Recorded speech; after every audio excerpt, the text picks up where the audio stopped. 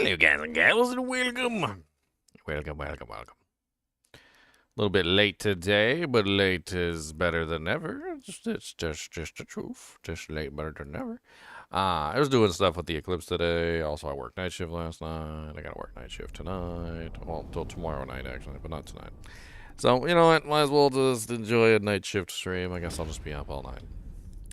And we can do some more testing in Diablo 4. And public test realm, I think, ends... trying to remember. I think it was Tuesday. So we still got a little bit more time to play around in public test realm, get an idea of the characters. According to this, it ends on April 9th, which technically April 9th will be tomorrow. So yeah, so we got at least one more day, and then I can have some fun with it. I could also potentially end this stream with like my thoughts kind of a thing. I'm at the point where I feel like I've got plenty of feedback to give, and maybe I should start collecting my thoughts in like a notepad or something like that. That's what we could start the stream out with. That sounds like fun. I close out some of these old notepads. I love me some notepads, I'll tell you that much. This was my things I wanted to test. Which you know what, we can start from that. We can use that as a starting point.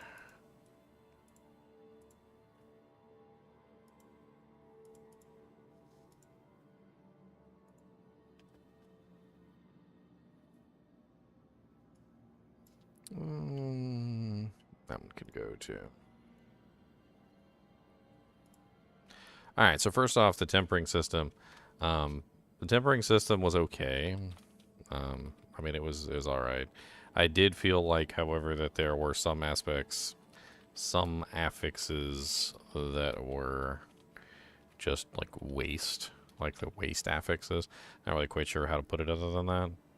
Waste affixes is probably the closest to correct. I don't know. What's up, Irene? What's up, Kai? What's up, Buglands? How's it going? We got an eclipse poll up today, by the way. I did take some pictures of the eclipse. I tried to take it with my phone. I had to use the eclipse glasses to take a picture of the actual eclipse with it, though. Let me see if I can pull up my picture real quick of the eclipse. Why not? Since it is the hot topic for the day. Unfortunately, the eclipse is gone, but it will always be there in our hearts. Here's my picture of the eclipse. It's kind of cool. It's a picture of the sun. The moon going in front of the sun. And that's the definition of an eclipse. It's obviously it's a little difficult to get a good picture with a cell phone. I probably should have grabbed my my actual digital camera and tried to get a picture with that. Probably would have worked out better. You guys can download that picture, I believe, if you want to. It's on the, it's right here. That's the community post I made with it. Alright, so tempering system was okay. There were some affixes that were just like a waste of space. It felt like, for some reason or another, the fifth affix, I'm just going to write, the fifth affix was usually, but not always, garbage. There were some characters and classes that had like that last affix was actually kind of neat and it was fun to play around with, but like some of the characters, it did nothing. Like it felt like it did nothing anyway, and it was like there wasn't really a whole lot of options. And I felt like this was also a thing too, is that I think we can also put this here, is that sometimes the lack of options was pretty stark by contrast to other pieces of equipment. So like a lot of the times when I went to, you know, like put an affix on, say, like a piece of armor or like a helmet, there was like very rarely any affixes that I could put on there. But then when I put an affix on, say, a weapon or a shield or something like that, all of a sudden now there was like 6 different categories that I could choose from. And then in each category there was like multiple choices inside those categories that I could choose from. And it often felt like that, despite the fact that I was supposedly customizing my equipment, it felt like there was no choices for customization. It was pretty much just use, you know, like whatever the game gives you. And I was playing for a while, and I picked up quite a few books, and maybe I just don't have the books that I need. Somebody was telling me that they had more options, but like I did many dungeons, I did many things, and it feels like I still don't have the options. So I don't know. Like, whenever you put, like, a helmet up here, like, you basically are only given 2 options. You've got, like, the defensive, which is resistances, which in this particular case, the Sorceress doesn't really need resistances. Worldly Endurance, which is the life total armor dodge chance, which is actually kind of nice. And then you get the Pyromancy Endurance, which does give you some bonuses to, like, some skills and stuff. But then you go over here to the utility, and the utility, it's like, okay, I mean, there's like, I get 1 option here. Some others were telling me they had a couple more options here, but they were reading off to me what their options were, and they were also pretty terrible. Like, it doesn't, and then you end up with basically this on every single piece of equipment that doesn't have other options, and it's a little weird. But then when you go to something like the ring, and the ring has like multiple different categories that you can choose from, and multiple different options that you can choose from in each category. Like, it's a little more, you know, like advanced, I guess would be the term. Like, I got resources here, which is one of the categories I already chose, and then this one allows me to choose from 2 different categories here. But basically, when I first put that item up there, I wonder if I have any, like, just some random doojanks I can put up there that hasn't been tempered before. So this one hasn't been tempered yet, so let's put this one up here. I mean, so as you can see here, I've got 1, 2, 3, 4, 5, 6, 7. I basically got 7 different options in 2 categories. But then if I take something like my pair of pants, which I have a pair of pants here, and we put the pair of pants up there, it's like you have 2 options. It's like a garbage option, like an option that you're probably going to choose, and then like an okay option. And then over here, it's like just another garbage option. So you basically get to choose 1 good option, and then you get nothing else on the other side. And I don't. It's a lot less customizable than I originally thought. I wonder if I can go to the Purveyor of Curiosities and bring an amulet up as an example. So then you take an amulet and you put an amulet in there, or a weapon. And the amulet has 1, 2, 3, 4, 5 categories. You've got 4 there. You've got 3 there. You've got just the 1 there in the utility. 2 there. You've got 3 here. Like, they give you a lot more options for some items than they do for others.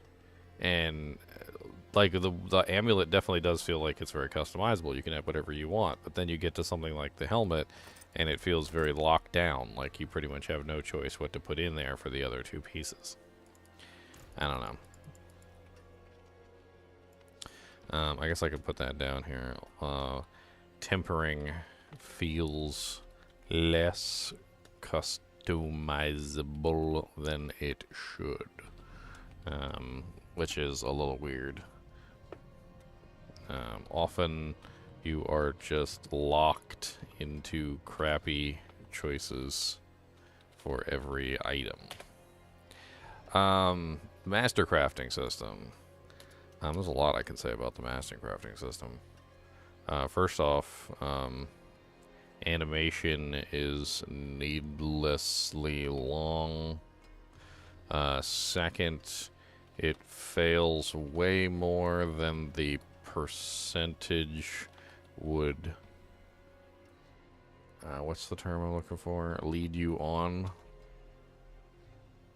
to believe. I mean, a lot of the times you're literally just And apparently, I don't know how to spell believe.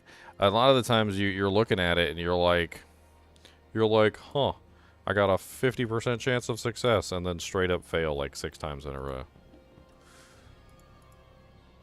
Hi. Hey, what's up, Zan?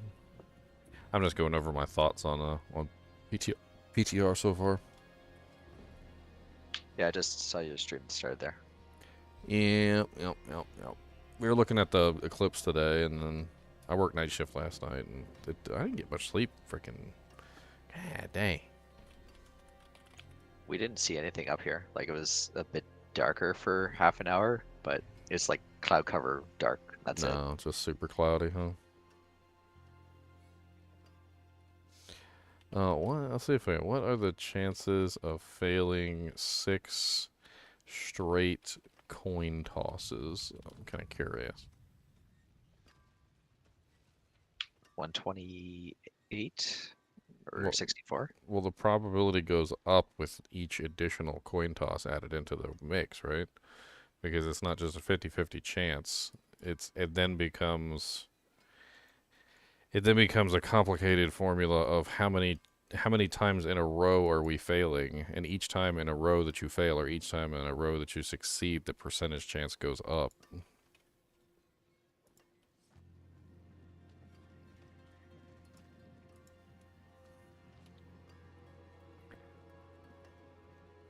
The probability of getting 6 flips and failing every single time with a 50-50 chance is a 1.563% chance.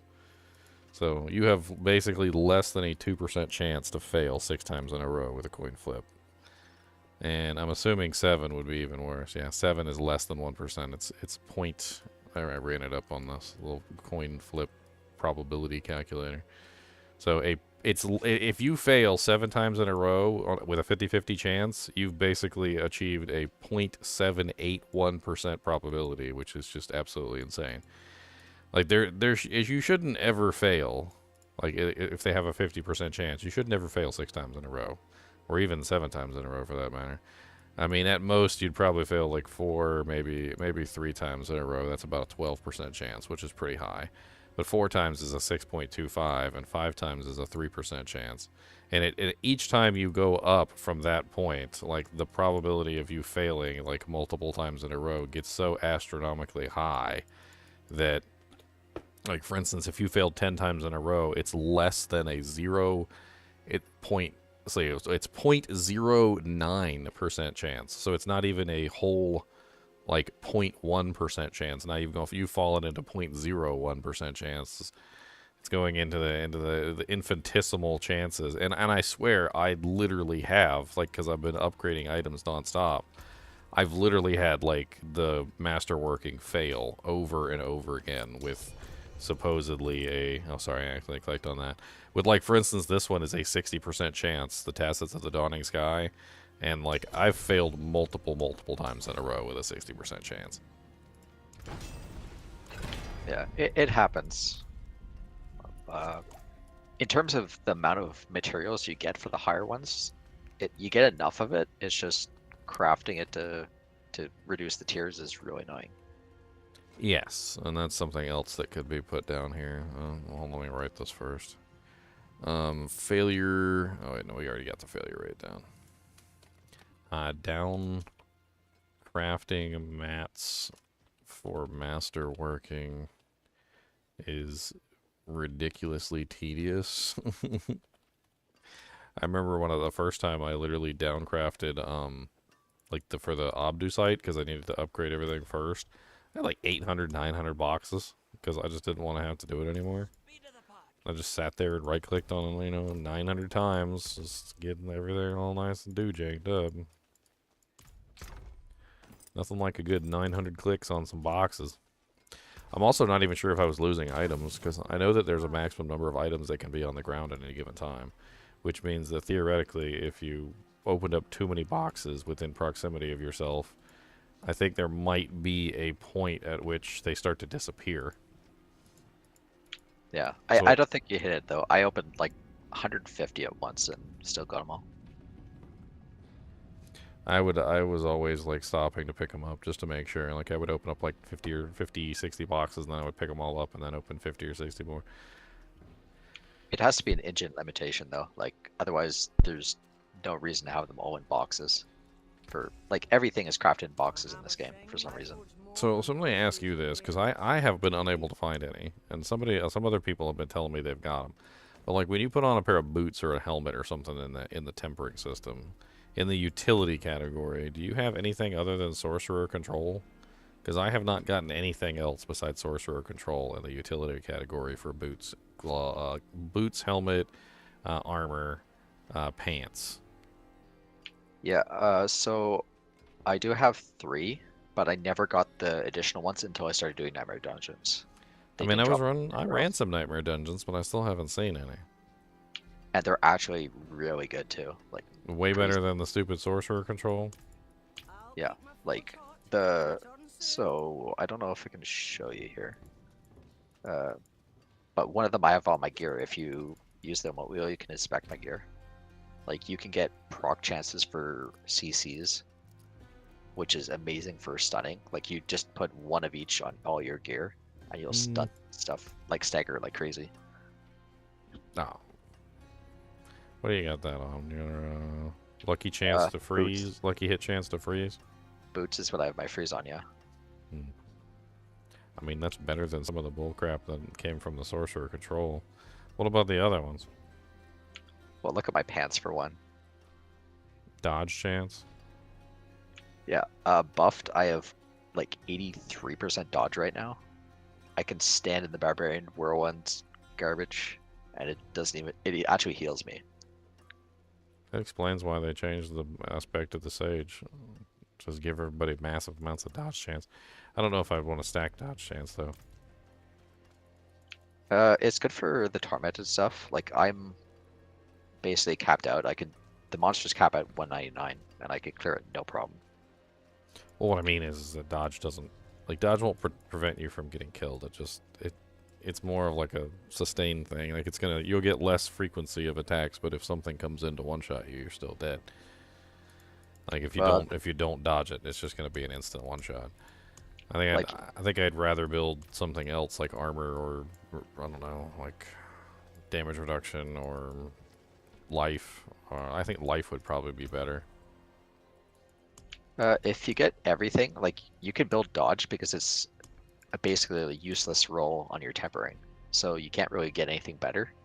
So you're always just stacking dodge. And if you get your Masterworks to hit dodge, you can get really high. Like some like pieces, I have just 2 stacks that hit it. I understand.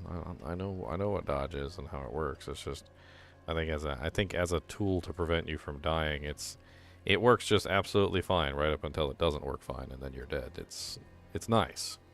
It's nice in Well, addition to other things, but it's not. It like as your sole survival method.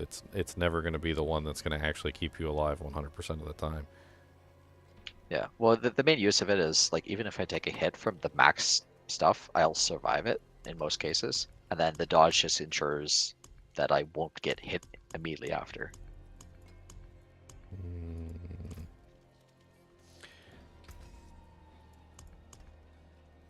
I don't know. That's another negative for the tempering system. I need to put that down. I forgot. Just like the failure from the masterworking system, I found that most of the time with the tempering system, I would get the same affix like 4, 5, 6 times in a row. Yeah, that's one of the things I was gonna say. Like it should force it to give another category. Like it should not roll armor 5 times in a row. Well, I mean, the thing is that it doesn't even necessarily matter. Like the percent chance of that should be so infinitesimal that it's impossible. I mean, if you look at some of these, like natural resistance has 5 options. So we're right back to where we were before with the masterworking system, which is if I choose natural resistance and I roll this 5 times in a row, and I get fire resistance 5 times in a row, all 5 rolls, like it shouldn't be possible. You're back to the situation with the number of like coin flips. Like, I mean, how many coin flips do we got here? And like, what's the percent chance that it's going to land on the same thing every single time? But then what makes the tempering system worse than the masterworking system is, at least with the masterworking system, when you fail, you can always try again, no matter how many times you fail. Even if it failed 15 times in a row, if it eventually succeeds, you're still going to get what you're looking for. But with the tempering system, you've only got a certain number of failures before the item is just bricked and you can't do anything. And I've bricked so many items with the tempering system so far, like trying to get the aspect that I wanted, and it will just continually roll the one that I don't want over and over and over again. Like damage to distant. I can't remember how many times I tried to roll one particular weapon, and it kept rolling damage to distant over and over and over again, and it would never stop rolling damage to distant. I couldn't get damage to close, I couldn't get damage to crowd control, I couldn't get regular damage. Like, it just kept rolling damage to distant, and it wouldn't stop until eventually the item was bricked with damage to distant on it. Yeah, you could break some items, but like considering my gear, I can do the hardest content in the game, and I play like 2 or 3 days of farming. So when it gets to live game, you'll still brick items, but you'll be able to do content pretty easily. We won't see the exact same game that we have here when it hits live. Yeah, they're gonna have to nerf stuff. Like I did see a build where a guy had permanent immunity, like just 100% uptime flame shield, and that's kind of broken. I mean, there's a lot of stuff in here like that, like in the tempering system. Like when I was looking at some of the options for some of this stuff, like you can just the pyromancy endurance, which just gives you 15% flame shield duration. So I mean, you could just stack that on every single item. I'm not really sure what they're thinking when it comes to basically giving you the option to stack every single affix on every single item. That some of them are like, okay, well, like resistances, all right, well, you can just put resistances on your equipment, like big whoop. But then you get into stuff like total armor and maximum life and dodge chance and like the flame shield duration. I mean, some of the utility ones, although like the sorceress ones aren't really the most amazing. Like when I was looking at the necromancer ones were actually kind of crazy. Like there were some in there that would be absolutely amazing for certain characters, and then there were some in there that was like, okay, well, if I'm not playing that particular type of character, then I guess it doesn't matter. Like, you know that whole legendary item that literally makes it so your corpse explosion is really big? Well, Yeah. who needs that when literally, like, you can roll utility on every single item and you can literally go for corpse explosion size. Like, that's one of the options is corpse explosion size. It goes up to 20% corpse explosion size. So you can literally just roll corpse explosion size on everything, and then you can just ignore that Black River. And you can just go with this instead, and then your corpse explosion is going to cover like the whole freaking screen, and then you can just use whatever you want in your main hand weapon instead. Throw a freaking like grandfather in there or something. I mean, decrepify size was mildly interesting because it increased the size of the curse, but honestly, I'd rather just have the curse be that large instead of having to deal with that. And then there's curse duration. I think we're back to the realm of like some of these affixes are literally almost as useful as a curse GC in Diablo 2. I'm going to get you that +1 45 life curse GC. No, some of them have uses, like the Frost Nova duration. You get that pretty early, or Frost Nova AoE. That covers the entire screen. But that's what I'm saying, is it's hit or miss. Like, it's hit or miss. Which ones would be useful and which ones wouldn't? Like, I was looking at the Druid has some pretty nice ones, like Poison Creeper duration is really neat. Like, because that not only does that also obviously increase the duration that the Poison Creeper stays out, but it also increases his poison damage. It's like a direct damage increase. I checked it earlier. So, like, his damage went from, what was it, 6.2 seconds, 70,000, and I take off one of his Poison Creeper items, and he goes to 5.38 seconds at 67,000. So, like, it's not only is it directly increasing the length of the Poison Creeper, but it's also increasing the poison damage that the Poison Creeper does too, which is interesting.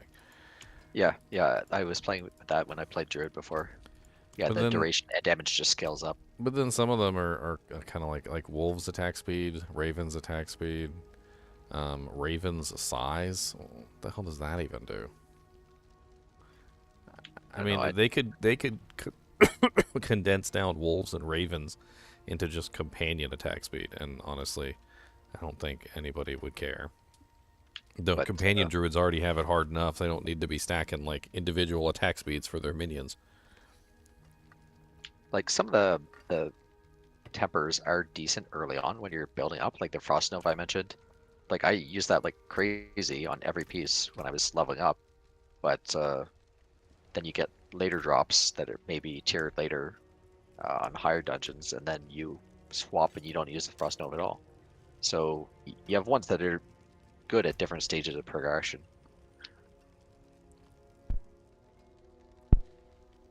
I don't know. It's weird. I mean, that's kind of like what I'm trying to get at is that like there's definitely stuff that's useful and there's definitely stuff that's not useful, and it just feels like depending on which character you pick and what build you're going with, you may or may not find things that are useful for your build. Or like, you know, when I was playing the Frozen Orb Sorceress, freeze duration was actually pretty neat because I could lock down targets. But then when I was playing the Fire Bolt Sorceress, like the immobilized duration was absolutely useless. Like, what was the point of that? Like, I barely immobilize anything as it is, and immobilize doesn't really protect you like freeze does. I mean, yeah, the monster can't move, but he can still shoot at you. He can still, like, lob grenades at you. He can still do pretty much everything that he could normally do. He just can't chase you. So, immobilized duration is, like, far inferior to freeze duration. I would prefer if instead of just dropping books randomly, it just gave you an item that you can take the blacksmith and level him up so you can pick whatever tempers you want to unlock.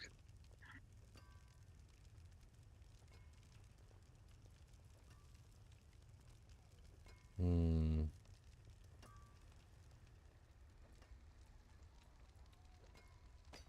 I mean, that's the other thing, too, is you might find a really good weapon, deck it out, and then come find later that you find another book and you're like, oh man, really wish I had, you know, access to that book before I started because Yeah, like my gloves, for example, they're god tier for the ice shards because I hit a +7 to ice shards on it. But the tempers are garbage. I didn't even know some of the mods existed when I rolled the tempers. I mean, I did several tier 100 dungeons, nightmare dungeons. I wasn't getting like all the books. I guess I was finding some of them, but I wasn't finding all of them. I'm not exactly 100% sure that even finding the books is really all that good of an idea. I feel like you're just artificially stunting the character's ability to customize his or her equipment just by limiting which books they have access to. I mean, how many books are there total? And how many do you have to find? I mean, we're given some at the beginning, but I'm assuming that the ones that we were given even we would have to find. So as a Sorc, I have 4 in weapons. I have 5 in offensive, 4 in defensive, 3 in utility, 2 in mobility, and 4 resource. I mean, I still have 1 in utility on pretty much every character. I think the Necromancer might be the only one that I have more than 1 in utility on. Let me go check real quick.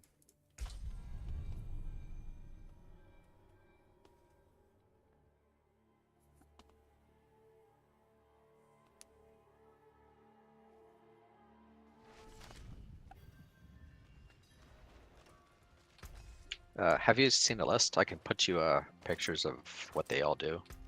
No, I still only have 1 utility on the Necromancer too.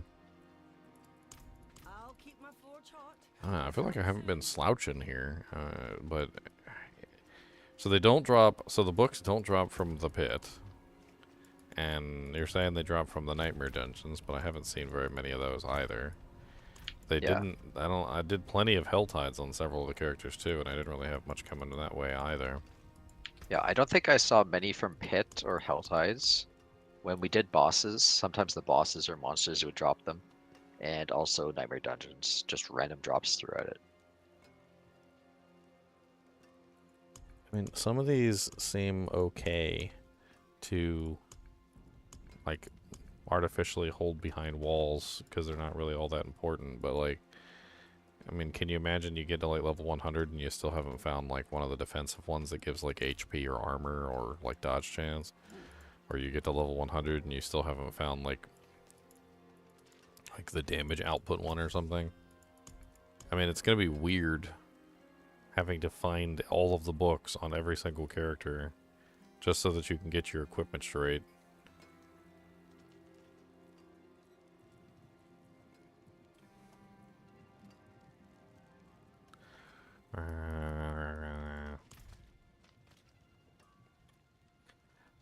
That's why I kind of wish that they had just set up this PTR differently. I feel like the way they set up the PTR is trash.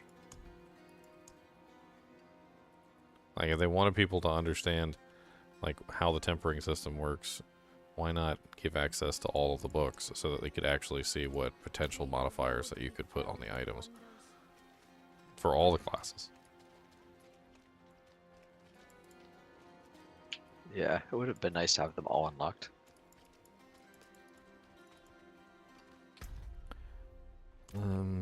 So what else do I want to go over?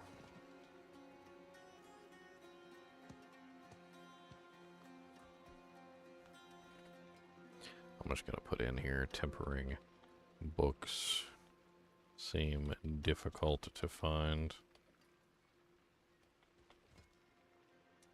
And then in parentheses, or come from very specific sources, which I don't really know why they would do that, but I mean, with the amount of stuff I've played in the game during PTR, I mean, HellTide's Nightmare Dungeons, Pits, we also killed quite a few bosses, as well as even killed several of the 200 bosses. We killed 200 Grigore. I don't think you were there. I missed that, yeah. Yeah, we killed level 200 Grigore a couple times. We were kind of disappointed to find out that Grigore only gave one spark, which was a little weird. So we basically went through the process of like trying to kill like the multiple bosses, and that was when we found out that you only get one resplendent spark for killing any of the 200 bosses total. So it's one total for killing any of them, and you don't get more than one. So if you kill Grigore, you get one, and then if you go kill Varshan, you get 0, because you already got your one from Grigore, and they don't give you another one. Which seems stupid. Yeah, a little bit. I thought it would have been at least one from each. Like, I totally could understand, like, not getting more than one from them, but since they had, what, like, they got, like, 6 tormented bosses? Like, what's the point of going to kill all 6? Why not just kill the easiest one and get your spark and move on?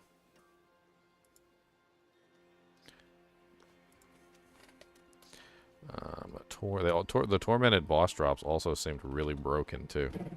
From what we saw, the limited amount that we saw, there was, like, some sort of, like, really broken drop probability, like, within the system, kind of reminiscent of the way that the Masterworking system works. My first time killing Grigore, I got 2 pairs of Flame Weavers and 2 pairs of Pain Gorgers. So he dropped me 4 unique items. They were all gloves, and all of the gloves rolled either Flame Weaver or Pain Gorgers. And several other people had the same thing happen, which is where they got, like, pants, and it was all pants, and the pants literally were, like, all the same pants. It was, like, 4 pairs of, like, freaking, like, Tassets of the Dawning Sky or something. It was really weird and stupid drops. I don't really know how to also explain it. We were going over the drops and looking at them together, and, like, everybody had basically, like, the same item dropping, like, 3 or 4 times when we killed them. I'm just going to put down rewards seem inappropriate to difficulty. Not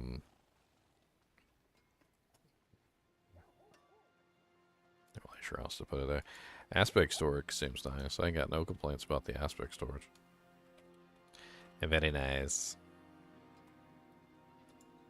I'm assuming it won't reset codex anytime you boost on live. Yeah, that's. I would hope not. That would be sad.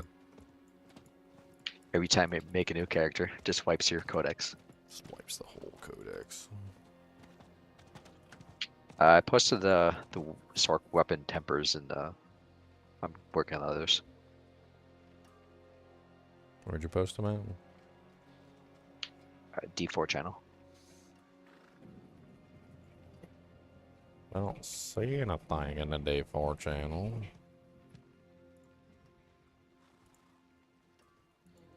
D4 chat. Oh, you're using the non-kinship one. Wait, what? Where's the?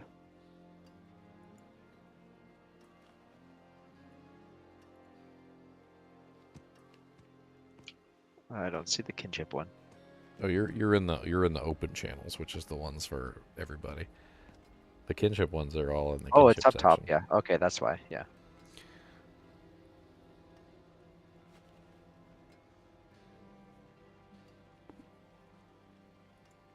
Yeah, I have most of the weapon tempers, but I think that's because they gave them to me, to be honest. That's what I was saying. The weapons seem to have a lot of options. The elemental surge is interesting. Seems like it could come in handy in some situations. It's very good with the Tal Rush's ring for Sorc. Yeah. Get 5 different element stacks for up to 60% more damage.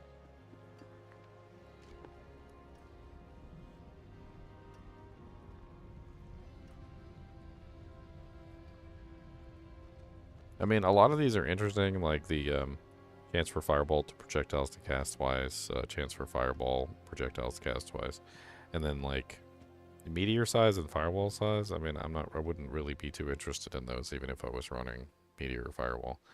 I feel like most of the time, whenever you cast those, I mean, yeah, having a slightly bigger one would be nice, but I'd rather have more damage than them be slightly bigger.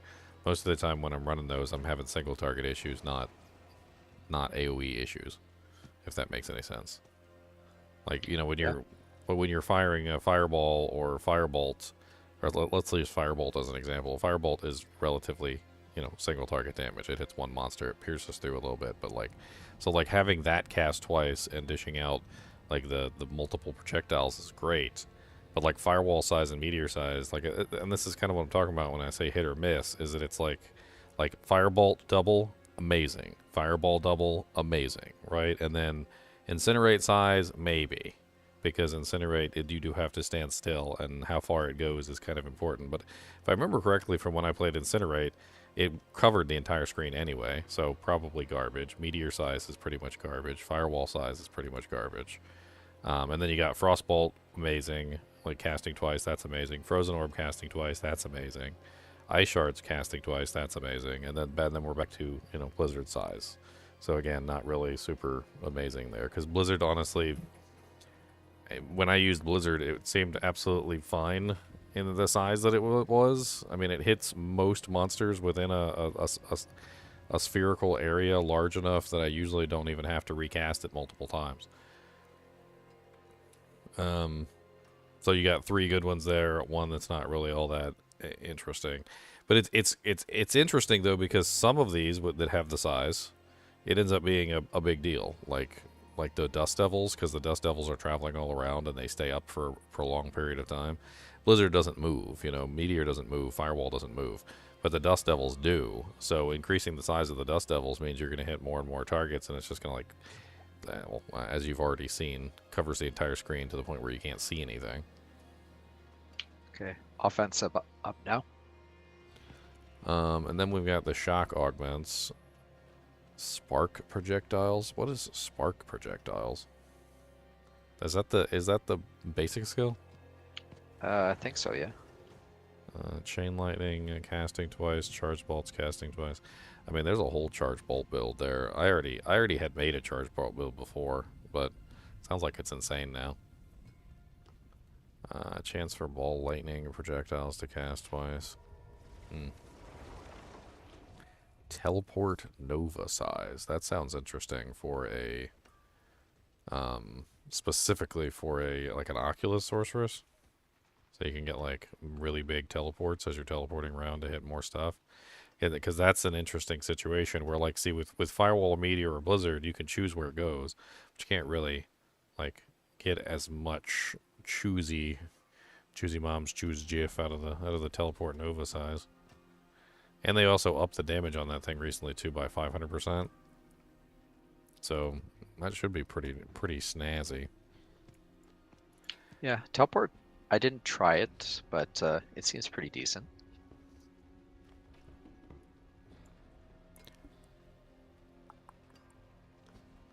I mean, the damage to distant, crowd close, and crowd control, like, those modifiers are insane.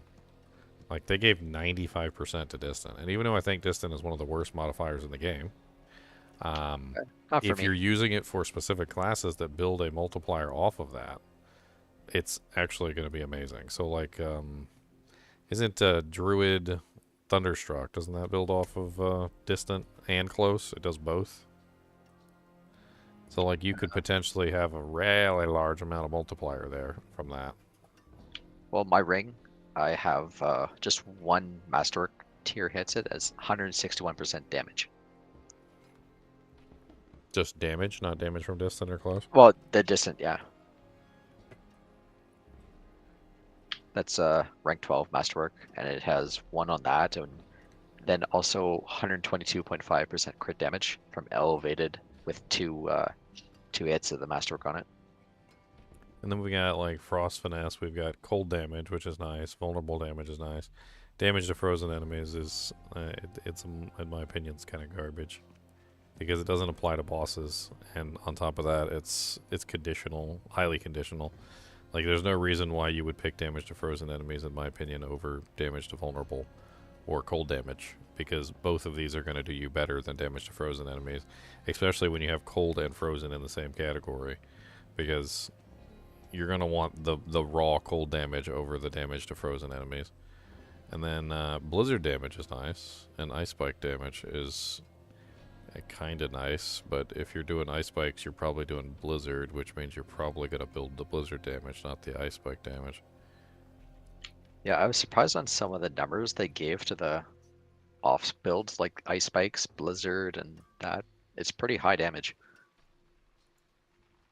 Well, that's one of the things that I was talking about when it came to the pits, is that the only way they were going to be able to actually add the pits and still have all the builds be viable is they would have to tune up all the builds, essentially, that weren't capable of doing, like, tier 200 bits and make them capable of doing tier 200 bits. So it's going to it's going to be a whole thing. They didn't give ice shards a temper, but they gave it like 28% flat damage baked into the skill. And I reworked my build, and it does a lot. I'm running like 8 glyph pages now. Conjuration finesse, Hydra damage, Ice Blades damage. I mean, they got all the damage on there, but then they have the conjuration damage itself. So if you're running all the conjurations, you're not going to choose any of the individuals. But I guess having the individuals is nice since they're different elements. So if you're a fire sorceress and you're running hydras, you can just pick the hydras and not have to worry about it.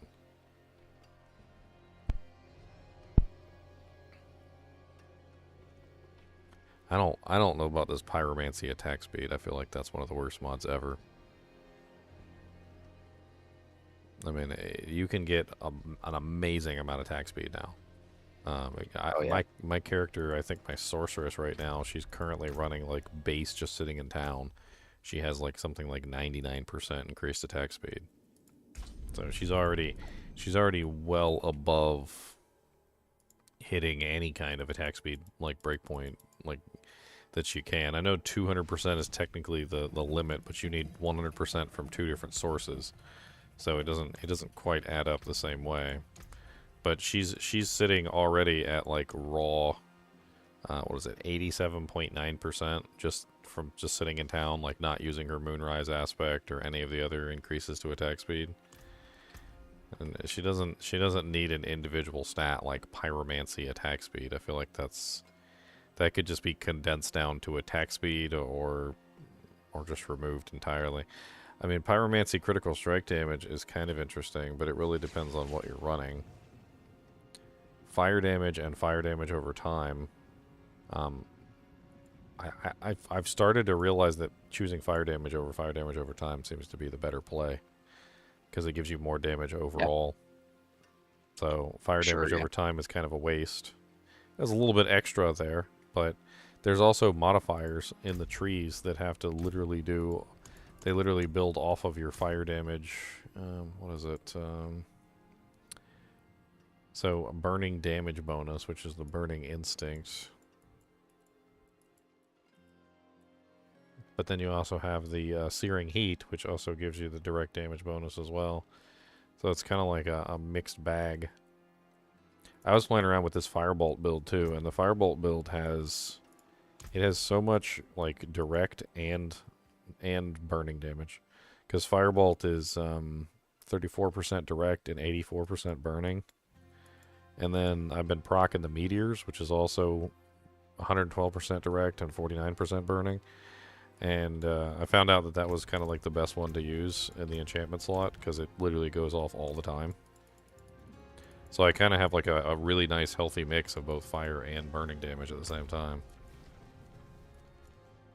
It's fun watching all the meteors proc.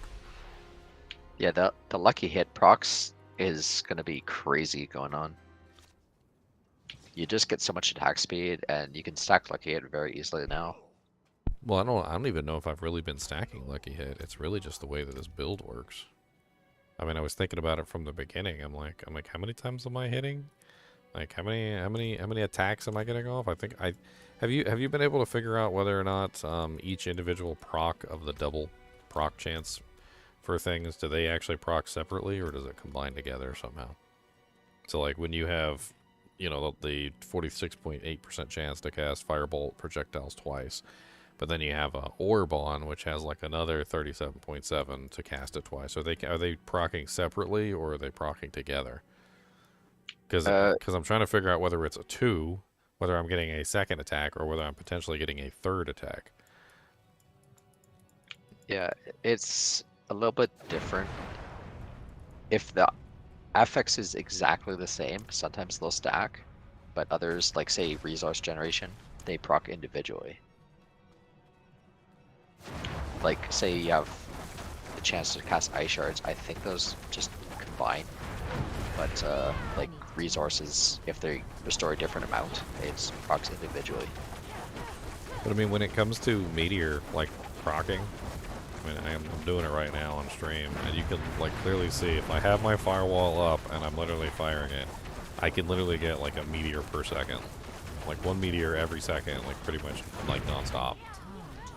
And so I went ahead and capped out meteor. I'm like, you know what? Why not? I'm getting like free meteor hits. It's adding additional burning damage, which is also in turn increasing my total burn damage. So I mean, every unique burn source that I have increases my total burn damage. So I'm like, why not? Let's have meteors slinging down constantly, dishing out their direct damage, but also throwing in their burn damage on as well. And I'm not sure, but the weapon damage proc temper that just gives you flat damage, I think that can also proc stuff. So it kind of chains if that's how it's working. That is a lot of meteors. Yeah, 8. I'm getting 8 million bleed on this one freaking dummy too. I need time. I'm out of mana. Let's see how high I can stack it real quick.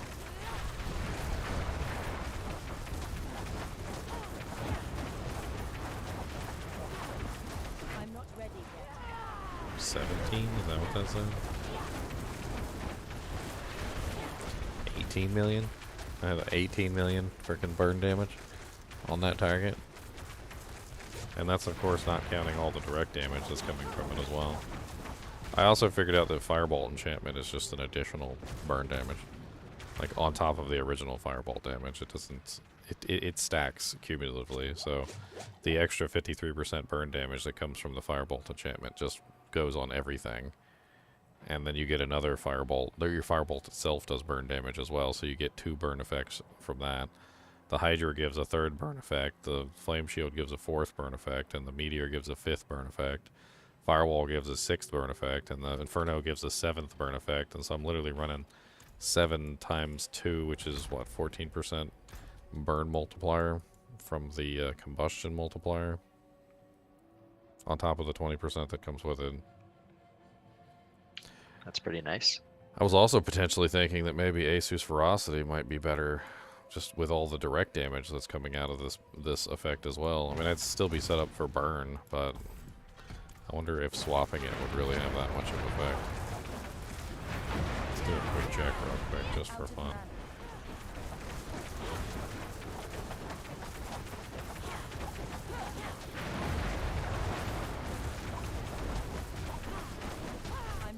I'm still getting 13 million burns with Asus Ferocity, as opposed to Combustion.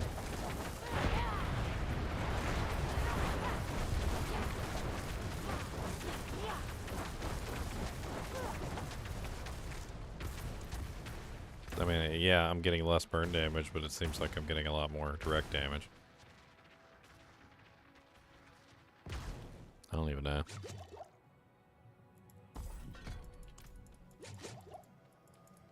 Those are some other builds that I wanted to test out too. I didn't really get a good test on the Minion Necromancer. I was too busy playing around with the landslide stuff. Which is also Minion, but... Okay, they're all posted. At least the ones I know exist.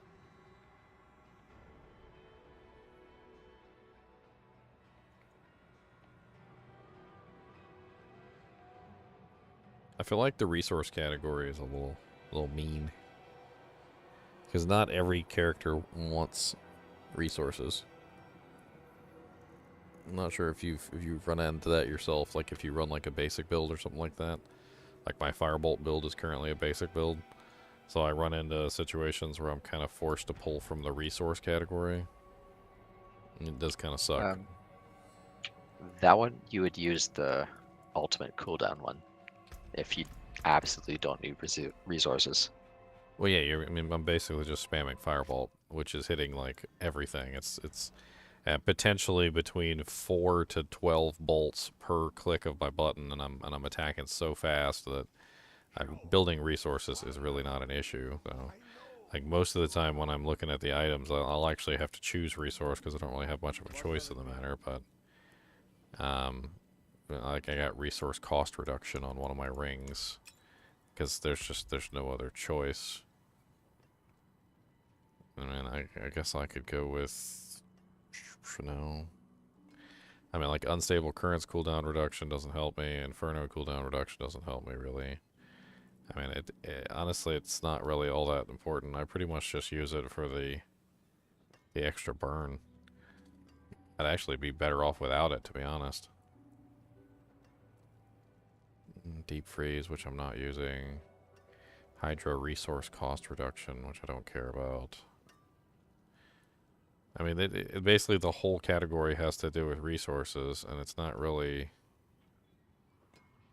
what I'm interested in for this character.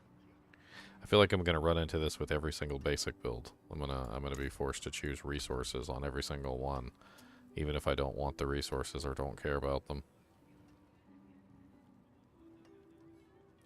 I guess I could change this to Inferno cooldown reduction, which would be more useful to me than the current, which is resource cost reduction. If I can successfully get it without breaking my item. Yeah, you're just missing the resource one that gives plus to the passives, but they're mana regen passives anyway, so you wouldn't need it.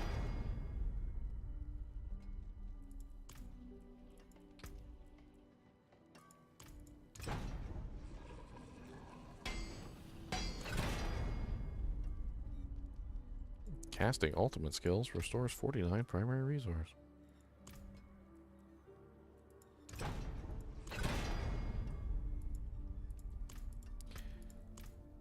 Same roll multiple times in a row.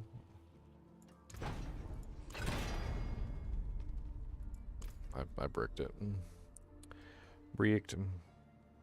That's what you call a brick. House. Doo-doo-doo. It's a mighty brick house. I kind of want to try out some other builds, but I don't know. Pain in the butt to get everything geared up.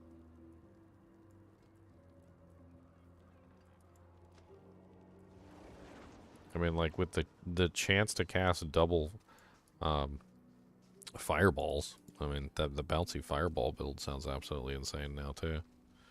Using the gloves and the staff, and then going with like the double. Well, actually, you can't go with the double if you use the staff, can you? Yeah, you can't. No, because it's a unique. You can't roll the affix on a unique. So you wouldn't be able to run the Staff of Endless Rage with the double chance to cast the fireballs. So you couldn't do both. You could still use the gloves, so you could still have the bouncy fireballs, but you wouldn't have the ability to cast 2 additional projectiles at the same time.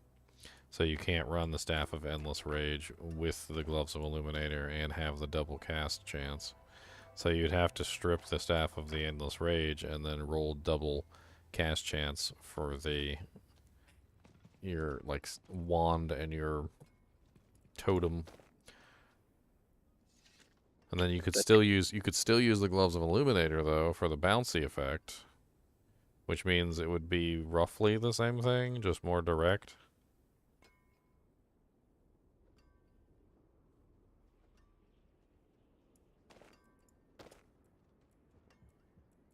Hmm.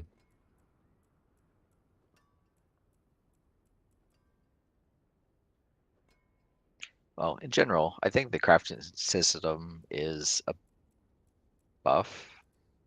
You can actually make decent items now, and you don't have to worry about just getting rares and upgrading them, and they're still boring. There's more to it, but it definitely needs just a little bit more work. I mean, I'd like to see the rare items come back. I don't like the rare items being completely useless. Yeah, they may as well. They didn't have to do them that way. Like they did them real dirty. And if we're going with this, just get rid of the stupid ancestral and sacred at this point. I mean, the way I had preferred it, honestly, or I would have preferred it, I would have preferred that they'd taken away legendary items entirely and just given us rare items and had the aspects drops. Just have the aspects drop as like pick up items that you pick up. That way you could just customize the rare items into legendaries, which honestly would have been superior anyway. Now we just have the less enviable position of having to find the legendary in the exact condition that we want it to be in. Granted, you can still, customize the aspect on the legendary, but finding a legendary with the correct aspects has always been hard. Well, you need to find legendary that has at least 2 affixes. good stats. Yeah, at least 2 good affixes, which is before you needed like 4 or 5 good ones on it. Well, you also have to find them as good ones, and now you have to find them with the greater affix roll as well, so they're less customizable than they were before. I found a couple that have multiple greater affix rolls, but a lot of the times the greater affix rolls on something stupid, like this one with 75% lightning resistance as one of the greater affix rolls. I'm not sure what it is that they did when they kind of just broke what affixes go on which items, but now affixes are rolling on items that never rolled on items before. And they're also just stuff that I don't think anybody's interested in as well. Like 75% lightning resistance on a ring is just a waste of an affix. I mean, I feel like that as for what they did to fix a lot of the stupid affixes that were rolling items, they also brought in a bunch of stupid ones too. I mean, life per hit is nice. I think life per hit is an interesting addition. Life per kill I was never interested in, and that's still on items. And then they threw in life per second now, which I guess it's just a form of raw regen. But I can't really see myself ever picking life per second either. Did you notice that a lot of the Sorceress items also have this new mod, mana per second? Yeah, that's okay for some builds, but you always have to have some affixes that are not desirable on items. So But I know I'm not desirable as one thing. Like, I mean, there's plenty of things that are, like, for instance, the mana per second. Like, it's not desirable for my basic build, but it would be desirable for somebody. But, like, I don't think 75% lightning resistance on the ring is going to be desirable to anyone. Yeah, there has to be stats to kind of balance it out that no one will ever want, or very few times. But that was the entire point of what they did. Like, all the changes that they made and all the affixes that they removed, that was the entire point, was to remove a lot of those that nobody was using. You got to have some. It's just whenever it makes good items, too rare. That's what I say today.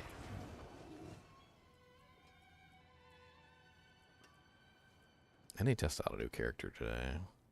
The Firebolt build is amazing. I love it. I think it's one of my favorite builds so far. There's just there's a tacticalness to it, which is very fun. It's a lot less boring than a lot of the other builds. Don't get me wrong, I kind of like the Frozen Orb build, but I also think the Frozen Orb build is very boring because you pretty much just press one button and like there's not really much tactical mindfulness to it because the conjurations are doing like 90% of the work for you.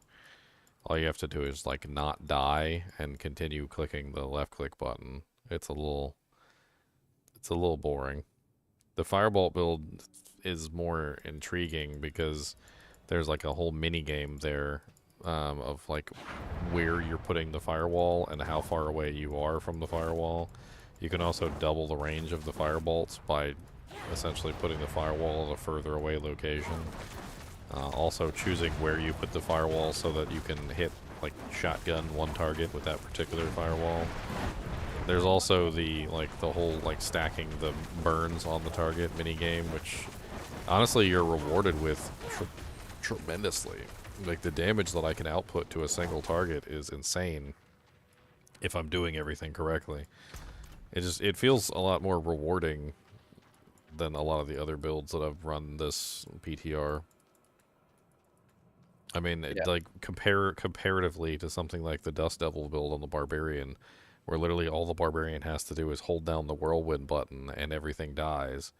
I mean, there's like no comparison. This build feels engaging and fun, and some of the other builds just feel like hold down the button and everything dies.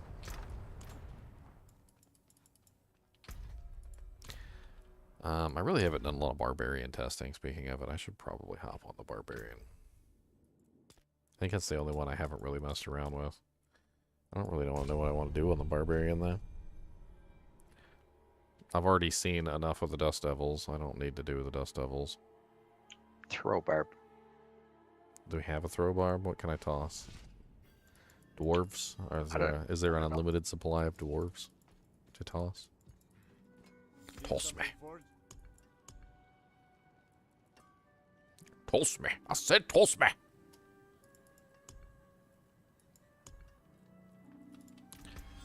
Alright, let's take a look at the thing. And see what I want to do. I was actually interested in checking out Kick. Apparently they beefed up Kick tremendously. Kick's one of my favorites. And apparently they increased the percentage what was it, the percentage fury spent or something, like per point, so that Kick now does like a massive amount of damage when it's way more. I can't remember exactly what the modifiers was, but it was a hell of a lot more. How many tempering manuals are there and how long does it take to get them? We were just talking about that. It feels like it takes a while to get all the tempering manuals. They also only seem to come from specific sources, which is also kind of an issue. So if you're running content that doesn't drop the tempering manuals, well then you're just SOL. So you're probably going to have to farm content specifically for getting the tempering manuals before you can move on to like some of the higher content. What's Upheaval like? I've never really played around with Upheaval, to be honest. I mean, I know they nerfed the crap out of Hoda. They took away the multiplier from Hoda entirely, which was, you know, I guess they just finally gave up. They couldn't figure out how to nerf it properly, so they just ripped the multiplier away and moved on.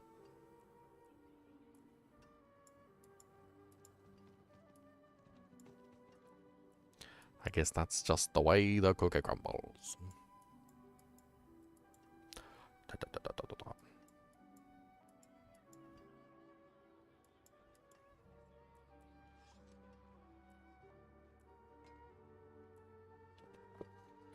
I mean, what are some of What's the- going on, guys? What's up, Bob? Nothing, hanging out. About to. Just gonna try and do some Duriel runs. But I need to farm some materials. That's interesting. I see a build there.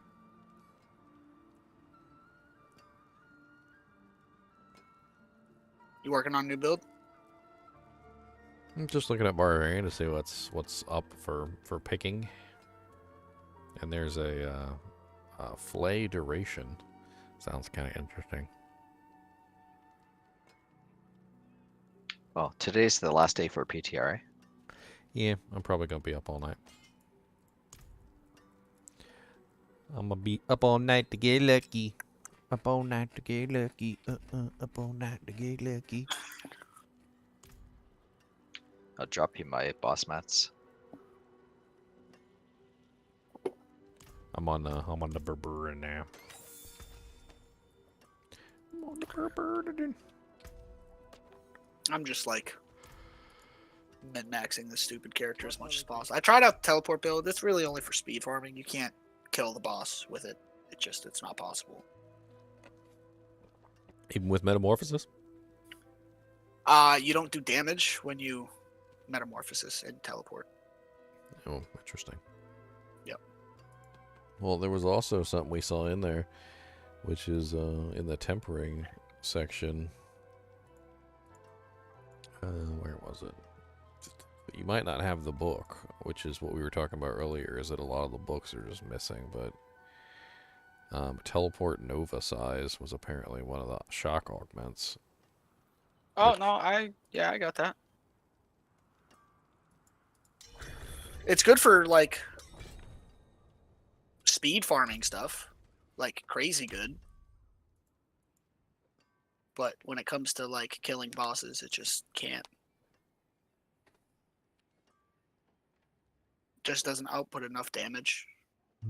Like the high end smacks are like you can tell when you hit them with it, but you just can't hit them with it enough for it to matter.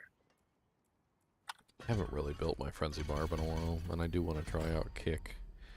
That's part of my Frenzy Barb, so let's just set up the Frenzy Barb. And I mean, I don't have Ramalodnes, and I don't have some of the other good stuff that I need, but I should be able to still make it work. You need some uniques? You need me to run you through some stuff? Leon gave me a couple Barb uniques. Let me see what I've got. Go from there. Yeah, let me know. I'll run you through whatever you need. Don't matter. Wait, where'd you go? I'm just sitting next to. Oh, I see all your two janks on the ground. I can't see your dot for some reason. Oh, I'm just standing right here by Zivek. By Zivek. All right. Make sure you get the bloods there. Bloods, oh the bloody bloods. I mean, I'd be interested to see what changes they make to the game from this PTR. I feel like a lot of people have had feedback, and maybe that's the moral of the story when it comes to this PTR. Is I feel like everybody's got something to say about something. Everybody's got something to say, but when they open their mouth, ain't nothing come out but a bunch of gibberish. Oh, no, just kidding. I had to do it. It was there's like something wrong with everything. It feels like, although it looks like they're on the right track, it really does feel like there's something wrong with everything. Just little things here and there, some big things here and there. Those pit boss fights can go to hell in a handbasket. I can't stand those pit boss fights. All those random elements. It feels like somebody just poured a bunch of freaking like ferocious bugs into a container, and they're just trying to see which ferocious bug comes out on top. Like it doesn't even make any sense, to be perfectly honest. Yeah, having trouble with visibility on some of the effects. And also some combinations that are just bad timing are just unavoidable unless you have immunity frames. Well, like when Lilith comes down and drops on your head, there's no, you have no indication that she's dropping down on your head. Like you do not know she's coming. She just drops down on your head. The only thing you can do, literally, to protect yourself from that is to just simply avoid entirely, like, being next to the boss during the fight. So you have to just not be next to the boss so that when she comes down and lands on your head, you're not there for her to land on. Well, I had Lilith waves with Elias Bullet Hell and tornadoes all at the same time, and like there's just no way.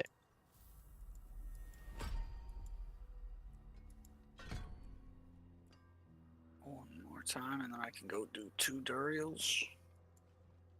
Alright. Alright, I can't remember exactly how I had this character set up. It's going to take me a minute. I'm pretty sure it was kick on the right click, Fury Frenzy on the left click. Wrath is Berserker was number 4. Ground Stomp was number 1. Leap is number 2. What did I have on the third one? I think it was mainly Steel Grasp, just for the ability to pull everything in.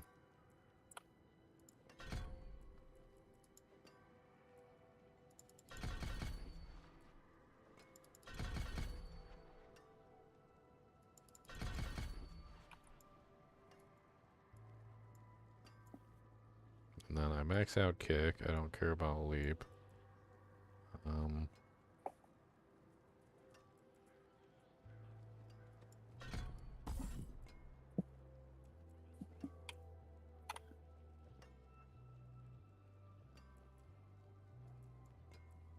can't remember if I grabbed thorns or not. I don't think I did grab thorns.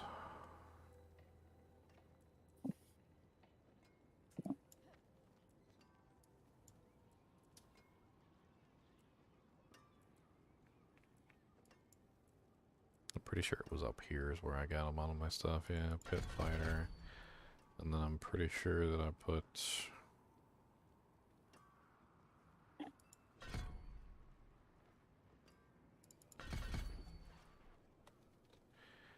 three there.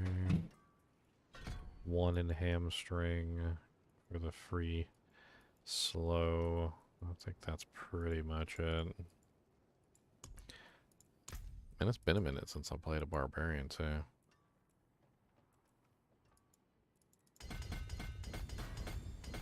So, Ginger, is it just Duriel that drops the Uber Uniques? Who else drops them? So basically what happened was the Uber Uniques weren't dropping at all. And they basically decided that they were going to create a situation similar to torch farming in Diablo 4, where basically Duriel would be the target and he would be the one that drops the Uber Uniques, just like the torches only drop from the Ubers in Diablo 2. Now, the Ubers could still technically drop outside of the Uber bosses, but for some reason or another, like, despite the fact that they could technically drop outside the Uber bosses, they never did. It was so rare, it was impossible. So now they have Andariel, which I've actually seen some people have fought Andariel. So apparently it's not impossible. I don't know exactly why we're having trouble getting the material, but... So Andariel and Duriel are now both apparently dropping Uber Uniques at a much higher rate than the regular world.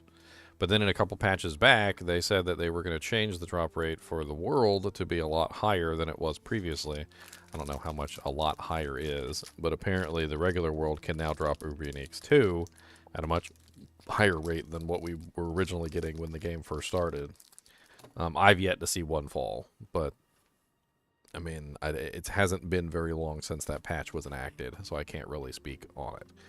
I'm trying to think what else. I mean, honestly, with Andariel in the mix now you have 2 different options. They also offered like there were like some weekend bonuses where like they would do like a double drop rate Uber Unique weekend. And that actually was really high. Like a lot of people hopped on for that, and we all farmed Duriel during that weekend, and we got a lot of Uber Uniques during that weekend. So apparently double drops with Duriel is really high. But right now, I mean, I would assume that Duriel is the only real way you're going to be able to get an Uber Unique, since the Resplendent Sparks don't really come from frickin' the 200s like they should. Yeah, it doesn't come from all of them. No, it's. I think you only get one total for all of them. And yeah, on PTR, the end aerial, that mat from the ice dude only drops if you're killing them on 200s. So you have to. Oh, so that's how people are getting the Andariel. Okay. Yeah, that's the only way to get it right now. So how do I do that? What's going on? We've got to go kill Beast in the Ice on the 200, which is that's gonna be rough.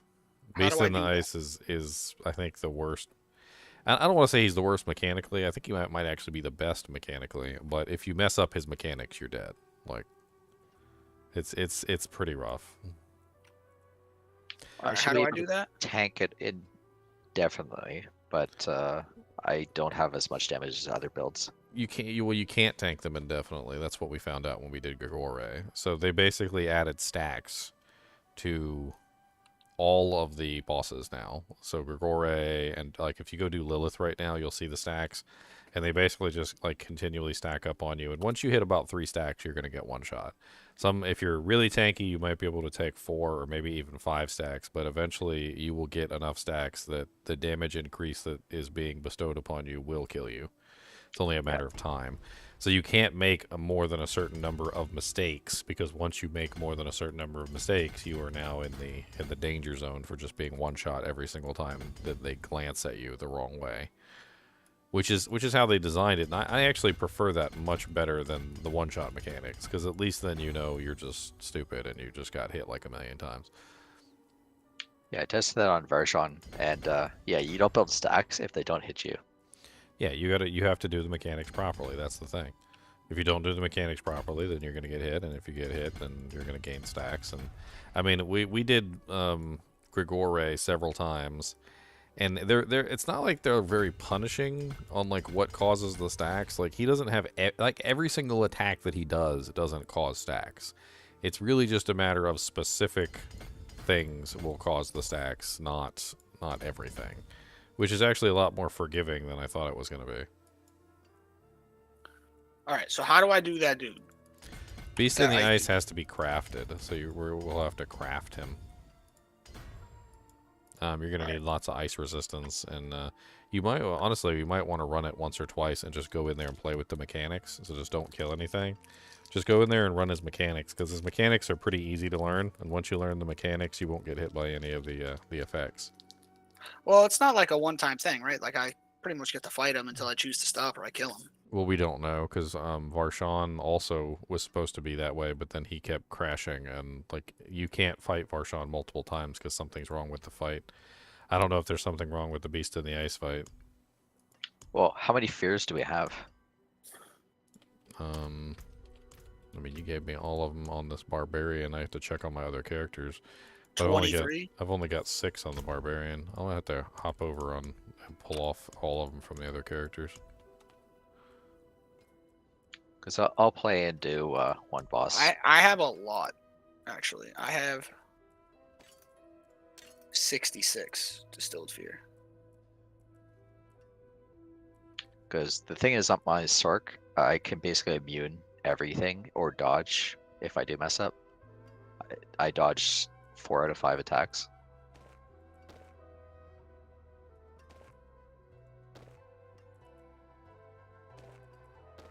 Trying to get this guy set up. I mean, I can swap back over to one of the other characters though. So how do I fight him? You have to What do I craft. do You have to craft it like a sigil, like a Nightmare Dungeon sigil. A sigil.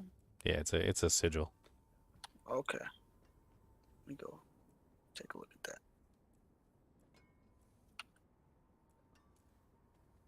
Let me go to the town I know. I need a Ramaladni's for this build. I think this might be the best build to try this on too, because he's so freaking tanky. I think even with like 5 or 6 stacks, I could probably still take killing shots from that guy. Do you want me to run you through some pits? Ramaladni is Grigore. I need a Ramaladni's. Let me try. It is Grigore, one of the bosses. Yeah, actually the gear. How do we summon him? He's easy. It's the living steels. Oh, I got a million of those. We're good. Yeah, we can go run a couple of Gregorius real quick. Living steel. I still have 42 of that. But Yeah, let me go to the let's- sigil. Let me go peep that real quick. Cause I definitely Here's Grigori. craft This is sigil. Grigori right here, right? Sacred nightmare. What is this? I need to get some better. Glacial fissure. Glacial Fissure is Beast in the Ice. Yep. Okay. How We many can I we craft can at get once? we can get Beast in the Ice mats really easy by doing 100 Nightmare Dungeons. So, It costs 45 distilled fear. Yeah, it's gonna be expensive because it's 5 times the normal amount.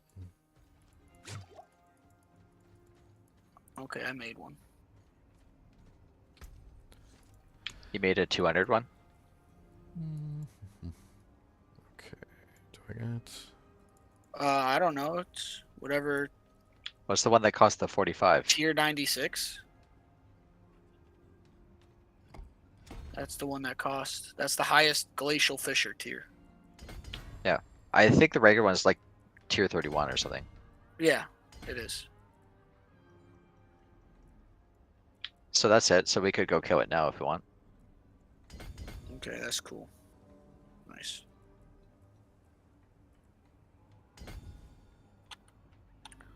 I'm just hitting buttons. Just give me a minute. Hitting buttons. Let me go. Where's the living steel? The Hall of the Penitent? Is it that one? The Dry Steps?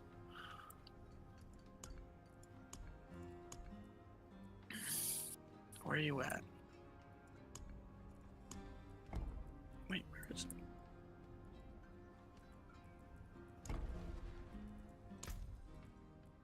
Yeah, it's Halls of the Penitent is Grigori. Am I just blind? Where's this stupid dungeon?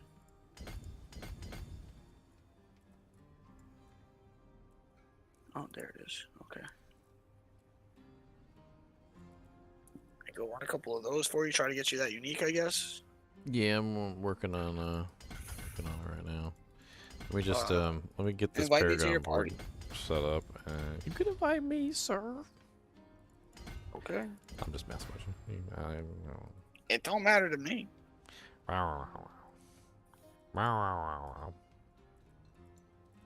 Takes a lot of work to get these characters set up. Oh, I know. I'm working hard. Working hard for my money. Do. I mean, if you guys want, I'll just if we're gonna try the 200 boss. I know Zan's going to sleep. I'm gonna just hop back over on my sorceress for now. Okay. And Where's then this we'll place? and then we'll try the 200. It's not a the for the Beast in the Ice. It's not a place. Oh, no, that I know. I was. And I can come back and I can get the Barbarian set up. Okay, we can go kill this dude. I'm cool with it. I don't like the Beast in the Ice. The way he flies away all the time. It's kind of annoying. I like his mechanics, and I like the fact that you can dodge most of his mechanics with relative ease. Oh yeah, I gotta change my stuff. Actually, I don't really like the fact that he's just constantly unhittable. Would be the term. I need to change to my stagger. That last phase is going to be so annoying with him constantly flying away. There we go, and then I'll lose a point in this to get this.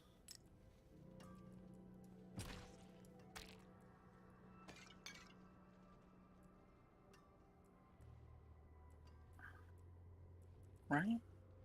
Yeah, it was on Varshan. The only thing that causes that debuff is when he turns the floor red. But it got up to like 8 stacks before one shot me. With him, he doesn't really attack you a lot. With Grigori, it was a little bit more rough. Because he knocks you back into that stupid stuff. I want this one. Alright, let's get Bob in here.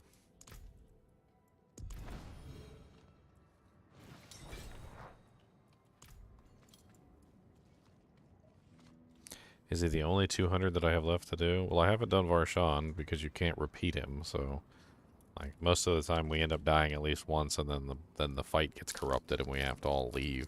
So it's a little annoying. All right, we're all in the party.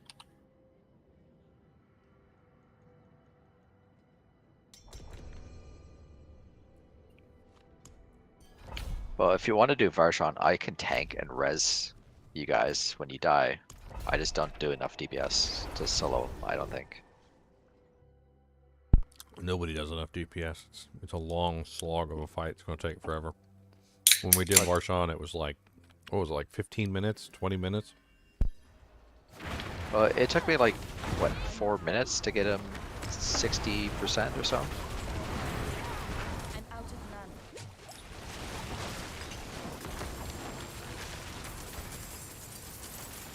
I mean, it just felt like forever.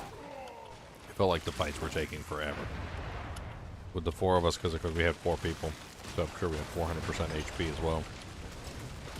I mean, if you can put out the damage, it seems like it's better to run them solo. But then again, if you die, then you gotta start all the way back from the beginning.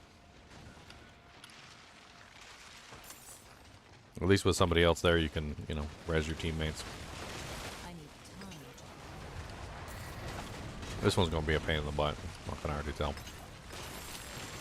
Yeah, I was testing the Varshan stacking mechanic to see how much I could go, and then yeah, I got the bug where I can't refight him if I screw up.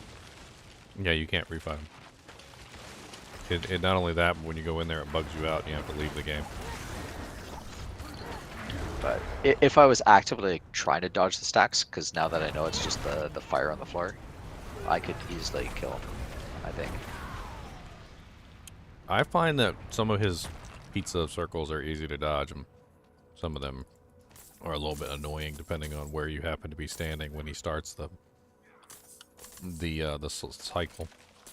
I'm not really a big fan of the one of them. Well, like I should be able to have an immunity cooldown if I can't dodge it, and even if I do mess up, I still got enough dodge chance that it probably won't hit me. Ready yet.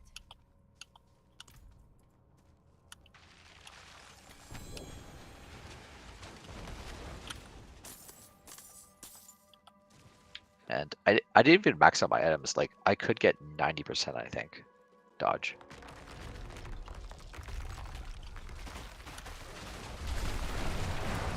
I'm not ready yet.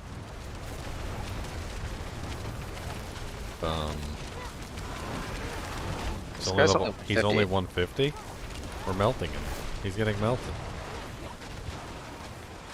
I'm not ready. He did just apply 3 stacks to me though. He's only 150. We're literally ripping him to shreds. I mean, I know I wasn't doing the mechanics, but I kind of messed up there.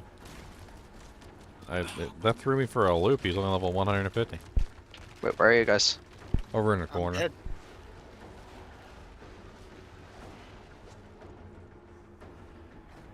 He knocked me into the tornado.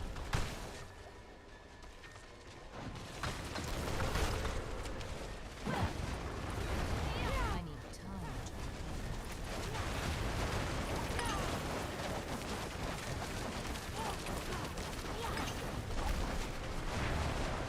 time. This is the mechanics phase. He's basically just going to do this for a little while. We don't have much choice. I'm out of mana. I'm not ready yet. Oh, dang it. Got hit anyway. Well, does it even matter though? Like, except for the fact that I got hit into the hurricane. He's so easy. What the hell? They need to bump him up to 200.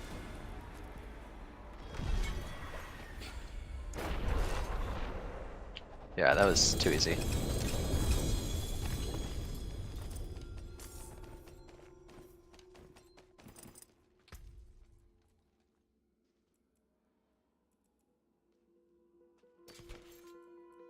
That was a lot of uniques.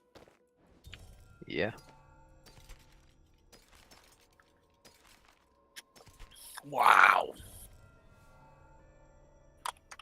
Look at what I just got.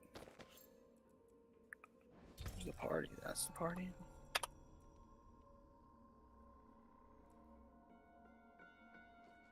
Max that's not roll bad. on that stupid thing.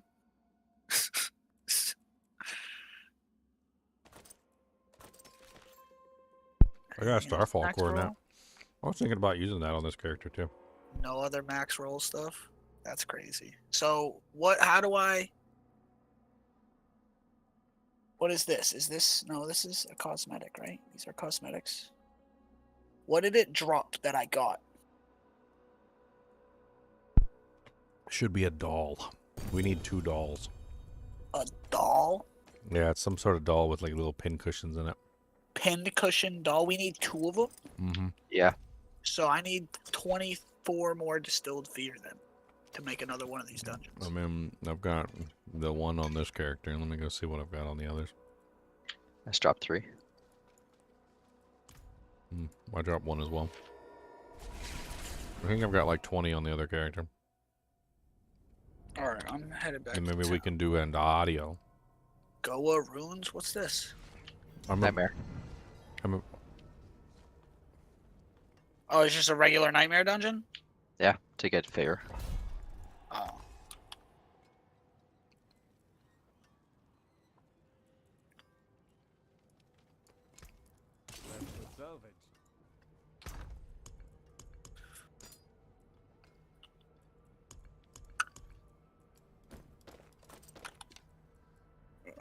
Where's the dungeon? There it is. Oh, did it bug? Oh, it's south. No. It just kicked me out of the dungeon I was in because I hadn't gone back to town yet.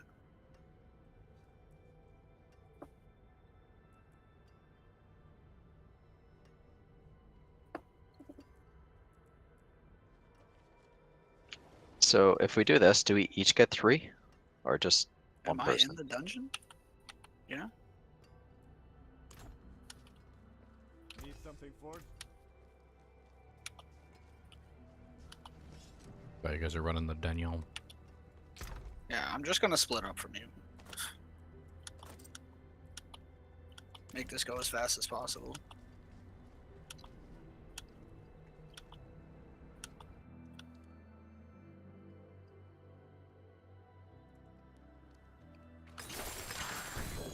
I didn't know Beast in the Ice was that easy. They did him dirty. Well, it's actually kind of sad. Yeah, I thought they were all 200s. I think Starfall Coronet is an interesting play with this build. Since I'm spamming meteors. Basically gives me a way to spam even more meteors. I like the fact that it turns it into a cooldown too, which gives me a barrier every single time I tap meteor. It's nice.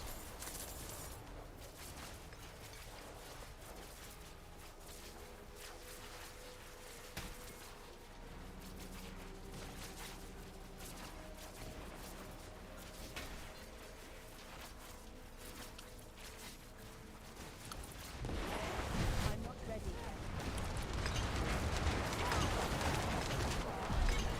4C hack. I got 3. You got 3? Yeah. Got 3 as well. So I got 20. Oh, yeah, if we're going to be running more stuff, could you drop me my resource potions? What? He gave me like everything because he was. Oh, I helping did on off. the barb. Yeah, I made all my potions and gave it to him. Oh, I was like, what are you talking about? What, elixir's a resource too? Yeah, I dropped him for him. Here, Pick up the distilled fears, Bob. there's more on the ground. You can have those. I got disconnected. Oh, I picked them back up. So I got 34. I need 11 more. Distilled fear.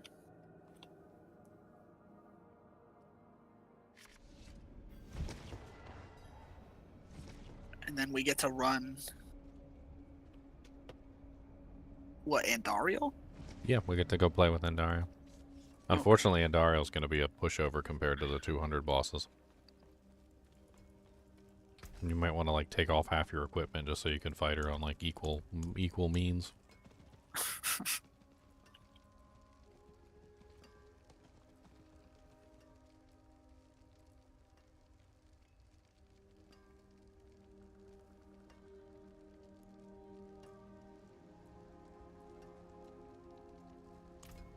That looks worn. I can fix it.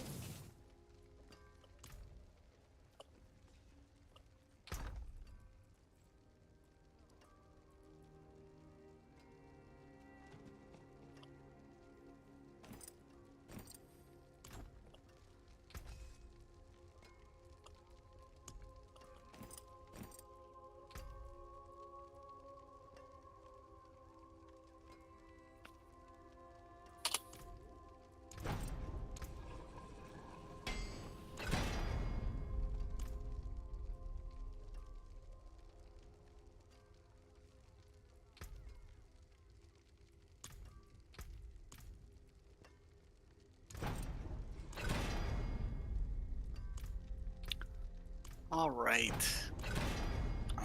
We gotta do another nightmare dungeon.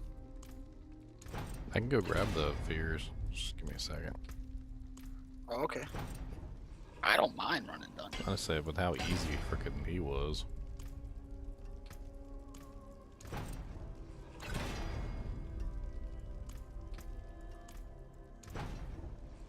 So, does the regular Duriel drop the Uber uniques? Yeah, it's a small chance though. Oh, okay. Very low. So fine.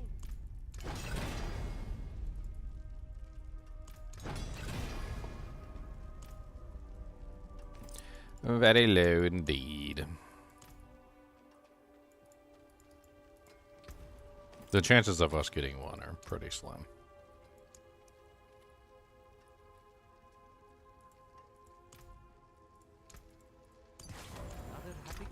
Trying to swap some little Dujanks over real quick. I want to try out the Starfall Coronet with this build.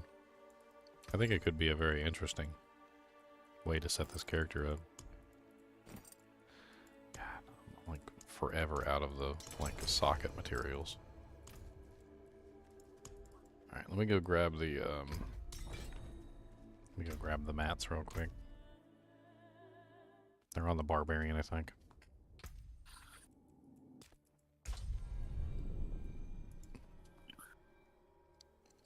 So I just got some new mount cosmetic. Let's go see what those are.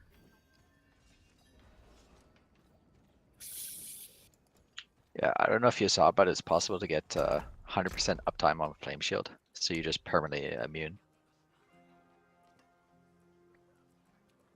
I have 6 distilled fears on this character.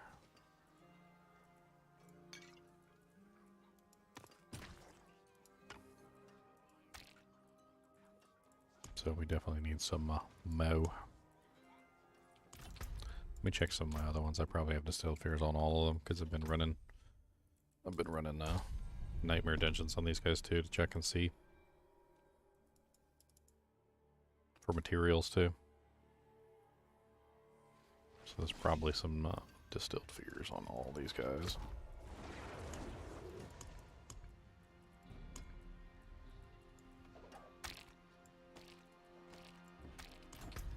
Check the Trodad.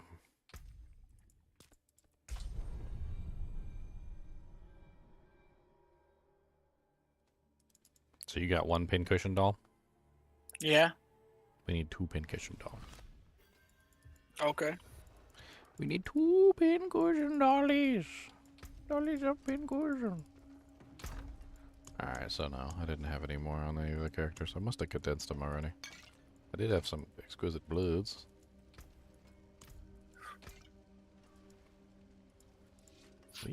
I can't ever remember what the hell the button combination is to make the things go into the stash. Because every single game has to kind of have its own button combination.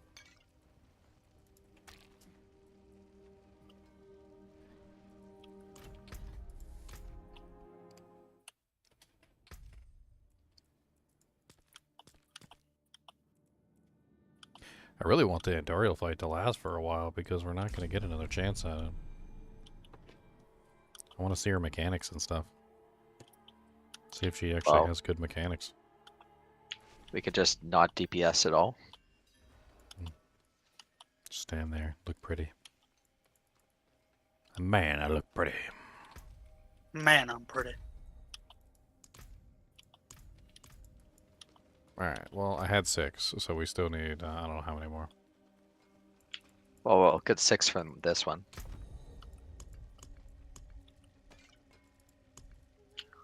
I don't think you can join because we started. It's a nightmare dungeon. I should be able to. Oh, maybe.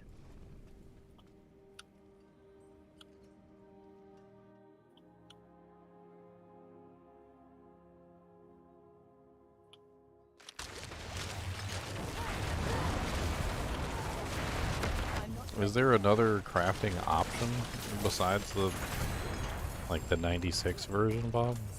Like as a... Yeah, 31. Well, that's the baby one. Somebody was saying that maybe there's a higher crafting option that has the 200 one on it, but that doesn't sound likely because I didn't see another option beside the high level one. I'm not ready yet.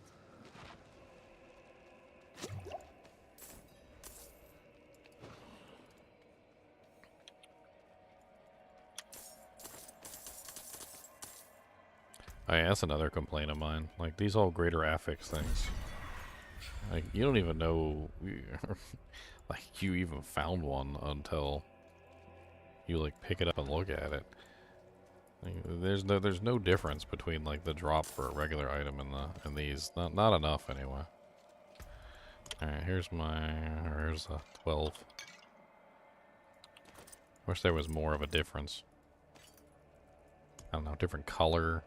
Like something special about the greater affixes when they drop that makes them, you know, obvious that they're greater affixes. Like, that's a greater affix, and that's not a greater affix. They make the same sound when they fall, and they look exactly the same. Yeah, just make a red star that drops on the minimap when it drops with Just the graders. Something.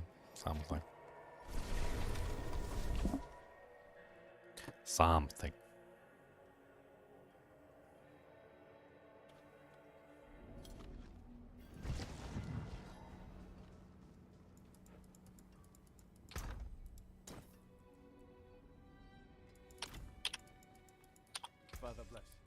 What do you need?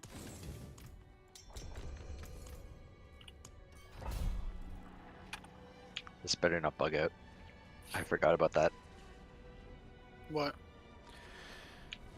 There's the thing with portals.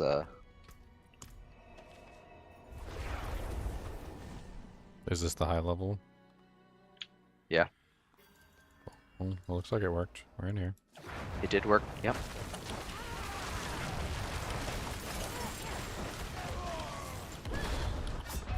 What? Just dodge. It just says I was slain. It doesn't even say what I was slain by. It just said slain. I I think wasn't this slain one, by myself. I wasn't slain by a monster. I was just slain. The hell? I think it was one of those barrels that explodes because they do way more damage than the monsters do for some reason. I The didn't higher see tiers. anything. I didn't see anything. It's because there's ice exploding everywhere. But I didn't see anything. How am I supposed to dodge the ground effect if I can't see it? My bad. Bob's fault. Bob did it. It's all his fault. I didn't mean it.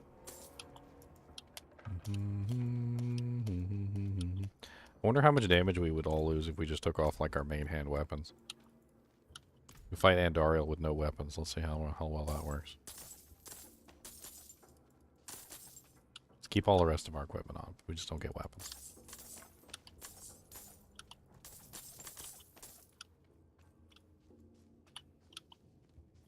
Actually, I don't think you can attack without at least one weapon on, right? So you can take off Yeah, your you can. focus. You can take off your focus, though.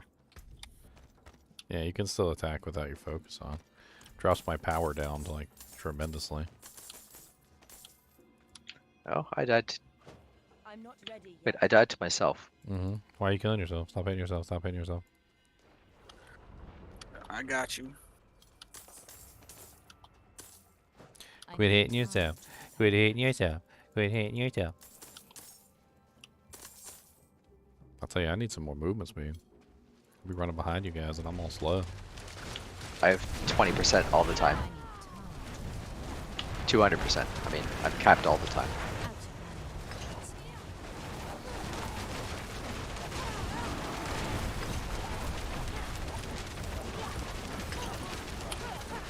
Out of I tried to make sure that we didn't have to go through all the phases. I tried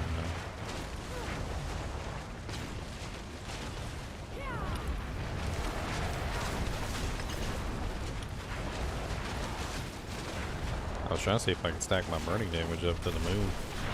Clear him out. Unfortunately, he doesn't like to stay on the ground for very long. I don't know what the hell happened there. He like knocked me.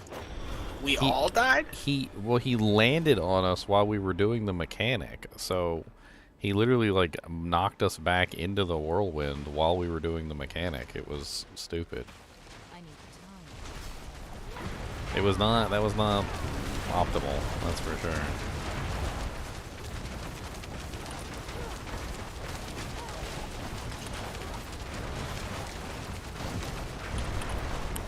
Oh, that was a forced mechanic. You see that bullcrap? He didn't even jump.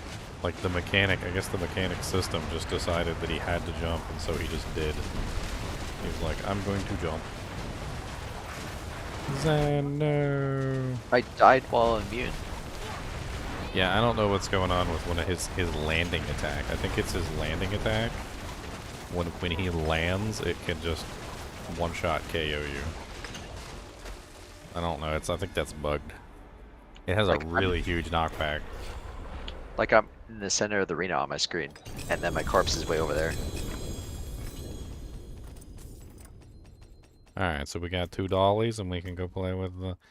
See, this is what I'm talking about, Zan. Remember I was talking earlier about how the drops from the bosses are weird? Look at this. 4 Asus heirlooms. 4. 4 of the same exact pair of boots. 4. Why would it drop me 4 of the same exact item? Are any of them good? Let me see. I want to check these Starfall coronets, see if they're better than mine. Oh, you got some greater roll frosties? Yeah, the primary resource lucky hit. That's kind of interesting. What the hell did it even increase though? Any of those over there if you guys want them. There's a lucky hit, Gloves of the Illuminator with a greater affix roll. Nah, I pretty much, like, there's not much I can do to upgrade right now. It's kind of crazy. I need veiled crystals. I got 2 things I need to roll to make, like, really, really, really goated. So, how do we do this? So this is, we gotta go to the get location. You didn't? You didn't get a pincushion doll? No, I only have 1 still.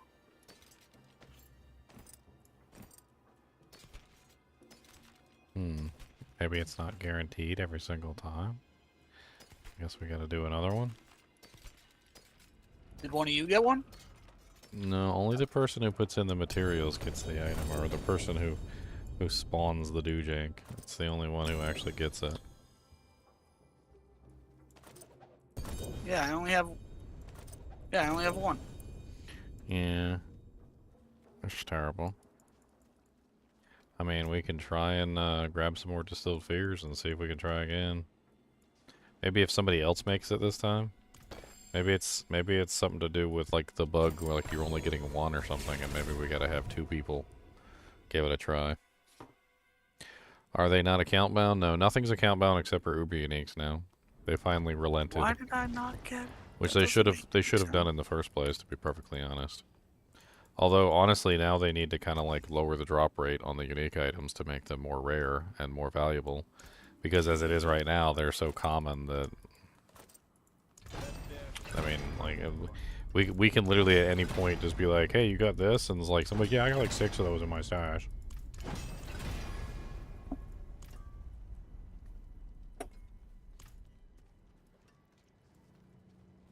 We'll just have to run a couple 100s real quick. It's not that big of a deal. It's terrible. Well, we need someone else in the group so we get 4 per run. Yeah, if we had a 4th person, that would be nice. Here, let's try and get a, I was gonna say let's try and get like a max 100. It's the Rocco Caverns. I think this one's pretty good if I'm not mistaken. Yeah, it's a good layout. It's the only reason I did it. It wasn't 100. I was like, oh, but it's the caverns. We can do it.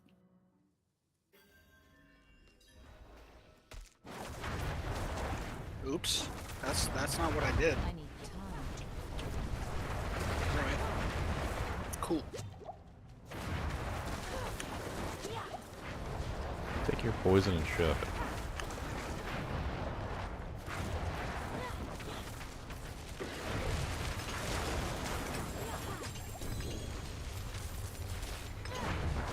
I like being able to burn everything. It's nice if everything's nice and burning. Even without like stacking my damage modifiers and stuff, the burn damage that my regular attack does is still pretty good.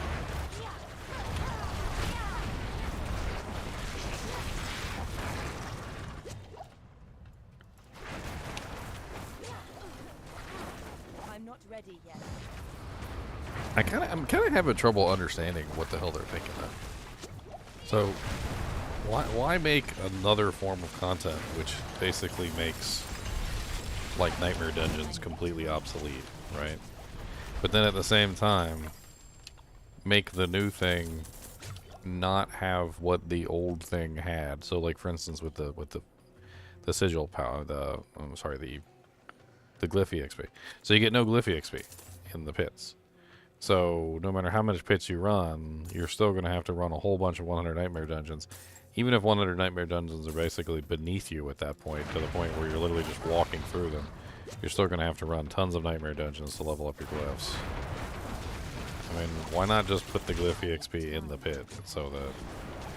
But then I guess at that point, you've pretty much just eliminated Nightmare Dungeons from like needing to exist. True.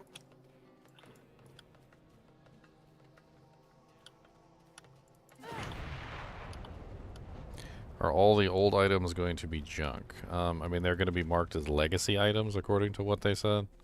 They're not going to be compatible with the new like masterworking system and whatnot, according to what people were saying, or the developers said. So basically, I mean, technically, yes, they're kind of like junk, but also maybe technically not. I don't know. Well, the ones damage reduction are going to be amazing, but it's Eternal Realm only. You won't be able to get those anymore. Yeah, I mean, it's kind of like on Eternal Realm, you'll have some items which will be like, you know, like 0.08 Valor sort of stuff, where like they don't exist anymore, but... How did you guys get past all these monsters over here, you little turds? We went the other way. There's like 1,000 freaking elites over here. I was like, how did you guys get over there? I pretty much killed them all, but... I need time. The nice thing about having Frozen Orb be good is it's really good for my shards. What?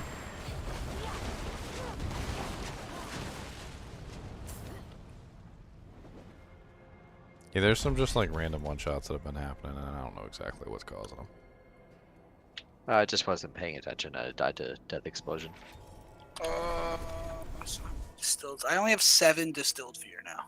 Alright, well, give them to me so that I can craft it, just in case it is like a per-person thing. Well, That what way else we does can- it cost? I don't remember. It's 45, and then it costs those Stygian stones, but I've got tons of those. I got 50 of those. Oh, yeah, I got 1,000,000 of those things. Literal 1,000,000. It's stupid. Yeah, the Stygian stones are easier to come by than the materials for the bosses. Mm-hmm.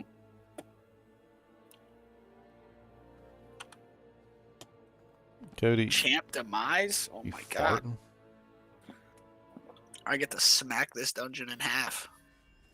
I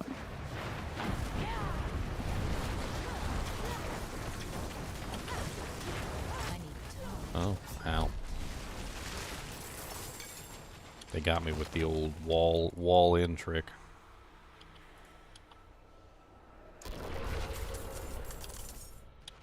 I'm not ready yet. I just want to cross.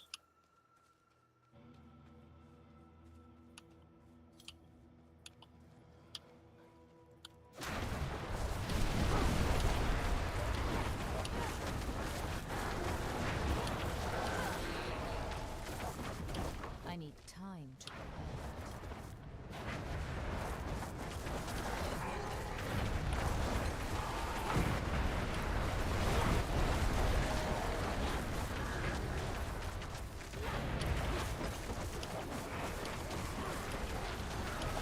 I need time to prepare.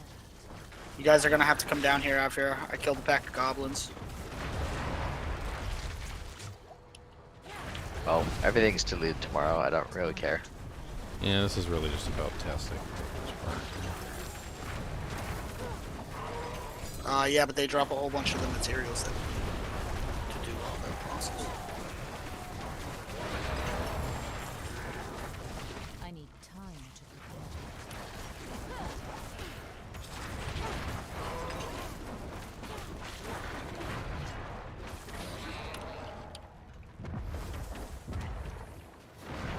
I need time to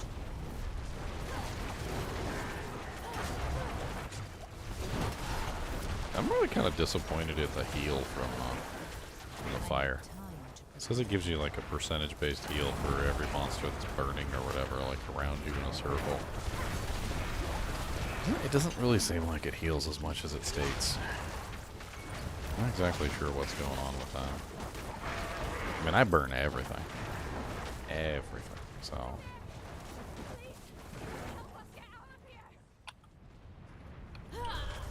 What the hell even killed me? I don't even understand what killed me. I was just walking along and all the monsters were dead and all of a sudden I was dead. Was it a... I don't even know. Did it even say what I died to? I didn't see you die. I definitely died, and it didn't even tell me what I died to or what killed me. There was nothing over here to kill me. I don't even understand what killed me. There was nothing there. I just randomly and just for no reason... There's a blood blister? I didn't see a blood blister. I need time to prepare. I mean, There's I've no been trying to take those out. But wouldn't it have said that I died to the blood blister? Doesn't it state? Well, there's nothing in the chat box at all. No, there's nothing in the chat box. It didn't say.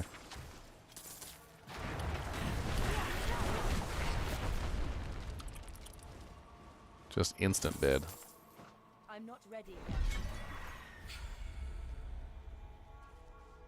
Alright, we got more dew checks. Just over here. There you go.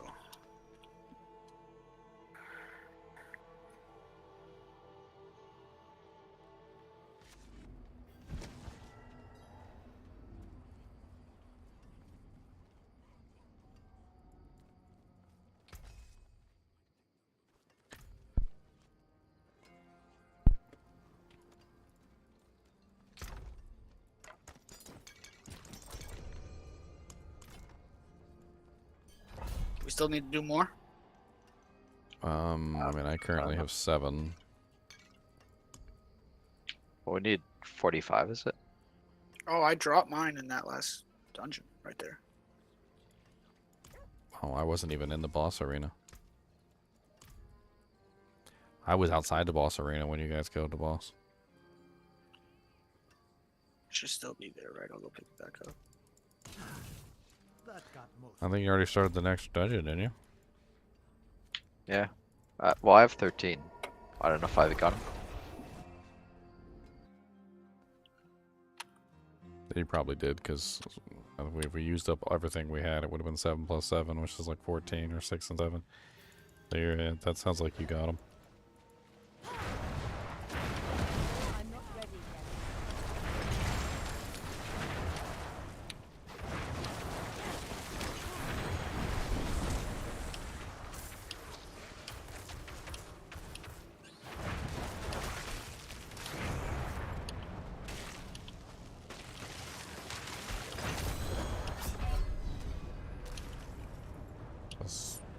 Blood blister again? Do we got blood blisters on this one? I didn't see anything that time either.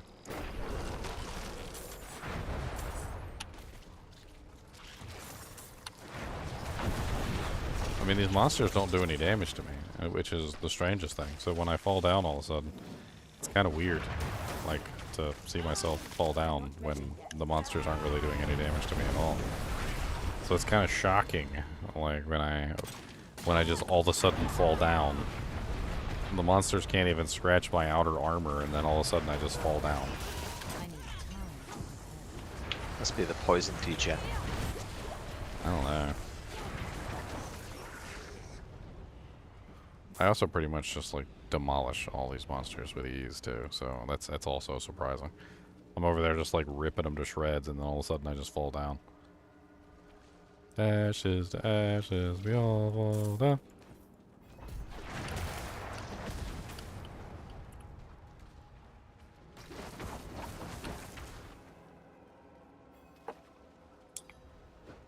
I'm not ready yet. Resource per second is best in slot, hands down. I mean, not every build needs resource per second.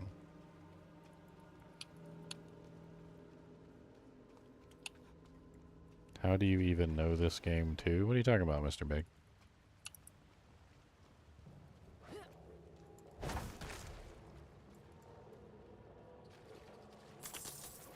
I've been playing this game since launch.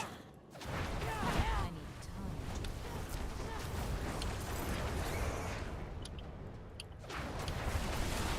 Yeah, I'll most likely be playing season 4. It seems like it'd be a fun season.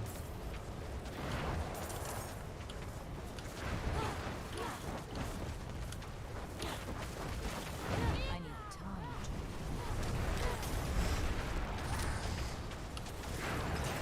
There's definitely some fun builds to play around with.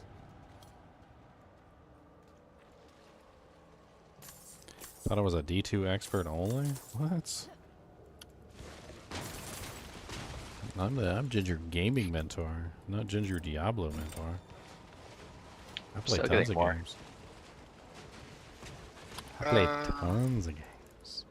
I think Here that's you the go. one that you get dupes of, because you can keep relearning it. There you go. Still fear. I've got 13 so far, plus Zan's 13. 16 now. Okay, so that brings us up to 29. So yeah, we still need more rounds.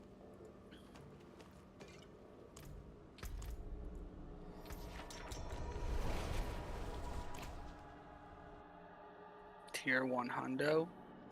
Tier 1 hundo. Confirm request.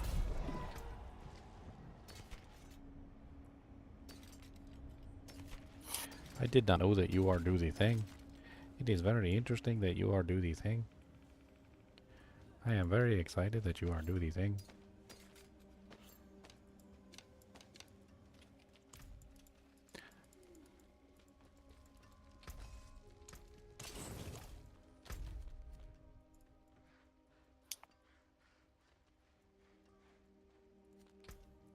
I don't know. Seeing the game, the state that it's in now, though, versus how it was when it launched. And if they had launched like this, if they had launched like this, it would have been a whole different story.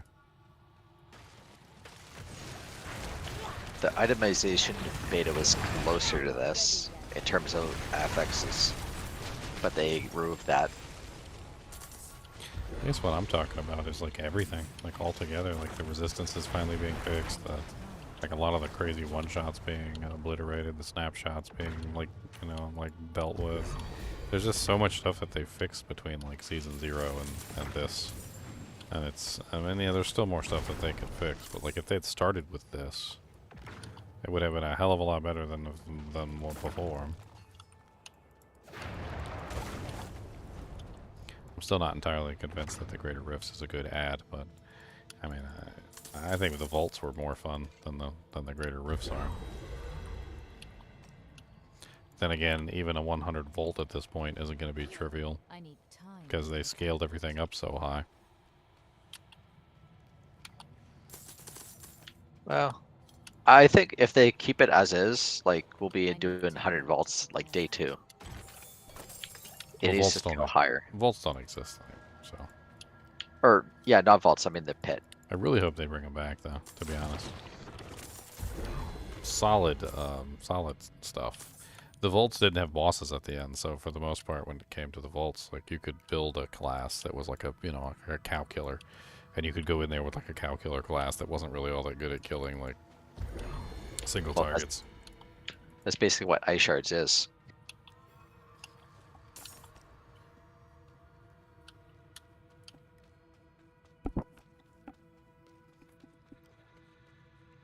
So far behind you guys.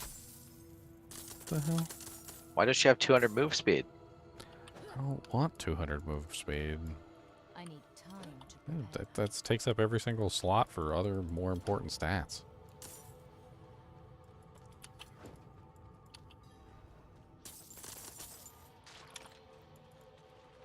I need time to prepare. I don't even have a movement ability on this character. took off teleport too. I'm not ready yet.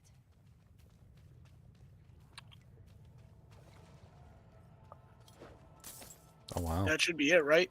A pair of 3 pants. I think we need one more, right? Wow, look at these amazing triple greater affix pants, guys. Look at these amazing things. They're going straight in the garbage. Anyways, we got blind burrows. That would be a quick one. Oh, Straight in the garbage. Wait, did you pick those up? Yeah, I picked them up before we left. I'm smart. I actually picked them up. As in, like, before I hit the button. I saw... I don't know who hit the button before we even swapped stuff, but... Huge a poopy head. Huge a big poopy head. Alright, that brings us up to 38. So this is enough, yeah. One more. There's an audio video desync. Okay, let me reboot my interface.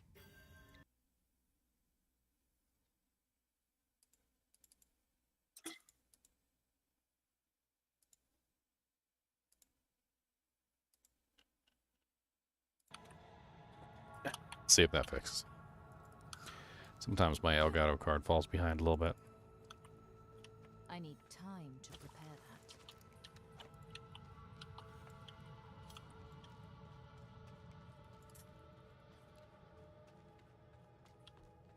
Let me just go a different direction than you guys. That way I'm not running behind you.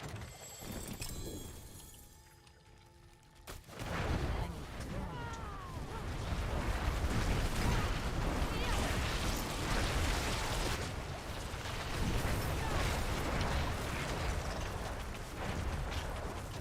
I need So much time to poison. prepare.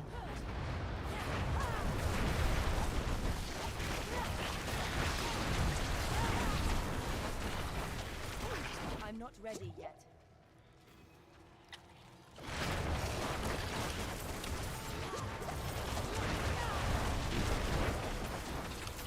Every single spider poisons me a lot.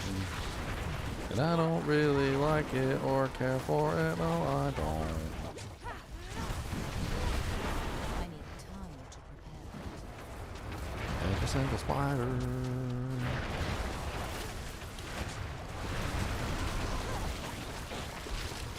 I'm not ready yet.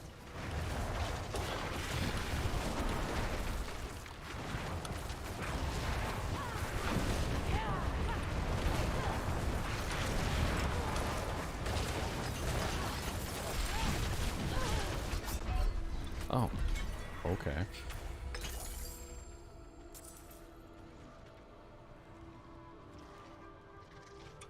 I keep just randomly dying. And I can't figure out exactly what it is that's killing me. We're doing just fine. Nothing's really hurting me. My HP's not going down. Half the time I'm sitting at full HP when it happens. and then you're just gone. And then right? I'm just gone. It's like I'm being executed or something. It's like I'm executing myself. I'm not ready yet.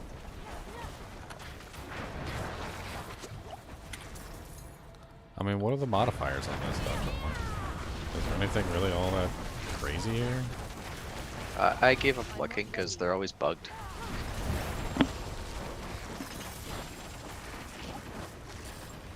I mean, like that pack had absolutely no problem. It was full of elites.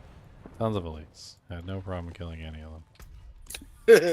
Like, I don't even understand. Like, where is all this damage coming from where I'm literally just immediately dead? I mean, granted, I don't have this character set up like super duper ridiculous, but... I think it's just the damage over time. The dots do a lot. Yeah, but Yep. I got the poison. Like, the poison was like, yeah, it's a lot of poison, but I still wasn't dying by it. All right, so where are we going? Where's this place? I kind of want to see what killed me. I need to make it, so toss me the distilled fears and all. I'm in I went to town. K-Town.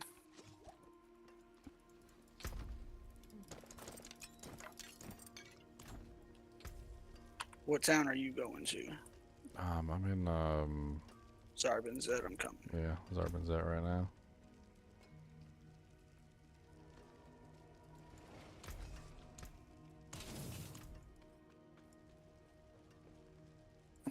I kind of want to see what the hell killed me. Hang on, I'm gonna go back and look. Just hold on here. I'm dropping 3. Okay, got him. Do you still need my 3 to craft it? I think so. Well, I'm just popping this so we don't get the bug, hopefully. So I got 44, so I need one more. Sure. We don't need to clear it. Where are you at? E. I can't invite you to trade. You just drop them on the ground. I don't think anybody outside our group can see any items that are dropped. Yeah, it's just party only.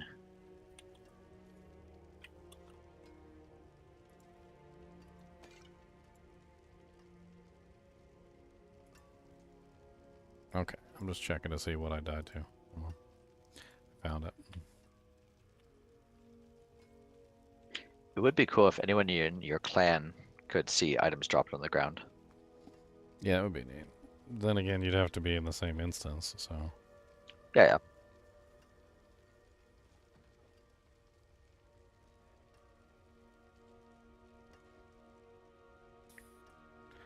So, I was at half HP. Of course, I can't see any of the things on the ground. I think it might have been a ground modifier, ground thing.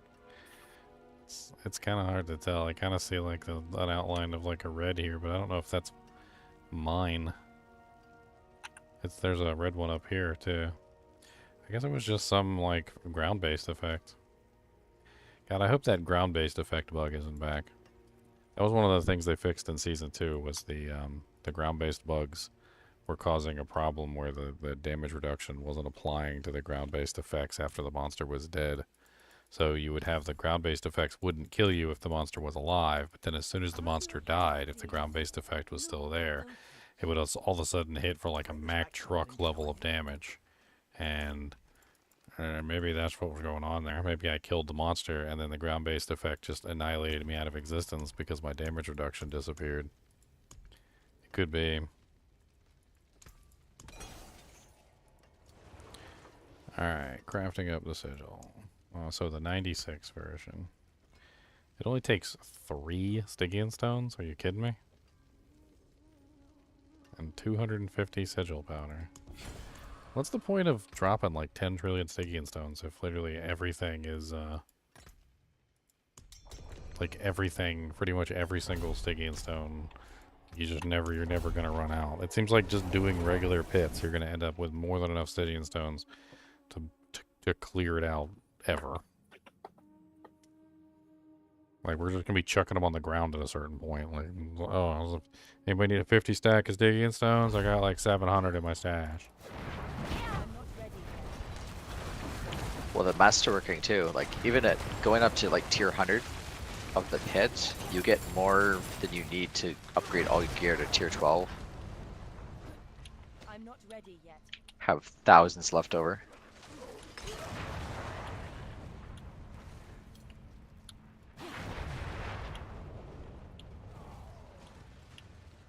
I don't know. I know the hardcore characters are not going to enjoy that like random one-shot. Can you imagine you're going along, you're doing just fine, nothing's hurting you, like you barely take any damage whatsoever, and then all of a sudden just snap your fingers, you're dead. Dead. Well, I'm not playing hardcore games online anymore. Like, you can't trust the servers ever. I mean, I don't trust them to be the judge, jury, and executioner of my character either. If I do ever play hardcore, it's probably going to be offline. That way, if something really stupid happens, like Cody jumps up on my frickin' keyboard and gets me killed or something, like I can be the judge and jury and executioner of my character.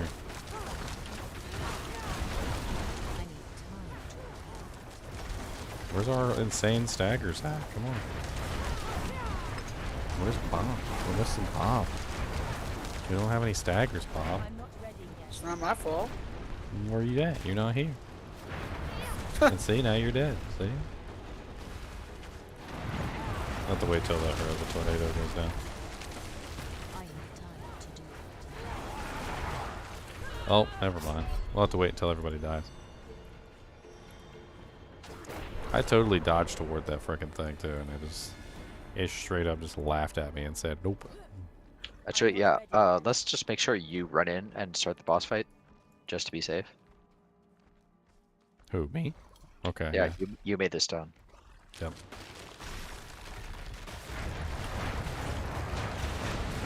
Out of mana. I need more time. God, will you stop knocking me back? I can't. Ugh. Every time I tried to get my frickin' damage rotation up, he would just knock me away. Good luck.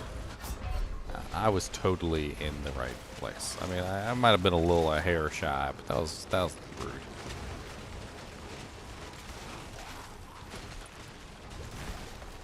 It seems like getting knocked into the whirlwind is like instant death at this point.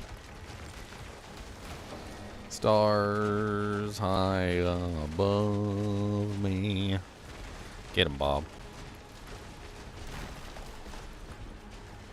Nope, nope. He cheated you out of that kill. He went into a mechanic phase.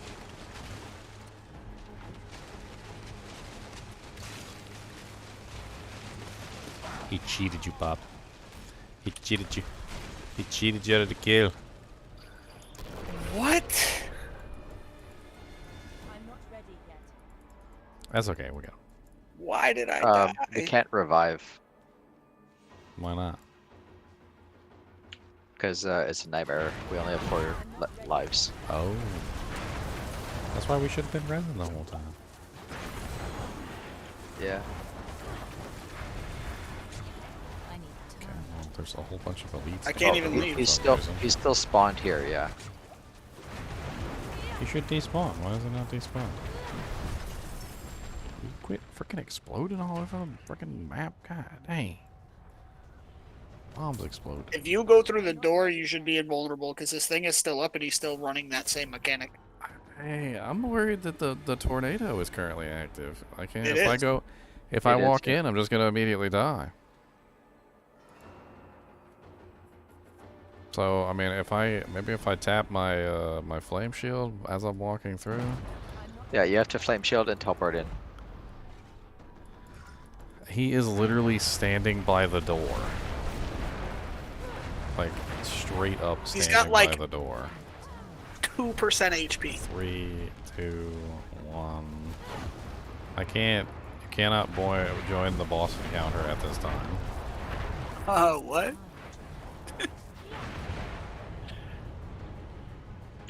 And I can't leave. Yeah, I can't leave either. Okay, so pass the leader to him, and we leave the party. Yeah, pass lead to me. You guys are just gonna have to rejoin inside the instance. How do I...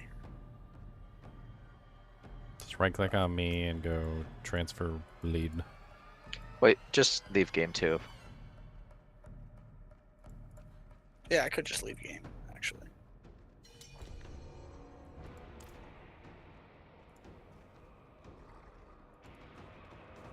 I don't know how I died. I didn't even touch the tornado. I teleported after the thing hit me. He reset. Let me re-invite you guys. Oh yeah, I gotta rejoin the game. Hold on.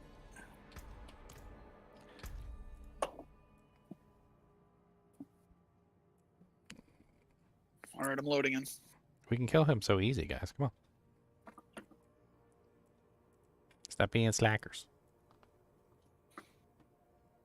I'm pretty sure we can kill him on the first volley.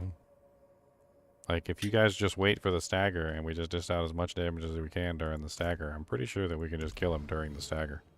I just stand on top of him and DPS the whole time. Until the mechanics. Save your cooldown before the stagger, though. Because he can't get My away. cooldown- He can't get away during the stagger. That's the thing. So like, I don't have any huge cooldowns. Like all my cooldowns are just used to cast frozen orbs. Well, Zan and me. Yeah, we're just not gonna mess around this time. Yeah, don't mess around. Why are you messing around? He's doing messing around. I was doing the mechanics too, and every single time somehow I like just barely missed the All right. mechanic, and then I got like We knocked ready? away. But we don't have a second chance. Yeah, So yeah, someone we don't. has if someone dies, they have to be rezzed. Yeah. All right, 3, 2, 1, let's go.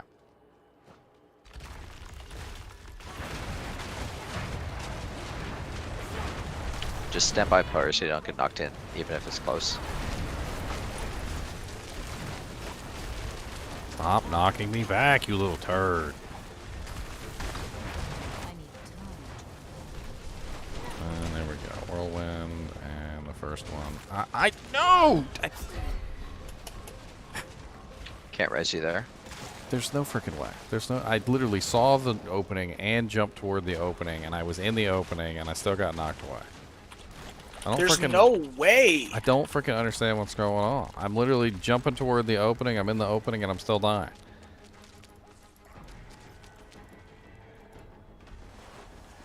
Stars and ice. Hey, we got some time before the next whirlwind phase, so we can get both of us up. I'm sure we can DPS him, as he's about to get staggered, so... Alright, he's gonna get staggered, and then, there you go, let's just DPS him through this. Just hold down your DPS button and don't let it go. Of course. I'm just gonna run around and do the phases, like, I'm not even gonna bother attacking anything during this phase. Just do the phases.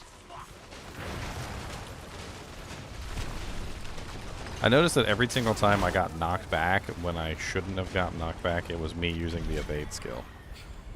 So when I ran, instead of getting knocked back, it seemed to work. Okay, did we get a doll? We did get a doll. Okay, so we've got 2 dolls we can go do. We can go Okay. do Endorial now. We can do one Andy and I can leave. All right. He can finally leave. He's been waiting all these years.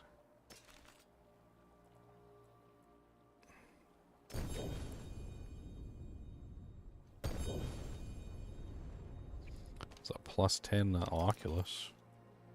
Yeah, I kept one of those too. Here you go, Ginger. Oh, if you want to try 2-hander. Take the pincushion doll. 2 Stop. pincushion dolls. Oh, there's a Alright. Starfall coronet with an extra doojank on it. Cooldown reduction. It's I pretty rolled good a 7 on the, It's not bad. Not bad, it's not bad. one. All right, so where do we got to go now? I can't remember. It's on the map though. Echo of Hatred. It's on the map. That one right there.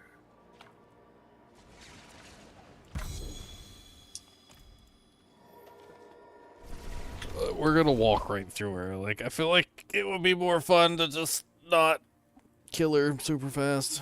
Let's check out her mechanics and play around with her. I don't know. Oh. Punch Echo her of in the Hatred is face. Uber. That's Uber Lilith. So which one is it? Cody, did you just poop yourself? Like, holy Jesus. Are you alright? Did you doo-doo your pants? That's wrong, is what that is. That's wrong. God. Why does it always smell like when a dog farts? Why does it always smell like he just took a deuce on the floor? It's not like that when humans fart. When humans fart, it doesn't smell like somebody just like took a squat in the middle of the living room.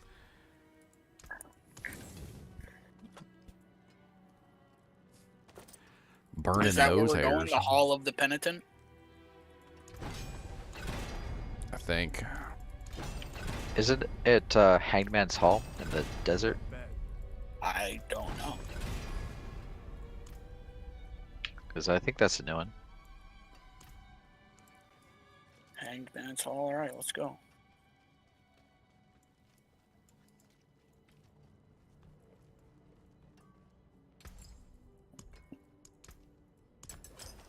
Hanged Man's Hall.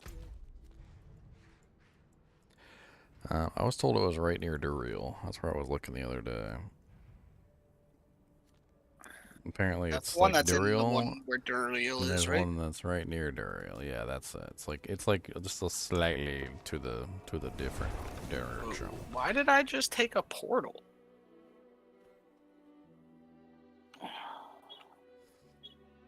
All right, I'm actually gonna take off my You guys want a chest? I'm gonna take off my orb. I'm gonna take off my one of my weapons so I lose like half of my attack power. I think that's probably the best way for us to do this because I feel like even with half of our attack power, we're probably still gonna annihilate Andariel.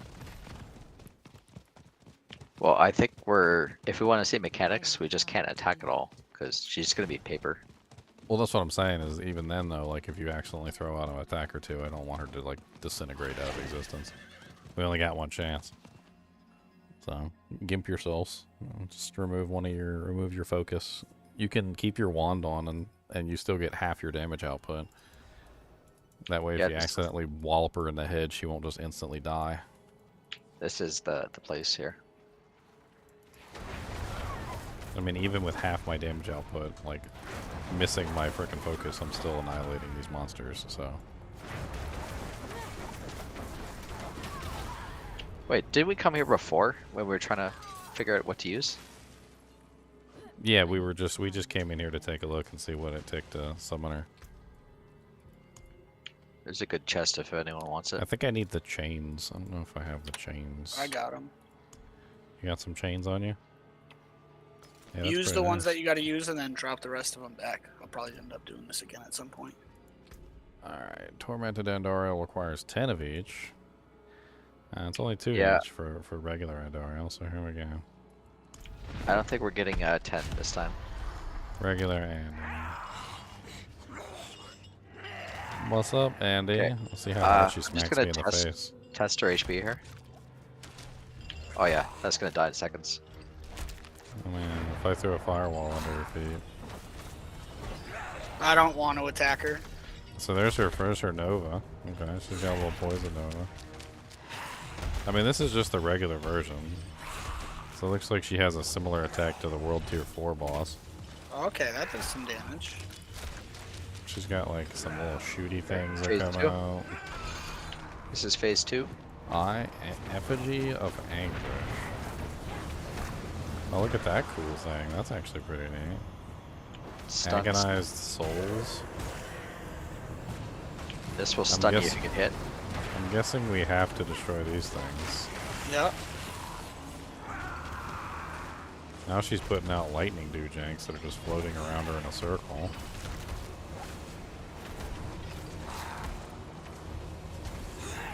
You can dodge them. They What just happens when you heal get me. hit by them? No, they don't. yeah, they don't like- disappear, and they do kind of hurt. I'm not ready yet. I mean, they're slow, so they have high damage output. It makes sense. It's like Well- it's like you be an idiot if you got hit by them, right? So like, why Well, not bring up I'm the trying- damage of them?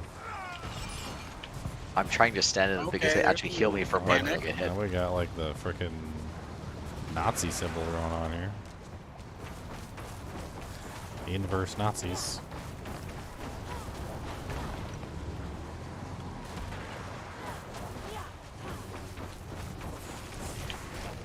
But the ground degen hurts though.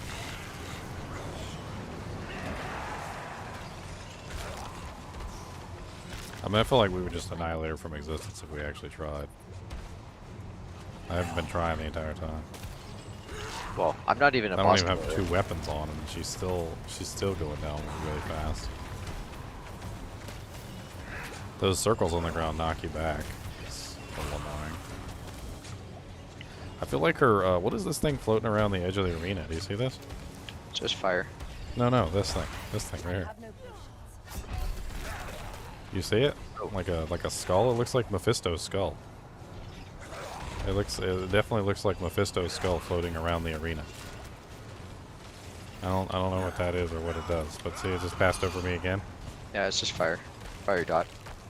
Fire dot from the skull? Yeah, the wave, the flamethrower is shooting at. The only thing that kills my build is damage over time. Oh, well, I see. So the Mephisto skull going around the arena is just an indication that there is a like tornado essentially going around. Wait, do you, And so do if you step into the tornado, it immediately causes you to take huge amounts of damage, just like Beast in the Ice. No, do you not see the flame it's shooting out of it? No, I didn't see any flame. Because it goes from one side to the other. Oh, well then I was completely missing that mechanic. I didn't see it at all. Yeah, like the skull's rotating around, and it shoots a flame wall between one side to the other that does fire damage over time. Ah, so yeah, I wasn't seeing those things between the skulls. I feel like if we had actually tried on that, she would have just like disintegrated out of existence. Oh yeah, like I could have killed her in a few seconds too. Oh yeah, I didn't even attack. But damage-wise, the damage over time stuff does hurt. But everything else was just healing me.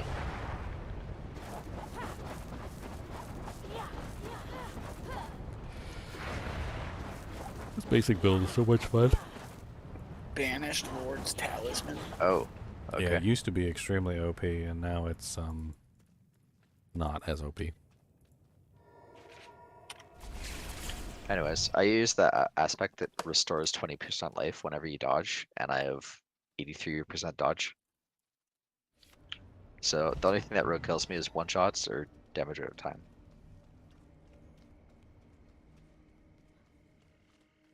Doesn't their dodge chance cap?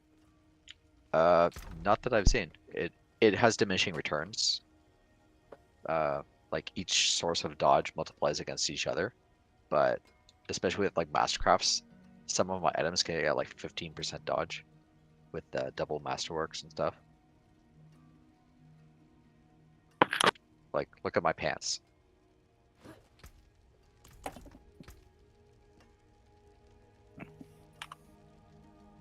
I don't know. Some of this stuff makes me feel like they have no clue what they're doing. Well, also, yeah, the permanent uptime on Flame Shield is kind of busted. Like you Yeah, remember, that's not gonna go live.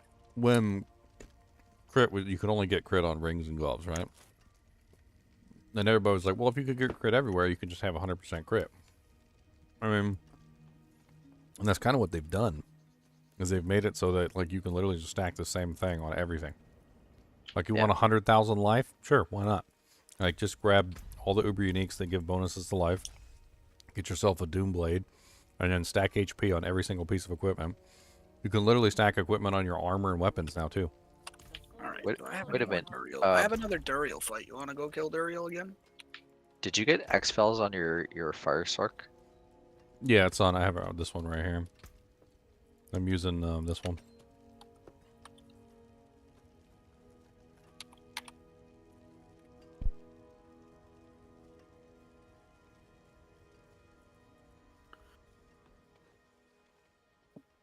I'm going to Duriel.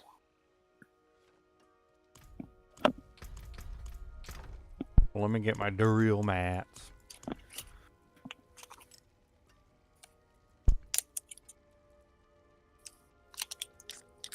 Alright, I think you can handle him. I'm gonna head out. Alright, see you, Sam. See ya. See you later, man. I got 4 shards. I don't have any. I don't have any of the other stuff, but I got the shards. I got one run. How many eggs you got? 3. If we had 1 egg, we could get another one. Alright, give me a minute. I'll be right back.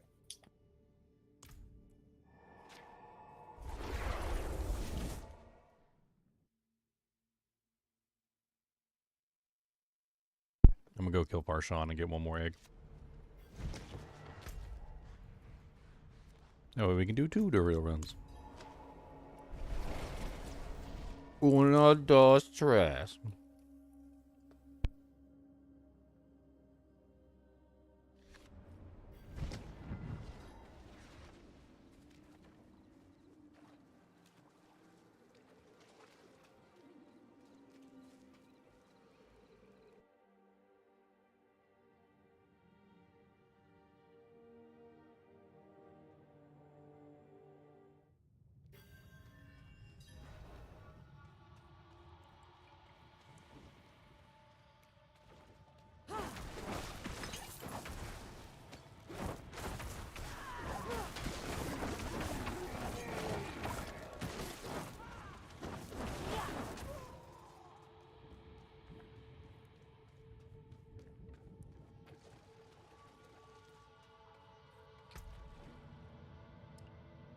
Oh, I need a head. Okay, I guess I need to go re-roll one of these hearts to a head.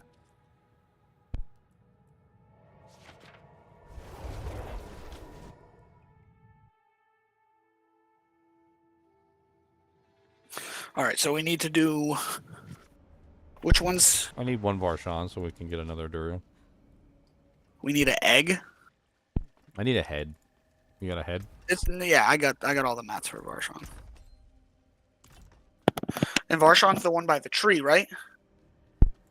Yeah, I'm down there right now if you just want to teleport to me. I already took the waypoint. Fine. Fine.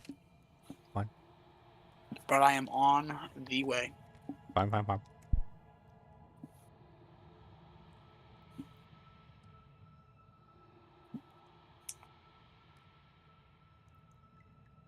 Basically, Cryptor, yeah. Basically.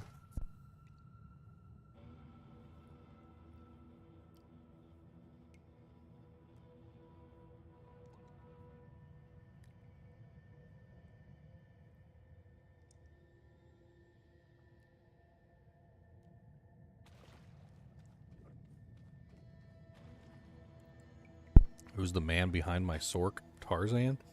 Who's Tarzan? Talking about Bob?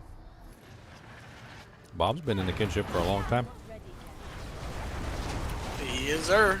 Season 1 of D2R. I just get Raiment. This thing's useless. All these uniques need to be buffed or they're useless. So dumb. The stat rolls on them are just crazy compared to all the new stuff.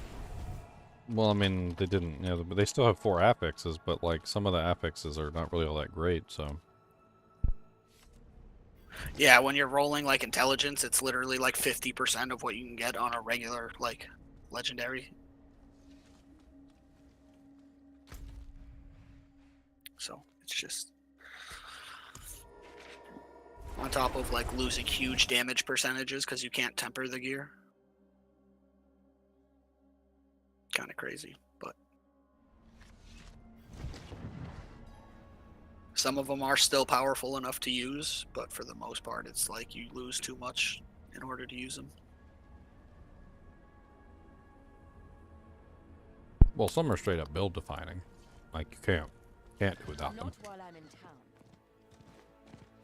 Yeah, those are pretty much the ones that are going to get used.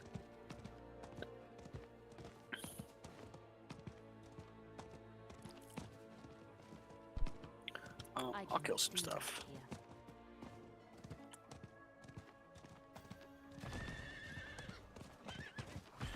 here. All right. I'm here. I need more time.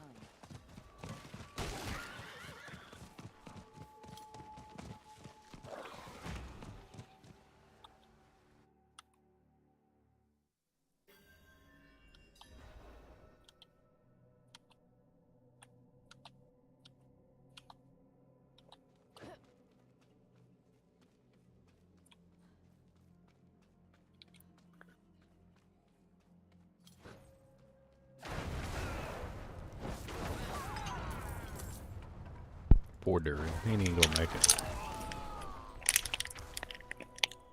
I'm not No, he's not.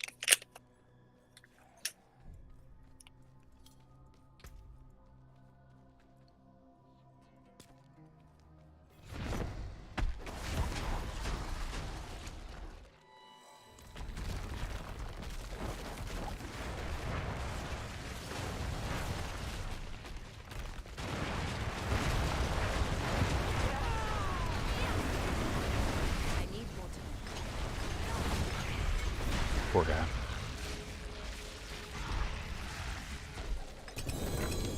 All they did was make him more obsolete than he was before.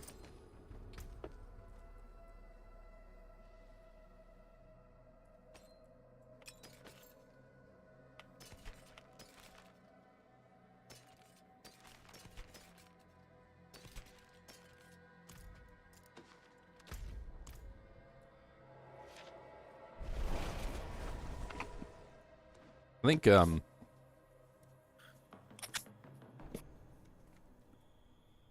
I think one of the things that they're doing wrong, in my opinion, is that they're making too much of a gap between the casual players and the elite players. Your elite players are gonna absolutely ridiculously dominate, like Duriel, Gagore, like even to the point where the 200s probably won't even be that much of an issue. You have a shard, right? Yeah, I got 4 shards. All right, you gotta reset. But your casual players, on the other hand, are like, they're gonna be so far behind on this stuff. It's gonna take them a long time to catch up. They're not gonna be like 100 Nightmare Dungeon capable and like 200 freaking like pit capable. Not immediately anyway. It's gonna take them quite some time. There's a lot of grinding to get your stuff up this high too. Yep. I mean, we started out with 21 glyphs. Like that's another thing that we're not gonna have. We're not gonna have tier 21 glyphs. So. Yeah, that's the reason I didn't go and do all the altars.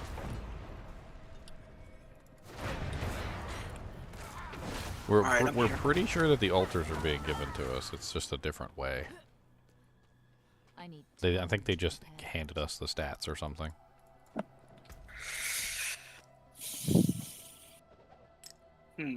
Maybe.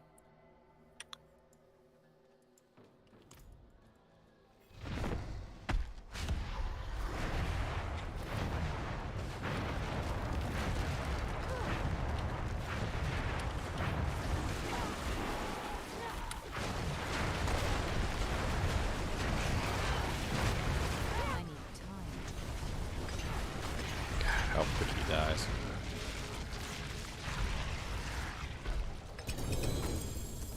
Oh, I got a double drop. No, still got crap. Oh. Soul brand and a soul brand. Is that and better a than what you're Blue Rose. using? X-Files. It's really good. It's got the lucky hit chance on it. And it's a cap roll Yeah. on the damage. Yeah, it's better. And the cooldown's good. And everything is good except for the DOT. Mm-hmm. Take I'll it. take it. I'm not going to use it. It's got no socket though. It's got no sockets. What else? You got enough for another one, or? I think we gotta do Varshawn again. 2 more times, right? Varshawn. Varshawn's the one that gives the egg, right? Yeah, he's the one that gives the mucus slick egg. Okay. New then, to yeah, let's go Diablo, do that. We'll have to do 2 all more. I skills have the same 1. element. It really depends on what you're doing. I mean, all skills the same element is kind of like a staple for building a class. It's like if you're building fire damage, you generally go with fire skills.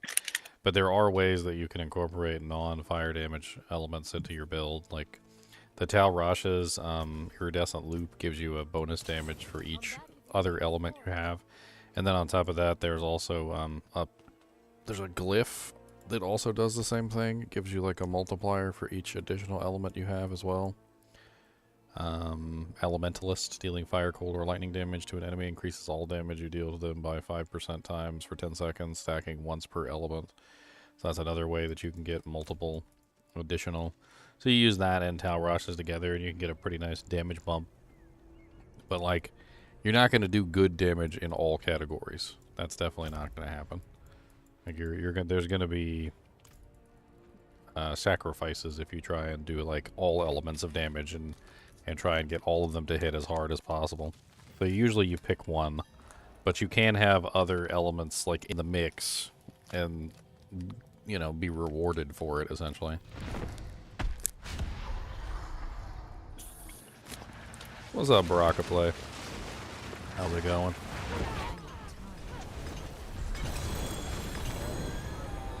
Drop me some booties. Cody hears me crinkling a wrapper. He comes a-running like a fat kid. He said, hey now, I see you I'm wrapping that crinkling wrapper. Hey, give me some. The damn dude jakes. I want to eat them.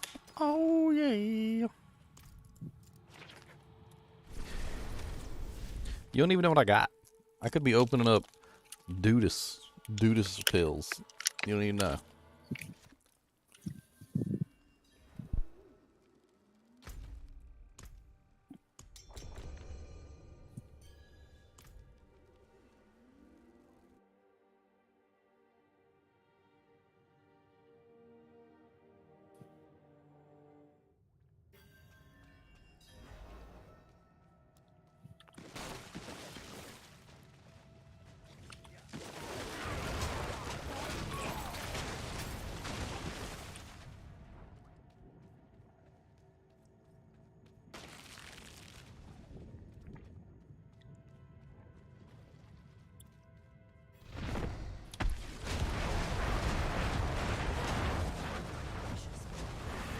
I'm not ready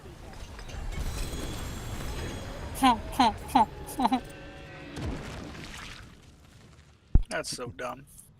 What, without fast he died? Yeah. Tal Rashas. I got a mid-roll on the non-physical damage. But it's a 15% on the... It's so hard for me to replace my Tal Rashas. I'll show you. Look at this one, man. The damage percentage is so low, but like the rest of the ring is just so good. What's the next one? Crevasse.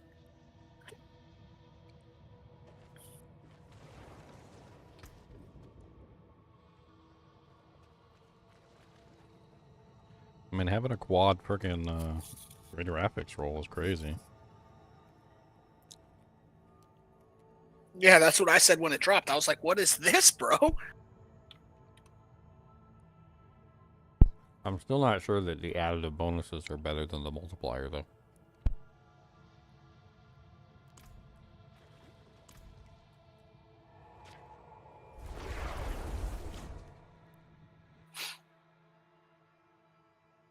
I don't know if I hit the breakpoints I need to hit with that ring. Not the way mine is. Or the breakpoints I want to hit, I should say. How can I help?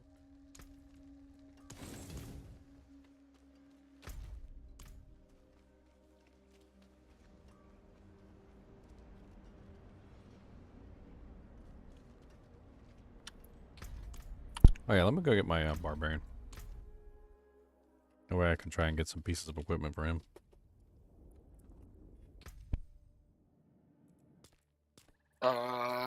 Yeah. Don't matter.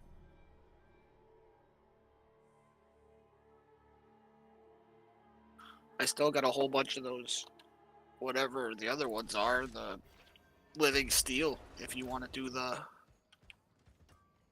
that grind for whatever piece that he drops that you need, we can do it.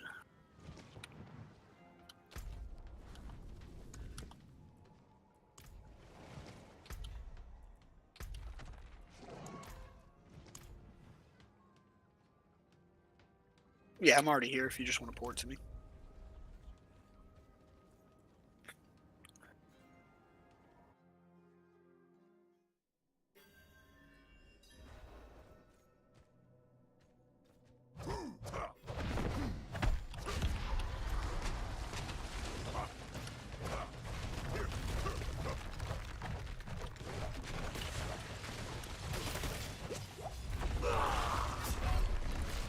He's not set up yet.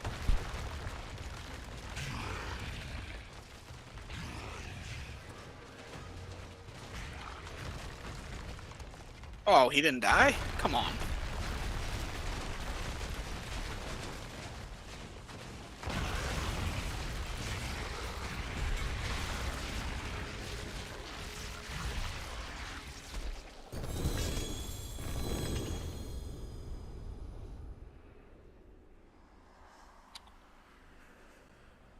Tybalt's and another X-Falls. Dang. Alright, so where's this? Where do these ones go? I need to go to Grigore. I gotta get my sword. Hall of the Penitent. Where's that one? Is that this one? Yeah. Alright. I'm headed there now.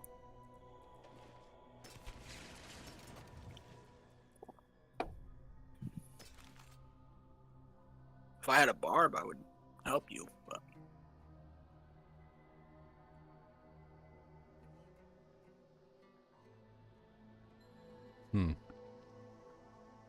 After generating 100 fury, your next direct damage creates 3 dust devils.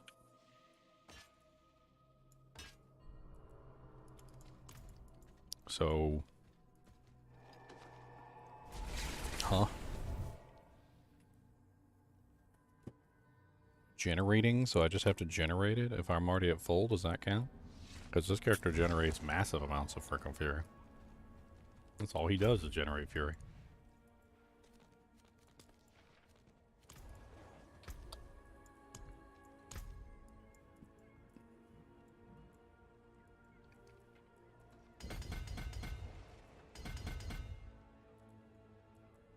all right, I'm here.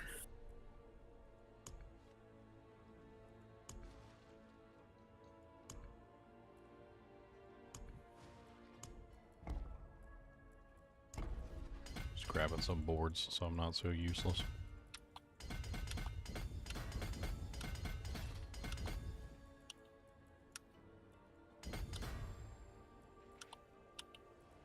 This character was clearing tier 100s and AOZs up to like level 10 last time it was active. So, once I get him set up, I'm sure he'll be fine.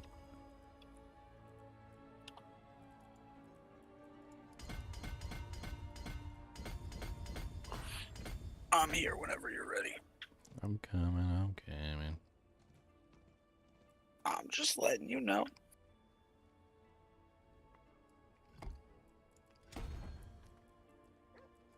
This is willpower? Ugh. I can also carry you through some like 170s or 180s if you want. If you Oh, need no. me to. The point is to test this guy out, though, so... I just need to get them... Put some dudes Get it started. I mean, if I put the aspects in and stuff, I'm sure I'll be fine.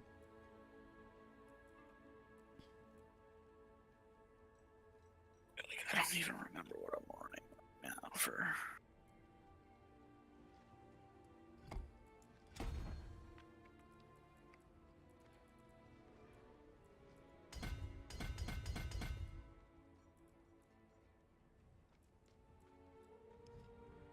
Okay, I'm missing one.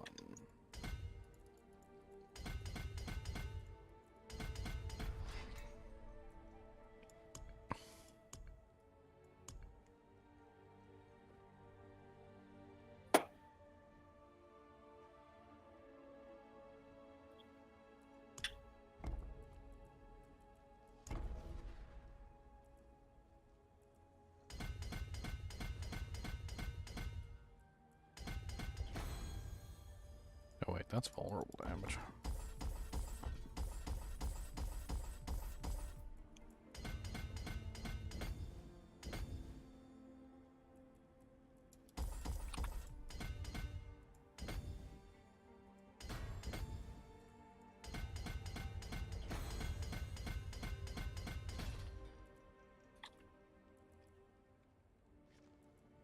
Yeah, look what I did with my Asus, however you say it. Oh, I had a couple good ASU rolls. I should have given them to you. I rolled this one with the triple crit strike damage. And it's got the max critical strike for movement speed. Sweet.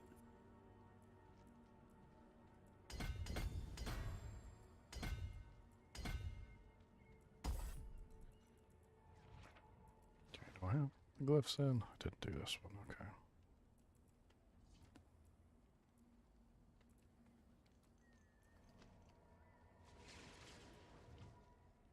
There's one more I need. Where are you?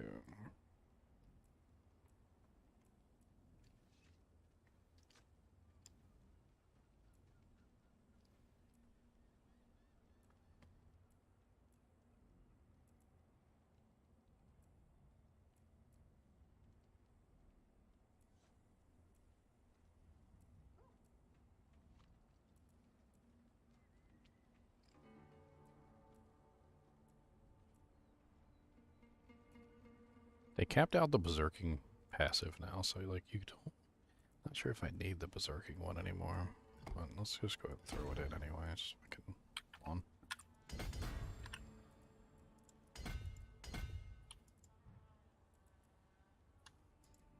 Alright, so most of the tree is now complete. Just tag a couple extra doojanks in here.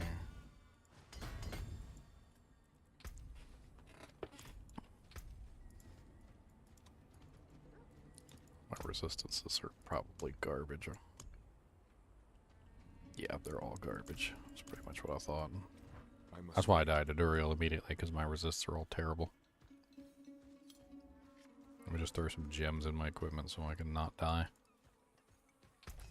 Yeah, jeweler.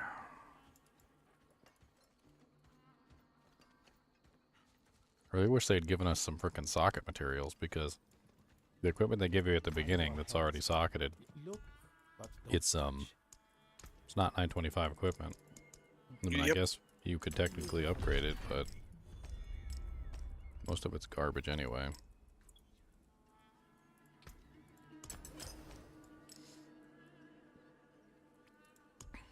Alright, what resistances do I need?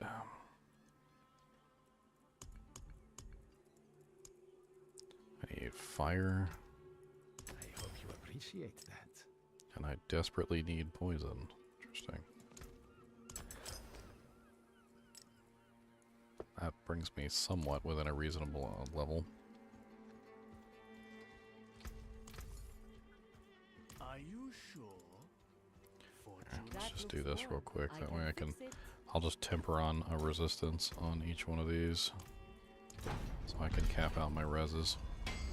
This is all garbage equipment anyway.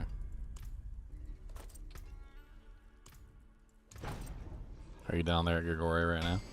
Yep.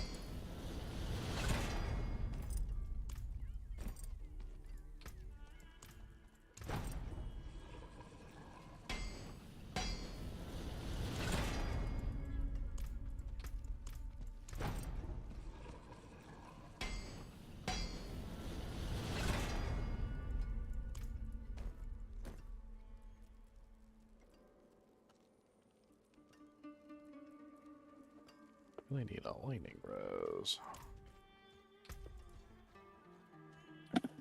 Guys, I hate setting up these characters fresh. It would have been much nicer if I just had my Barbarian and I could have just swapped him over. Alright, Gregorius Lightning. Let me make sure I got a topaz in here. Good business, good business. Okay, 70% lightning. I'm terribly set up, but it doesn't matter. At least maybe I won't die. I can't believe how much HP I have, though. My Sorceress only had like 16k HP. And that was like fully set up. This guy has 33,000 HP. Jesus. And that's like with garbage tier equipment, no upgrades on anything. Nothing set up, no aspects. Literally just running like the dirt that they gave me.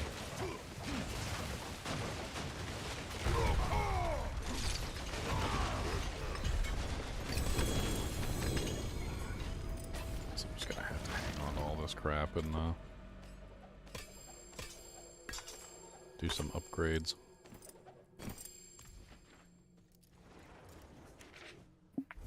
Yeah, you just let me know whenever you get that stupid, what is it, a sword? Yeah, rumma ding dong. Yeah, you just let me know when you get that. Because that's the only thing I need to really get this thing 37 going. So we still got a bunch of runs. Oh, you're a leader. You got to reset. Oh, I'm leader. Okay. Reset. Yes.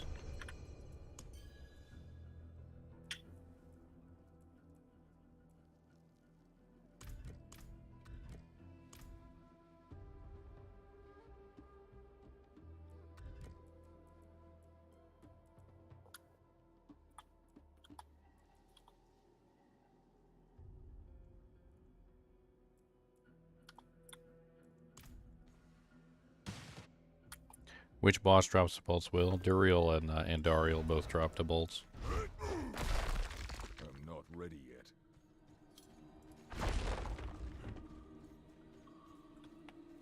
Who's that guy need a pair of Tibolts?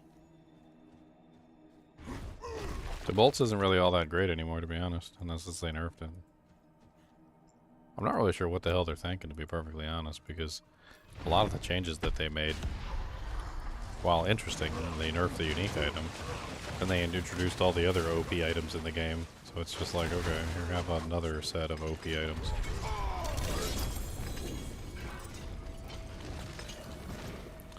You drop me another battle trance. It is slightly better and slightly worse at the same time. Don't you just love it?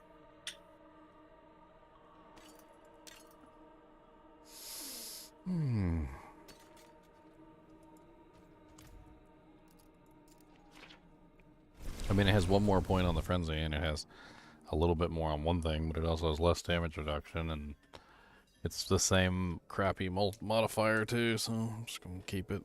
Let's keep what I got on. He drops both the amulet and the sword. The sword's the really important thing. Unfortunately, the sword can roll very poorly too, which sometimes it's very difficult to get yourself a good sword. A good Ramalama Ding Dong. I spent a while trying to get a really nice one.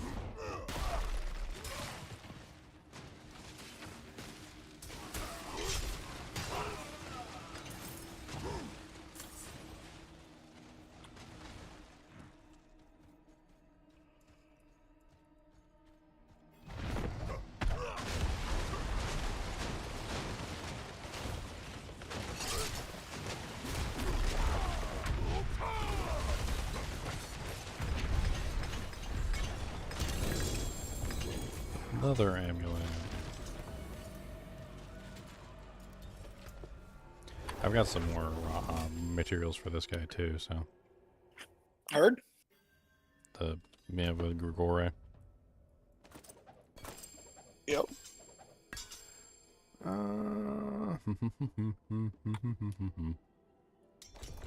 Another crappy amulet.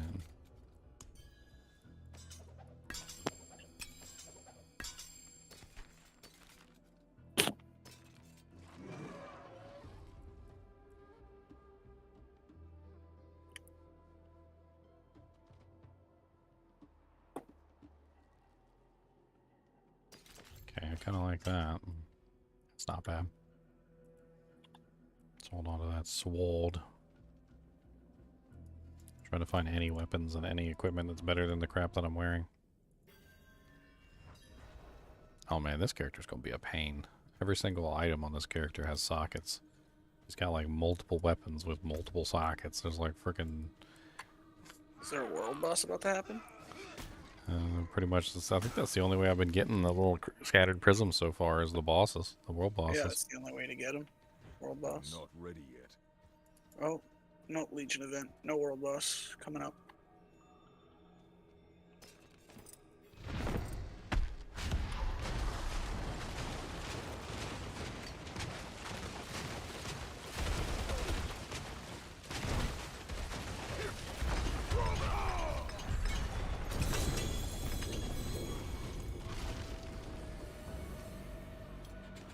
You brought me a temper manual. Nice, nice.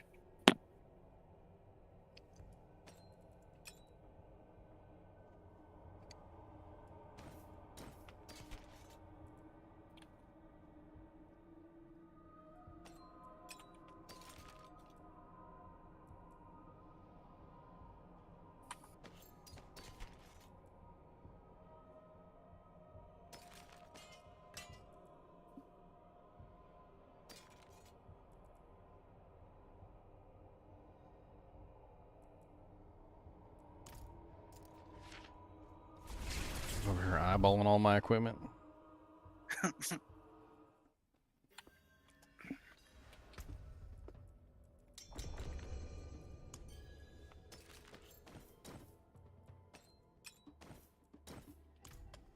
Come on, T-bolts.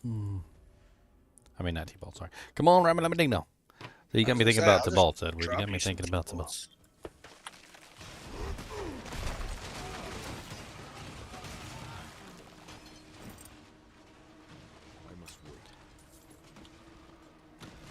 character runs so freaking slow. Look at my character freaking go. I must wait.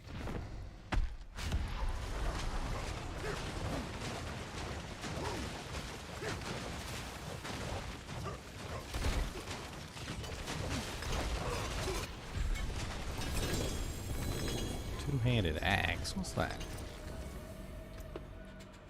Ancient's Oath. Does that do anything cool?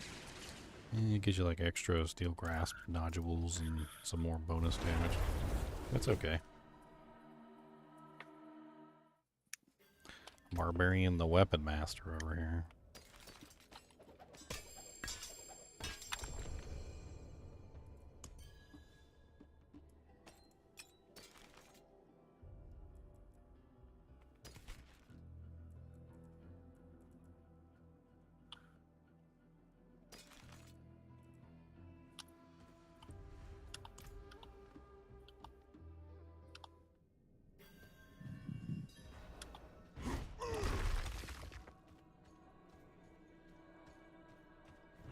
I must wait. I don't know what they're gonna do to nerf this class, but they gotta do something. Man, if they adjusted the frequency at which the frozen orbs come out of the minions, they could very easily, like, adjust the overall damage output of the class tremendously. But they'd have to be willing to, like, play with the percent chance of them spawning. And I don't know. I don't know how well it would work out for them.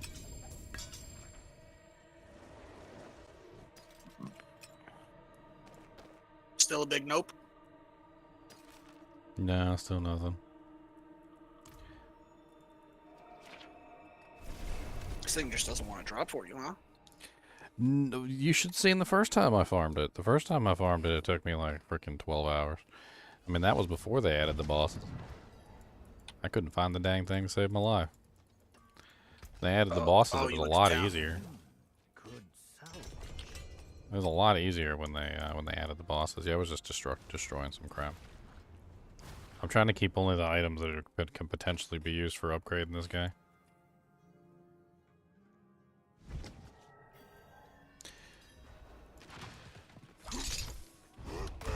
Yeah, I absolutely adored this guy. This guy's really fun.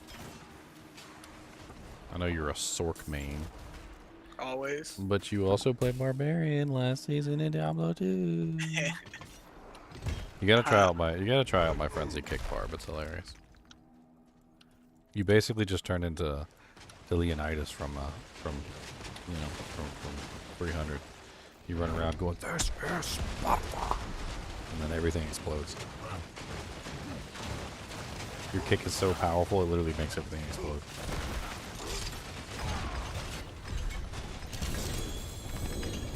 Amulet again.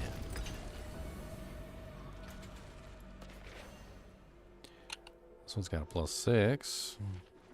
It's got a bottom roll on the Max Fury, which is terrible. I could always ask in chat if anybody's got one. Maybe somebody would be nice to give me one.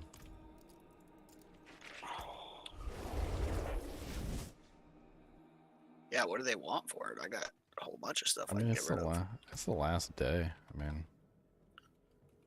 Well, I got one more. Might as well reset and do it.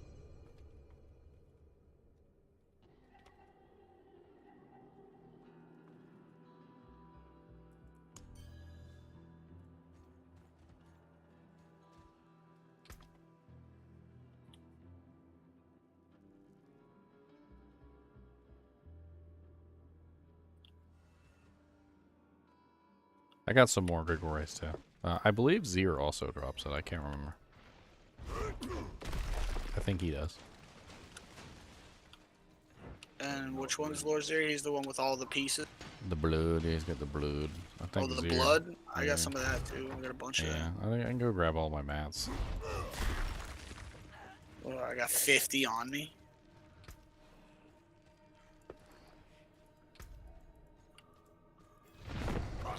I mean, I've already got the amulet, which is part of it. Kind of tempted to not use the amulet. I don't know if it's really worth it.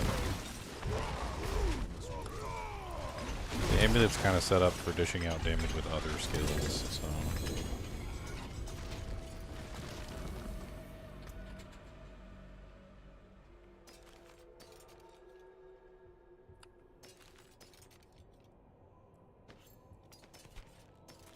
Alright, let me go get my my mats real quick. Let me see if I got it. I think I might have put them in the stash. Alright, I'm just gonna leave the dungeon now. Or I might have just thrown them all on my Sorceress. I don't really remember.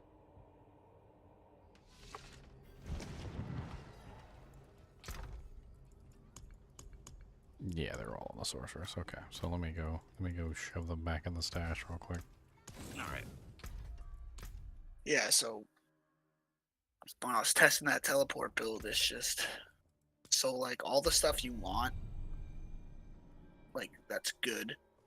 You want to have a lot of things around you so you can get like your lucky hit chance procs and all that stuff. When you're fighting the boss, you're only getting one of those chances per cast, and it just makes it super hard for you. Did you try setting up so you have unstable currents up all the time? Yeah. So like permanent uptime on unstable currents? Yep. You still have like a 2-second cooldown on your teleport when you do it like that, so you can't like just spam it. 2-second cooldown. Even with teleport being like level 12 or something like that? That seems kind of high. Yeah, I had it like level 20. You weren't using Juggernaut, were you? To the 100% increase to your evasions? Oh no.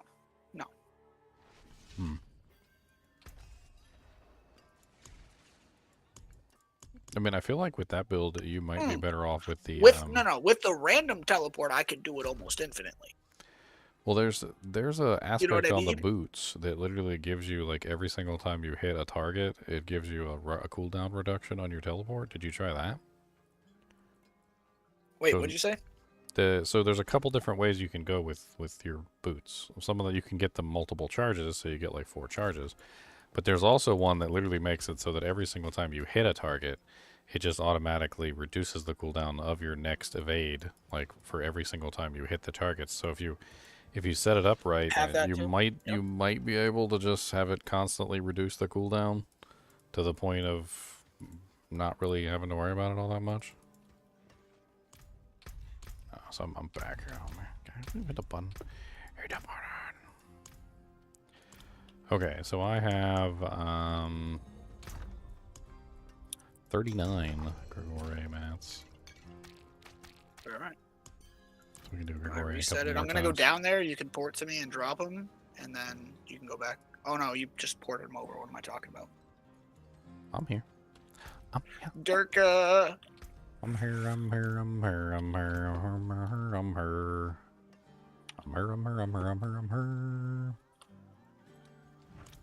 Like, no matter what happens, if they change the conjuration style for this build, I'm probably still going to play Frozen Orbs, but I'm probably going to play Ice Shards, or Ice Spike Frozen Orbs. With the ring. Whenever you hit, has a chance to form Ice Spikes. I was testing that out, it was doing pretty Blizzard well. Frozen Orb was pretty fun, too.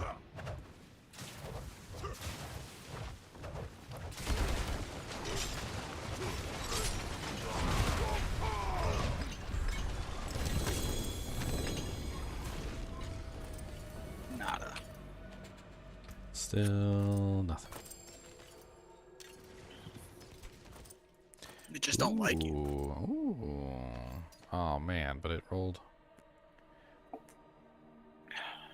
Why'd do that to me? Have you done a leveling process yet? No, I'm not really too worried about it. They actually made it so easy to level up. I don't even think it's important anymore. Like one of the things they said during the dev chat was they said that it was going to be like 200% more EXP or something while leveling up, because it's like to get people, boost people to the point where they're getting engaged in this kind of content. Like it sounds like it's going to be so easy to hit level 100. And it's going to go by in the blink of an eye.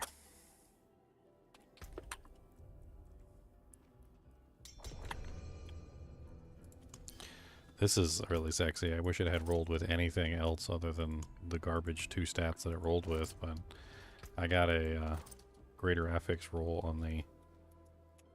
on the max resource, which is how I stack my damage with this character, is max resource. I don't know how much max resource I'm going to be able to get up to, but it sounds like I'm going to be able to get up to a lot. I must wait. Alright, I'm here. I'm coming fast, McGee. I'm not ready. I'm sorry. It's these stupid boots, man. And teleport. I get so much movement speed. It's stupid.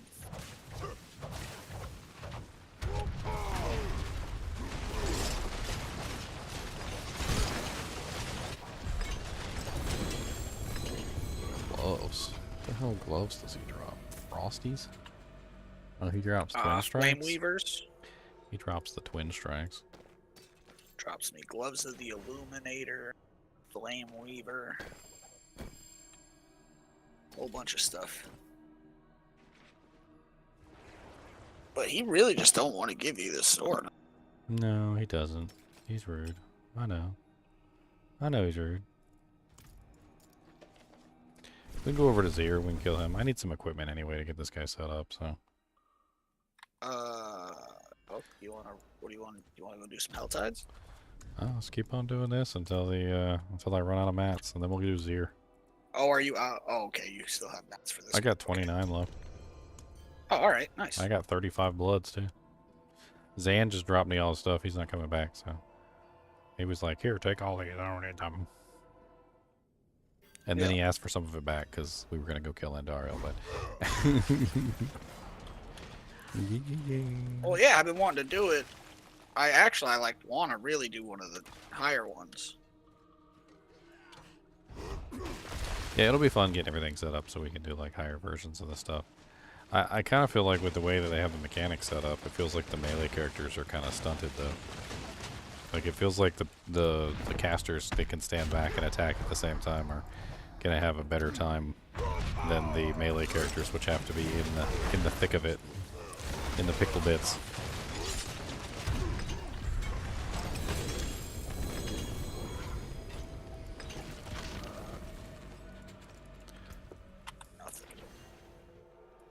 Another pair of twin strikes. He's just giving out twin strikes like crazy over here.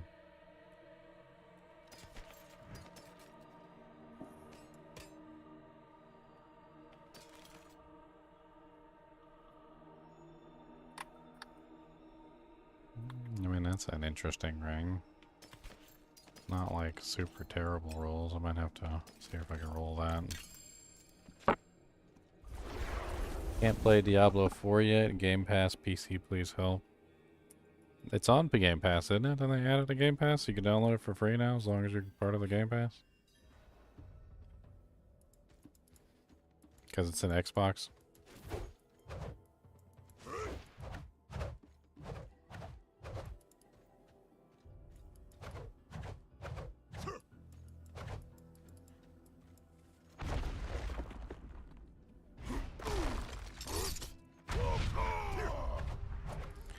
This character attacks so slow with Frenzy.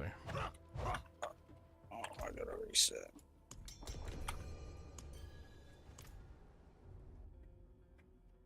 I was changing my skill back over. So I was testing with the burning damage from the Hydra and Firebolt. I don't know which one I like better. The Firebolt applies to basically all skills. It's kind of nice, actually. Just constant burning damage all over the place. The Hydras apply theirs as well, though, very effectively. So, I mean, honestly, as a conjuration, I feel like you should just go with the one from the Hydras.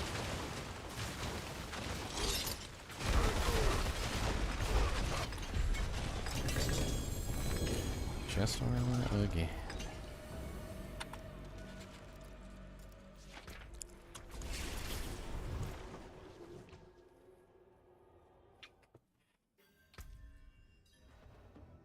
Well, if I get the Firebolt one, I get... because I took a point out of at one point glass cannon. Mm-hmm. I don't remember where I put it. Oh, I went and got shimmering teleport because I was sick of getting one shot. So now I pretty much have permanent 30% damage reduction. And if I go firebolt instead of the Hydra, I can put the point back into glass cannon and get 1% damage there too. Glass cannon is such a double-edged sword. It's a ouchie. It make ouchie. I don't like it. I can't stand farming this sword. I gotta admit, I think, hey, especially since this is a lower level monster, and there's a very good chance that when he drops it, it's not even gonna be close to 925.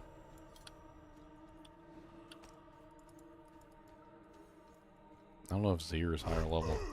Can't even remember.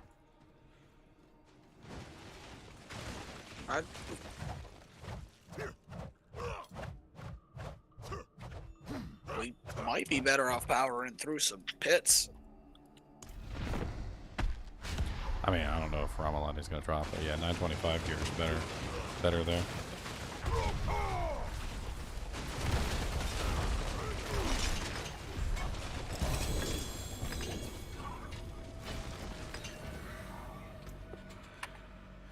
Rage of Haragoth, Rage of Haragoth. Your butt's a Haragoth. Rage of your mom's a Haragoth. I mean, I don't see why it wouldn't drop there. I've gotten the amulet that I farmed from one of the bosses myself. That stupid amulet that we did. Whatever it is, the winter glass. Oh, you got it from I running found that in just... the pits. Hmm. Multiple times. Ah, a warrior. How may I serve? Win favor, my friend.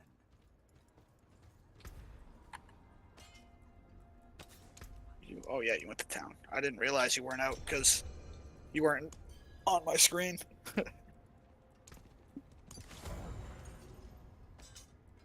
Yeah, I'm just throwing some Dujanks on.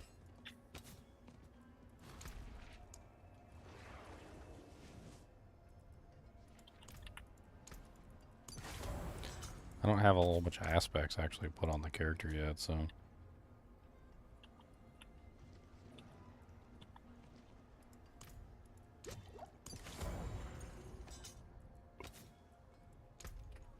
Stay on the path.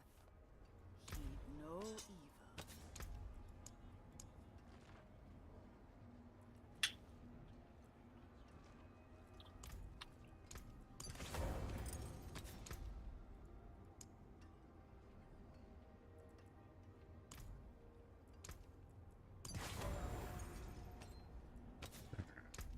Moonrise. The stars. So this is a completely unupgraded character, and I don't have Ramalani's. And I want to try and kill him myself this time just to see. Oh, all right. I mean, once I get these aspects, I should be okay. I don't know. I can just run around. Let's see. Grab Juggernaut. And then I need the Fortify aspect. That's the aspect of Numbing Wrath? No, not that one. Steadfast Berserker. Yes, that's the one. Steadfast Berserker.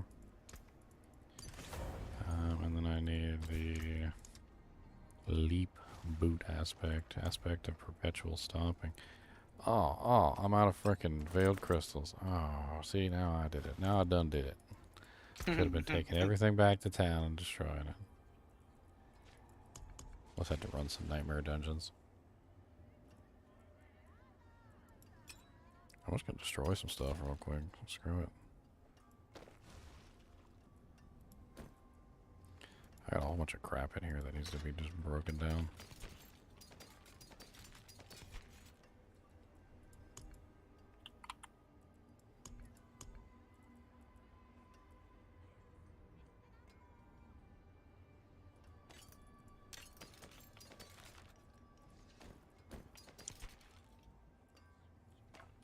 I'm not playing with the Staff of Endless Rage. These are terrible pain gorgers. They can go. I don't care about Mother's Embrace. I found a sick Mother's Embrace, but I got rid of it because it's pretty trash.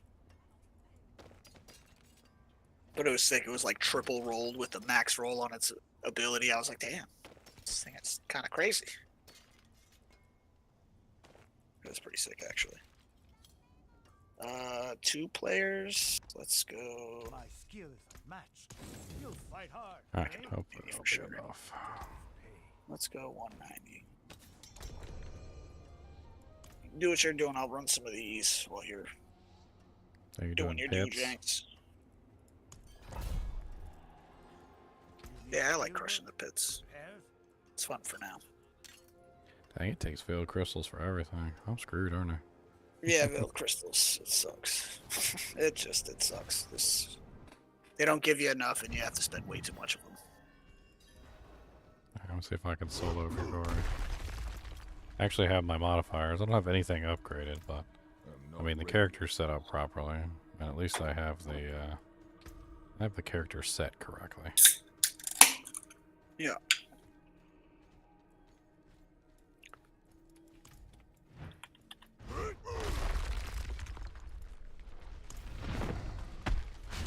Alright, Grigori, let's go. You and me. Let's see how crazy my damage is.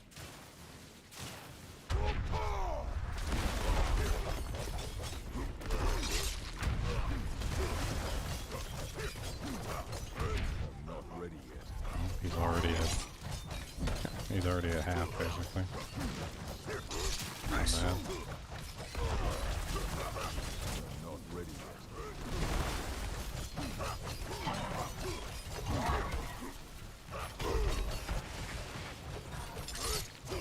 I'm not ready yet. I mean, I'm definitely not killing him as fast as you are, but then again, I don't have any like upgraded equipment right now. I'm not ready yet.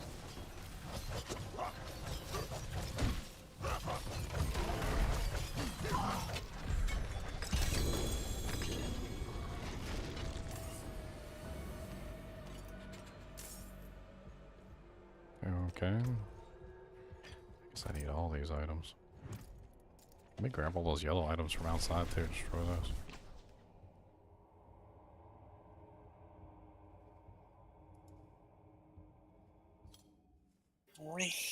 Really?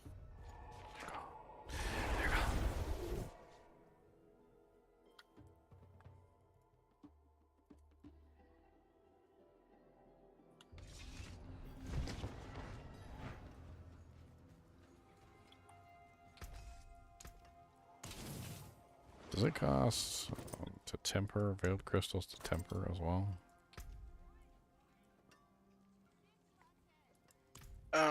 Yes. It does indeed. Forge awaits Wow, your I think I might have hit the point where I can't test nothing.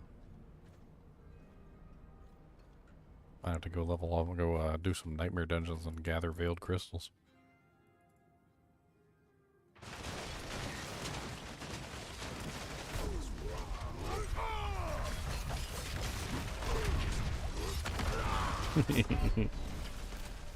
I knew that was coming.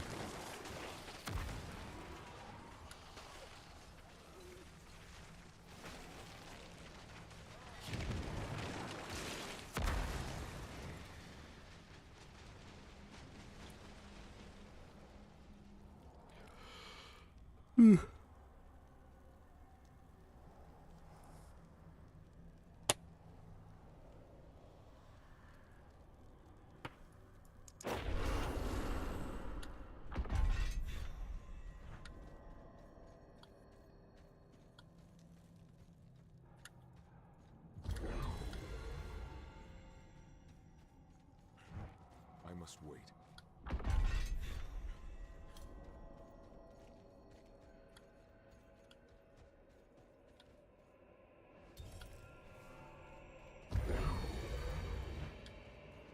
I might be able to survive.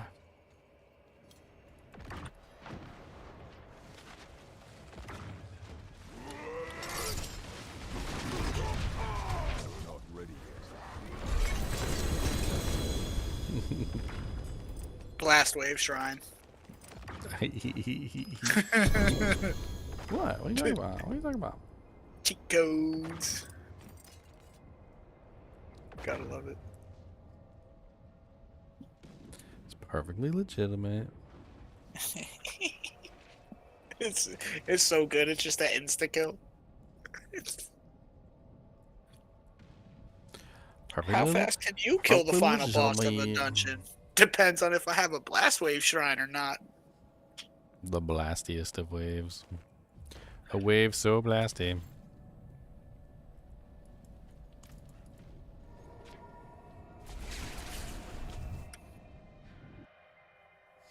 A wave so blasty.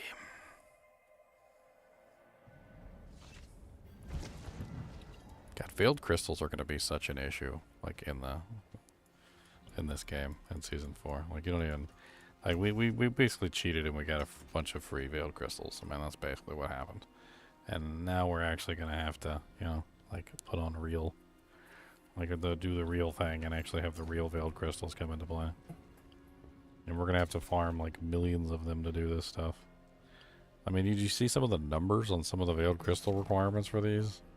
I haven't really been paying attention at first, but now I'm paying attention. And you don't really get any veiled crystals from any of the legendary or unique gear. I mean, it's going to be rough. It's going to be really rough.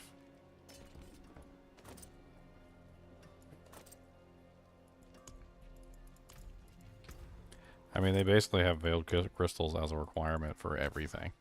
For re-rolling the item, for Yeah, it's not tempering it, for masterworking it, for like just every single thing that you can do to an item, veiled crystals are involved. I think they need to do something about that. It's too much. Too much things require veiled crystals. I mean, I don't understand why you wouldn't have some stuff require some other rare material. Like, why is it always that specific one?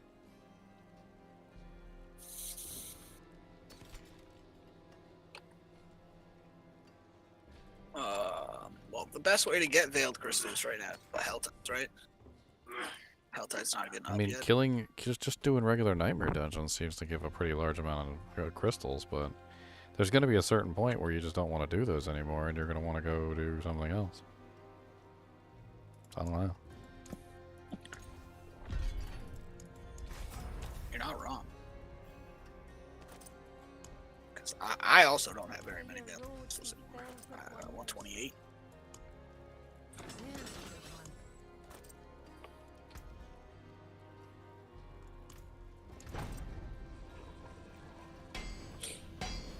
And I got like 2 pieces. I kind of want to re-roll. I guess I could just put the aspects on them and go cheat.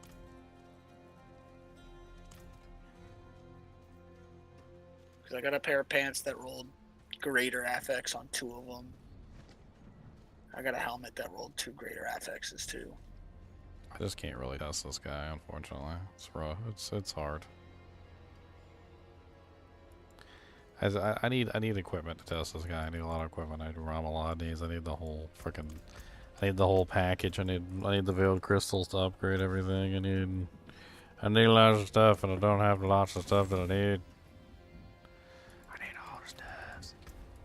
I need stuff.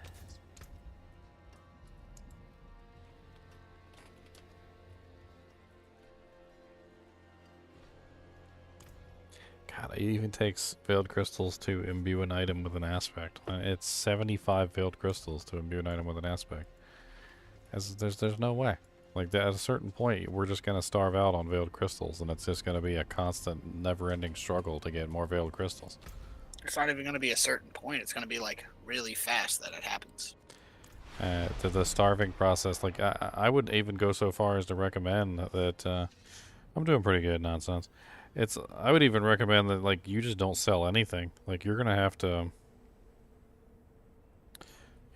just destroy everything that you get, basically from level 1 all the way up to level 100, and you're gonna have to keep doing that forever. I'm gonna go kill Zir, see if I can get the sword, at least.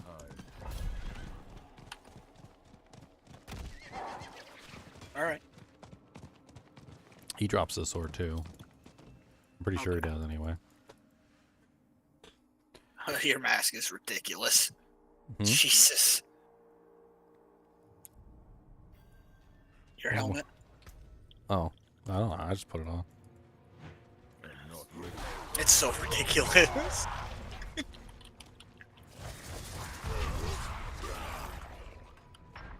I'll spend some time like customizing my characters later, but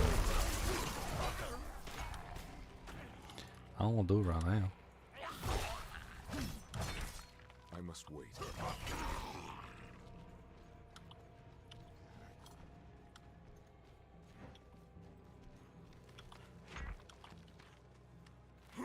I must wait.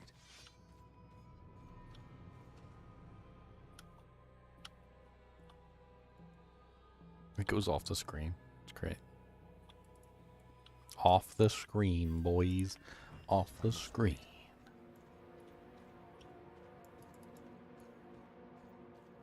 I don't know, the Veiled Crystal problem is further complicated by the fact that the pit doesn't drop any Veiled Crystals, unlike the Nightmare Dungeons do. So...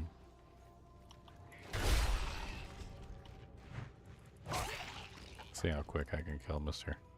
Buttface over here. I don't even have any I think guns. that's how they're gonna change it. They're just gonna make it so that the veiled crystals drop in the pits. I mean, honestly, it seems like they upped the requirement of the Veiled Crystals tremendously.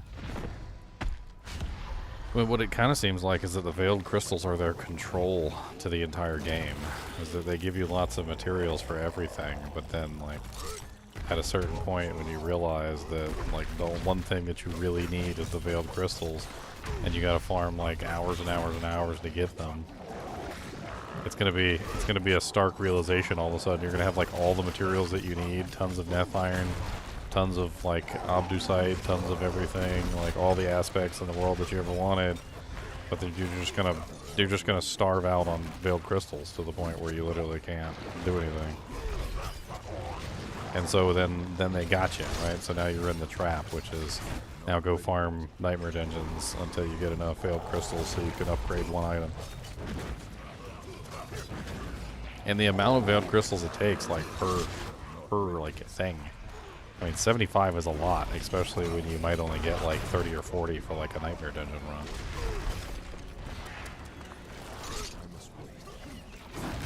Barbarian's gonna have it the worst because Barbarian has so many items that they need to upgrade. It's a lot different for Barbs. There's so many frickin', like, they've got, like, all the weapons that they have to upgrade, which is the 4 weapons, and it just makes it even worse. Yeah, they're also gonna be stronger though, right? They just get better, more modifiers. I think they're gonna be a little bit stronger than some of the other classes.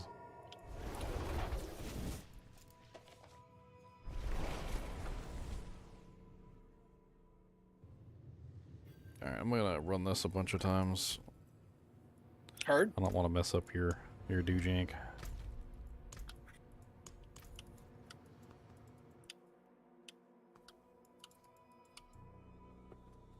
I don't want to mess up your doojank.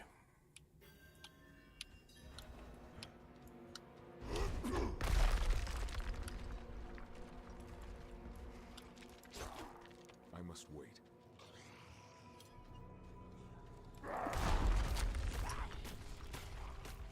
Yeah, I didn't even check. How much are my freaking earthquakes doing now?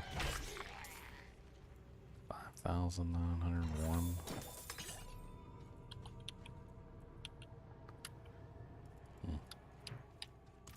I would expect them to be a little bit higher than that. I must wait. Oh yeah, I forgot to pick the, so I'm correct. I forgot to pick my technique.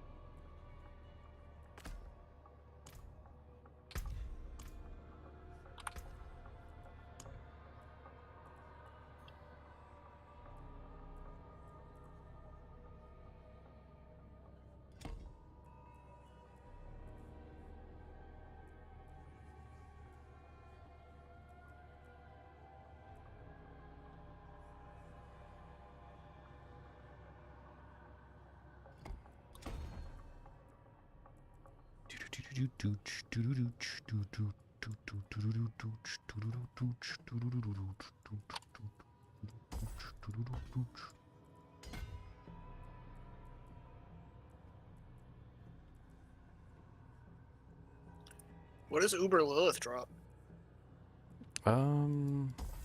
Same thing, or Uber Lilith. Nothing really all that amazing. They never really set her up properly, to be honest. She kind of drops garbage. Just some 925 items, I guess, and she doesn't even really drop uniques. She also drops the mount if you've never killed her. I mean, your damage output is more than sufficient to kill her. You just need to do the mechanics. Yeah. You could literally go like one shot her right now, but then you're gonna have to like make it through the mechanics.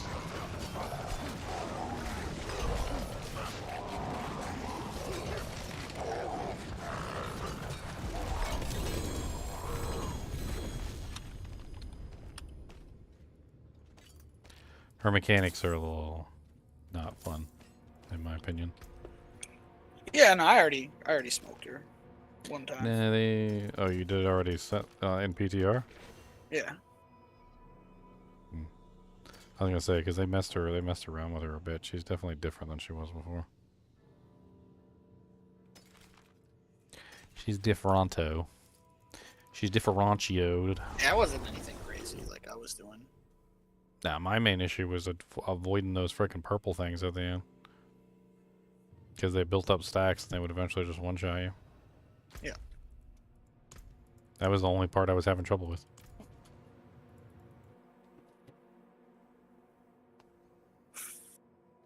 Well, even without Ramalades, I'm still like absolutely demolishing like these guys. It's not even I'm not even like breaking a sweat. I mean, yeah, I'm not like as fast as I was on my fire sorceress, but I also have my fire sorceress all upgraded, so.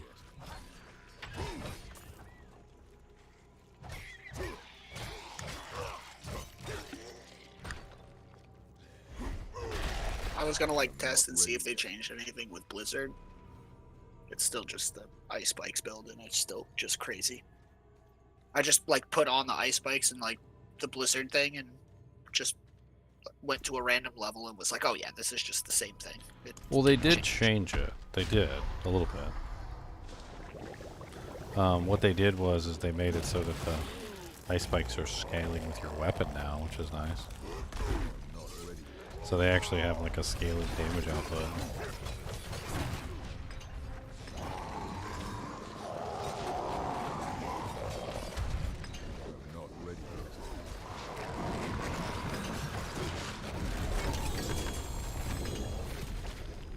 They just do not want to drop me this weapon.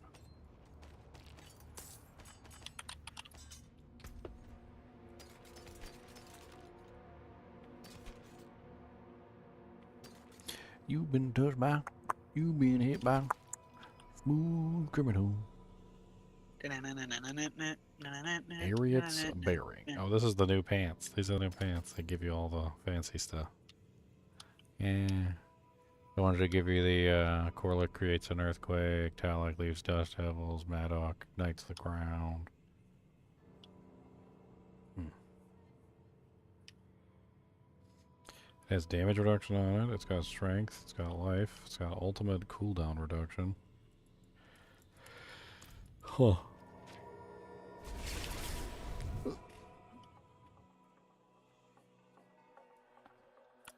I mean, the earthquake from Maddock sounds interesting. It's an extra earthquake that I could potentially add into my earthquake build.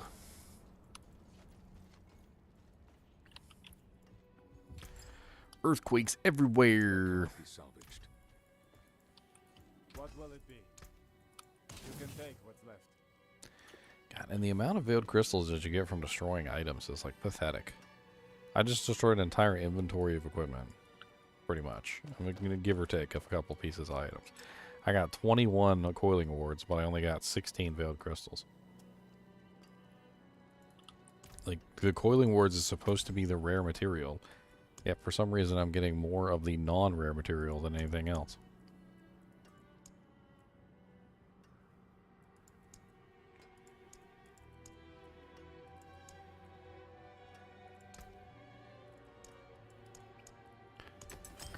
Let's get our basic skill damage running here. Actually, forgot to do this. It's kind of a big thing for this build. To get all my basic skill gems in. The Barbarian gets literally 6 gem slots, which gives a huge damage bonus for basic skills. Do I got enough bloods for another? I do not have enough bloods for another one. I got enough for one more Grigori, though. Let's go back to Grigori. Why did I leave Grigori without finishing Grigori? I'm doing the Griggo, Greta Grago, Greta Greedy Grow, Grew, Data Don't the Grugo, Data Gree Gray, Greta Greedy Gray, Grow.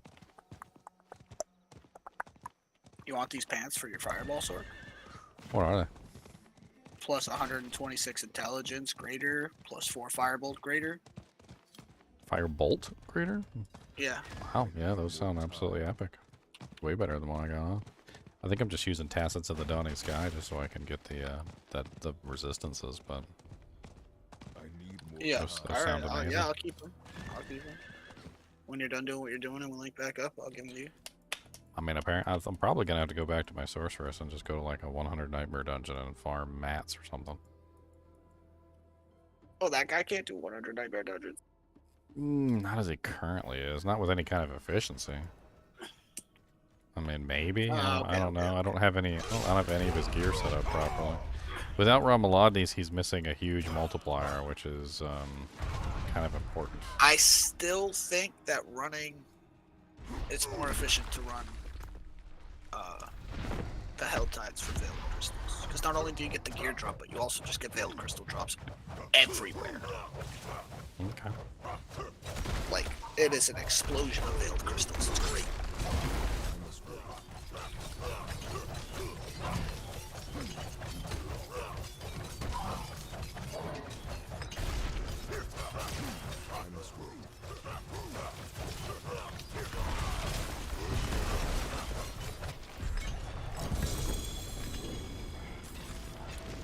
I don't know why you can't just drop me my sword. I don't know why you can't just drop me my sword. I don't know why you can't drop me my sword. I just want a sword. Give me my sword.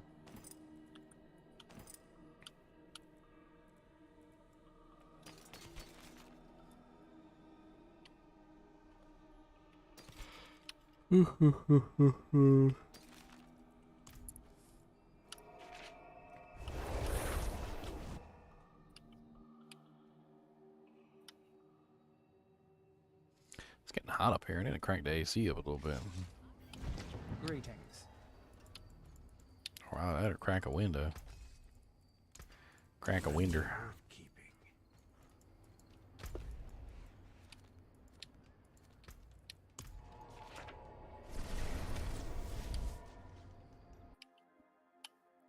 Let's go try out the HellTides.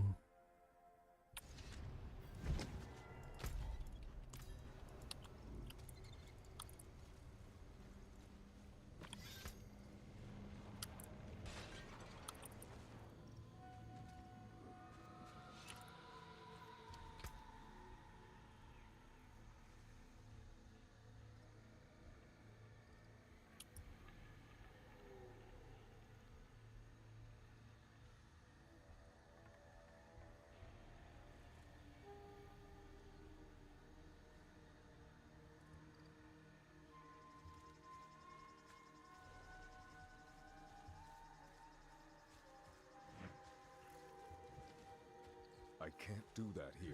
How are you doing in the HellTide? Just kicked a boss and he got one shot. I kicked him. I right in would his say ugly that's face. pretty good. Yeah, my kicks are pretty impressive. I'm telling you, it's like this is Sparta, literally. This is Sparta.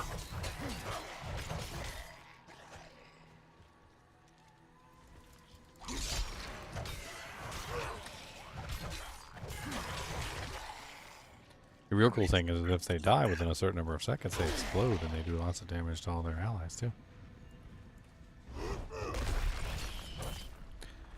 This build's so silly because at a certain point you literally just end up dishing out so much damage that you're literally one-shotting everything with just basic abilities.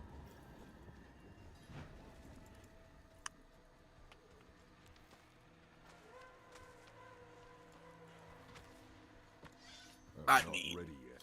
that's cool. Why'd you run away, boss? Were you afraid I was gonna one-shot you with my kick?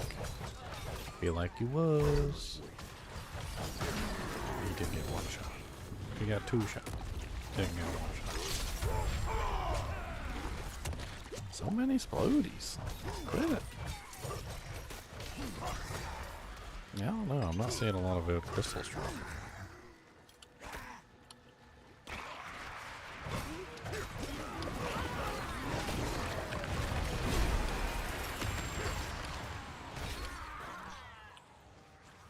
Have you done any of the events?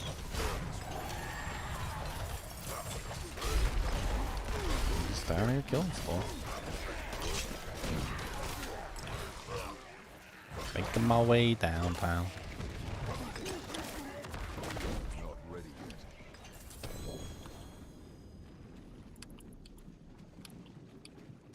Seems like I see a lot more of just like the regular materials, like the coiling wards and like the abstruse schedules, and I got all of that crap. That seems to drop a hell of a lot more here.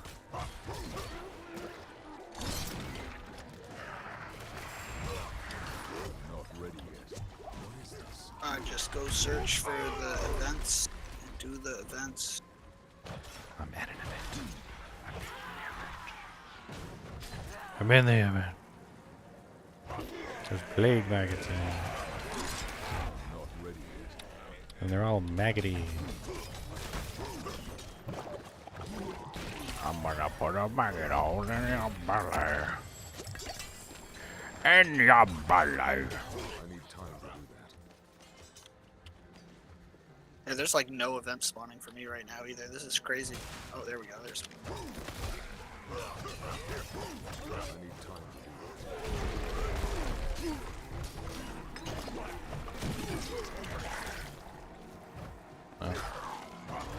I also wanted to see how OP freaking charge bolts was this season.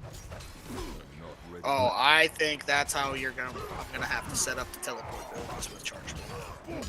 Well, charge bolts. And it's not really gonna be teleport, but I'm gonna stun and release charge bolts all over the place, and that's what's gonna do most of my damage. Well, yeah. Well, that you use Raymond of the Infinite with it, so that every time you teleport, you. Yeah, yeah. that's what I was gonna try. But with Raymond being like not all of its stat things rolling badly, it sucks. But I will try that at some point. I did a charge bolt sorceress one season. It was very fun, very powerful. The number of charge bolts that you could emit on a regular basis was kind of insane. Kind of insane. On my way, devil dude or devil dog. Oh, he came to me. Hello.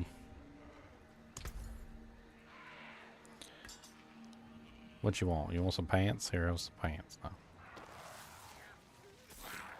Thank you. I appreciate it. Oh, it's a 0.4 too. Wow. I like it.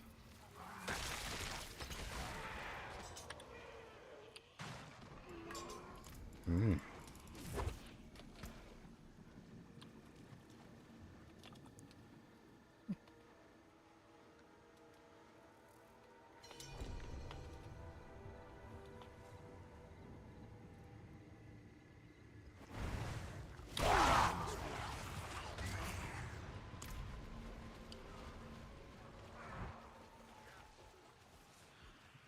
Alright, well I got around the Rodneys now.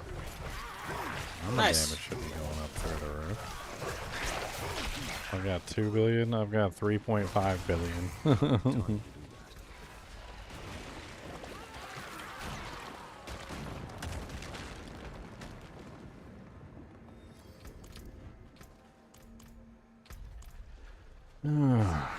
Okay.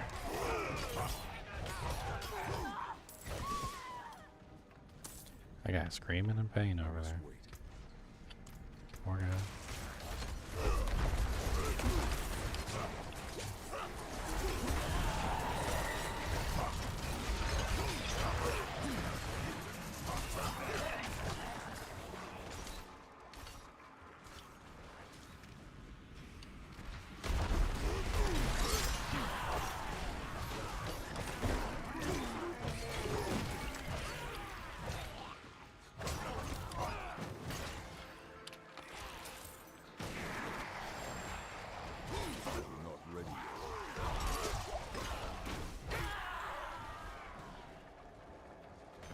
Nathok Sparklasher.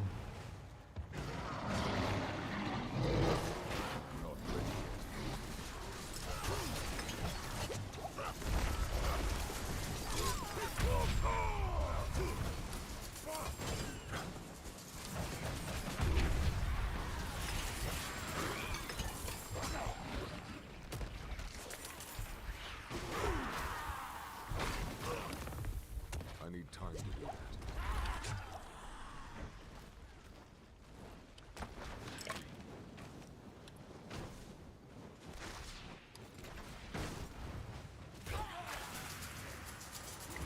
I'm not ready yet.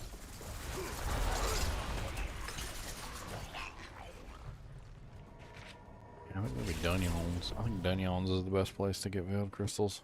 Nightmare dungeons.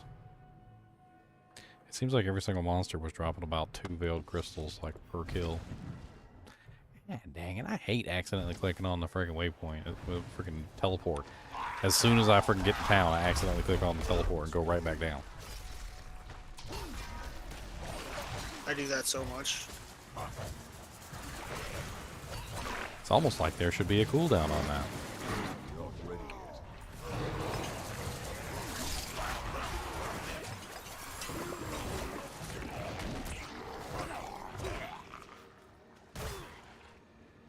Yeah, die, leave me alone. Die. Don't like you. Don't like you.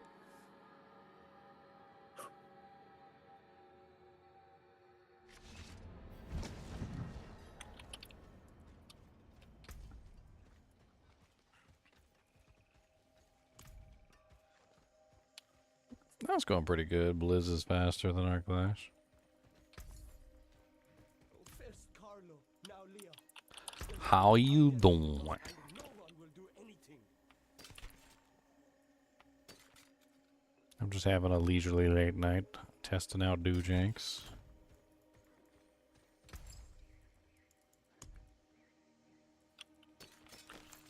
Leisurely late night Doojanks.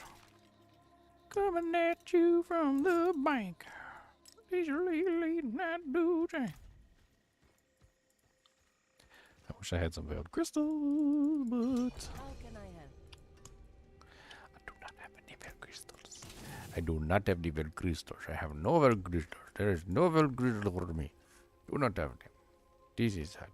Do not have this. I just want the veiled crystals. But I do not have the veiled crystals, and so it makes it so I do not have the veiled crystals.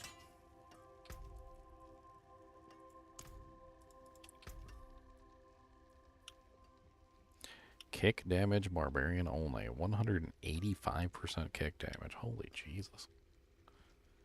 Kick is one of those abilities that does like millions or billions of damage. It's kind of insane. It'd be interesting to set up just like a full kick build and see how powerful it is.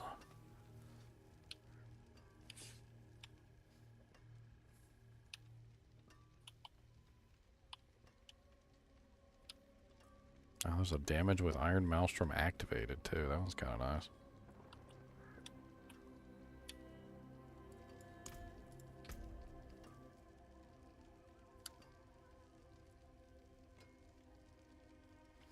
Bash cleaves. Wow, that seems kind of neat. Cleaving bash. People size, kick vulnerable duration. Chance for Dust Devils to cast twice, Dust Devil size. Berserking augments, double swing size, whirlwind size, frenzy duration. Berserking duration. Frenzy duration.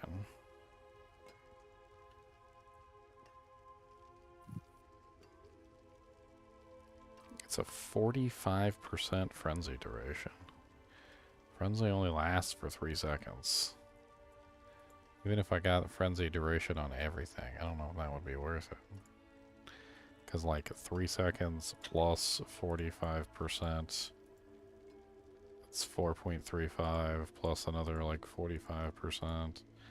I mean, I don't know, I could potentially get it up to high enough that it wouldn't immediately go down as soon as I stop attacking. Yeah, I'll probably be going back to Diablo 2 after the PTR is over, which is today, by the way.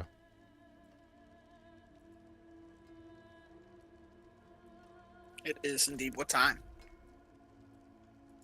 Is it staying up till midnight or is it going down at like 6? No, it only takes 3 veiled crystals to do the first. I think it's probably going to be like 12 or 1 o'clock.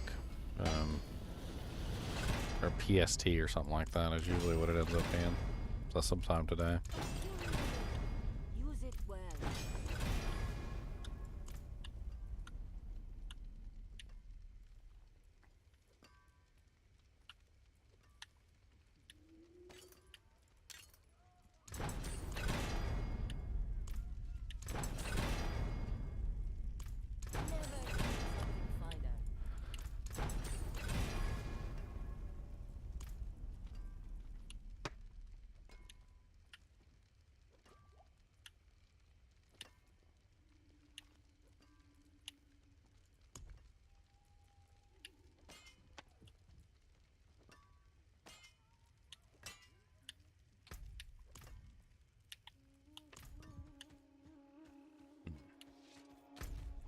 I don't know what tier dungeon this guy's actually capable of.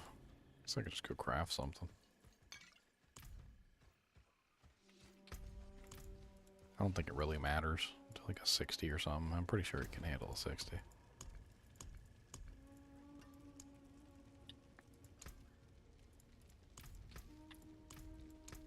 You should be able to anyway. Especially now that he's got a Realm of Laudnes. That should pretty much cinch it, damage-wise. Unless his damage reduction isn't there, which I don't really know what to do about that. I don't know if I fixed all his resistances either.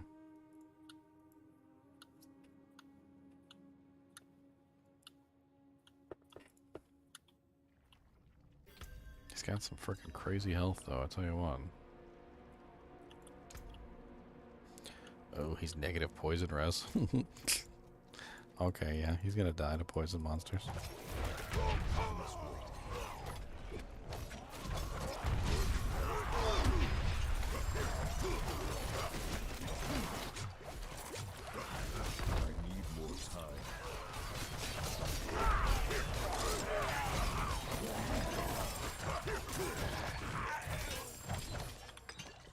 Seems like we're going to have to pick up all the rare items to destroy them for veiled crystals.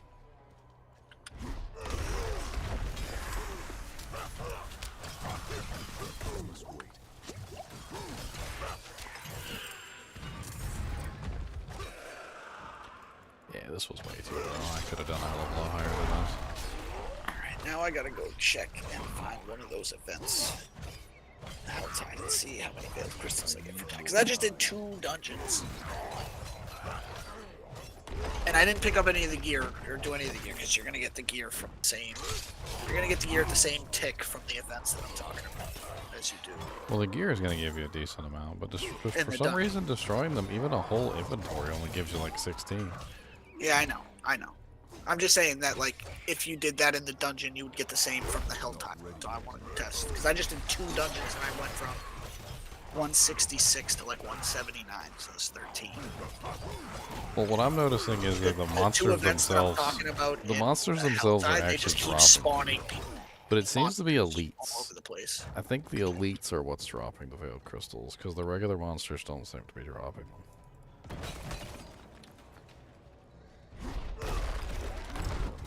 So just like killing a regular, like random elite drops veils. I wasn't seeing that in HellTide. The elites weren't dropping me anything except for like abstruse sigils and stuff. Veiled crystal, veiled crystal, veiled crystal. I just found 3 right there. Next to a chest.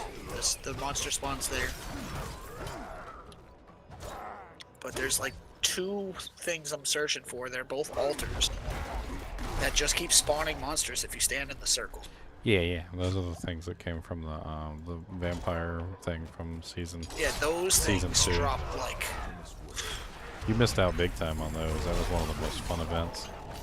Basically, what they did was they had this altar in the vampire area, and the altar would just spawn monsters. Like as long as you were standing inside, and as long as you didn't leave, it would just keep getting worse and worse. And it got to the point where literally you would be like just bleeding out to death. Like there was no way to survive. You had to like do everything you could, like heal as much heals as you could pour onto yourself, damage reduction, everything, just to hang in there long enough to like try and see it to its completion. I must wait. And if there wasn't somebody inside the circle during the event, then it would stop. So basically, you just had to have somebody in the circle at all times, feeding the pillar. So that, I think that's their kind of like attempt to bring that back. Yeah, I like just started, and I've already got 9 I need time. veil crystals. I don't know, I was in there for a while earlier, and I hadn't got a single one the entire time I was running around.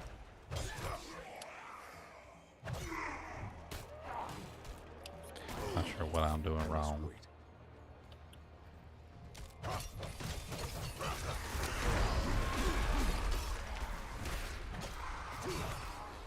One thing's I for haven't sure. seen any altar in this HellTide so far. Any one of the altars I'm talking about, I haven't seen one yet. And I've been all over the place. You know how you follow a specific path to get a Barbarian every time? Do you think it's possible to get a boss to drop the same thing every time? Yes, I do. I've already gotten reports from several people that they followed the same exact path to get to Andariel every single time, and Andariel drops the same exact loot every single time. I must wait. Same item, same everything, same stats, the whole works. So the bosses are also deterministic as well. I still have people to this day fighting with me about that stuff, by the way. My results are invalid because I used the seed command. And like, me testing the variables doesn't mean anything because the seed command is the seed's random online. So the finding out where what drops what, who, where, when, how doesn't mean anything because the seed changes when you go online. Like there's so many people who've just been fighting me on that stuff like crazy. And all I can do is laugh.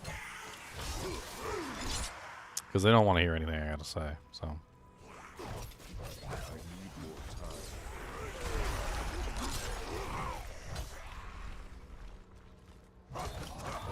The moral of the story is, Sapper, is that basically when it comes to Diablo 2, is what we've proved beyond a shadow of a doubt is that loot isn't randomized. There's no random number generator. It basically, all it really comes down to is a sequence of events that leads up to a result. It's input output. I mean, it's no different than any other input output device that's ever existed from the dawn of time. Like the only thing that has made it seem like it wasn't input output for the longest time was just simply the fact that they had hidden it in a way. That's what a lot of people don't seem to understand about the seed command. Basically, all the seed command does is it basically just removes the like paper bag over top of the fake random number generator. The seed being randomly created or randomly determined just gives you a different deterministic result each time you load a new game, which makes it difficult to see that it's a deterministic result. Because if they hadn't done that, everybody would have figured it out really quickly. And they would have just been like, oh, well, this is a deterministic system. If I do this, and then this, and this, and then I always get this. And then very quickly they would have manipulated the system into oblivion. The seed code removes that paper bag and allows you to see underneath of the surface. And once you can see underneath the surface and you can start testing the variables, then you start to understand what's going on. The only thing that's currently keeping Diablo 2 online from being completely and utterly, like, manipulated in this way is the fact that right now there's no way to know what the seed code is for the current game that you're in. And I'm afraid that eventually we're going to find out a way to determine the seed code as well. It's only a matter of time. I've actually already devised several methods which just need some testing. And once you're able to determine which seed code that you're in, which is going to be massive, you'll be able to know exactly where to go. Like, you'll just log into the game, and the first thing you do is you'll check your seed code, and it's 65889. And you're like, okay, well, 65889 has a jaw rune in this chest right here. And you just go straight there and click on the chest, and a jaw rune pops out. And you'll do it every single time. There won't even be a a guess. You'll just pull up like an Excel spreadsheet type list, Control F, find your seed code, and it'll tell you what fancy item drops from your specific seed code that you're in right now, and then you just go and you do it. I mean, there's a lot of different ways that you could potentially do it.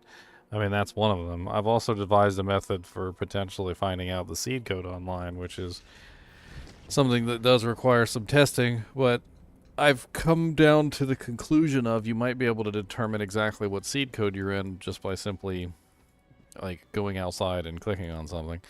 The only problem with that is that as soon as you initiate one variable, you've now created a chain, essentially. And so once you have your chain of events, you've got to, like, anything has to lead from that inexorably. Like it's a, you know, it's a input output. So you, by going to that first corpse and clicking on the body to find out what seed code you're in, you've put in the first input. So anything that you find from that point has to be from that input, which would be a whole thing as well. So you would go straight to that corpse, check it, see what loot it drops. You would know what seed code you're in, then you would go from there to wherever the next step was to get the item. It's, I mean, I don't really want to ruin Diablo 2 for everybody, but some people seem to be under the impression that what I'm talking about is fake and it can't be done. But I'm gonna tell you right now, not only can it be done, but if it is done, eventually it may ruin Diablo 2, and so I'm a little bit hesitant to go into it in like too ridiculous detail because I don't want to ruin the game. I mean, if I can log in and I can find a Burr rune or a Ja rune or an Ist rune like every single time I hop into a game, it's going to take the fun out of it. You guys won't have fun anymore. I don't want to break your fun.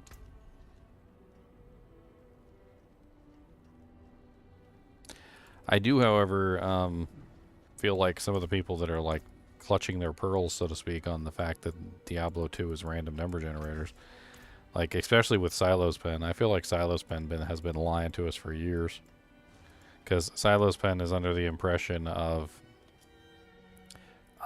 drop percentages, right? So you go there and you look up an item and you're like, okay, well, let's see, like a unique item, you know, and then we go like, okay, what about Andariel's Visage? And then, you know, I've got like 400% Magic Find and blah, blah, blah. And that's a whole thing too. I don't know if you saw that, Bob, but we were testing Magic Find to see how Magic Find actually affects the result. And it was kind of nuts because it wasn't affecting the result. It was actually very strange. It was almost as if Magic Find was having a next to zero effect on what was going on. But, I mean, like, for instance, like, it says that there's a 1 in 18,856 chance that you will find this from this particular monster. But with what we know now, this is a lie. There's no probability that you're going to find the item, because if he's not going to drop it, he's not going to drop it. You could kill this abominable snow yeti 10,000 times, and if you're not on the correct seed, if you're not in the, don't have the correct variables running, he will never drop the item. But as soon as you hit the correct variables, it will drop every single time. Literally with a 100% chance every single time you go to kill the monster. And I don't know where they got these drop percentages from. I guess it's probably just like the percent chance that you'll hit the correct variable would probably be more accurate to what they're trying to explain.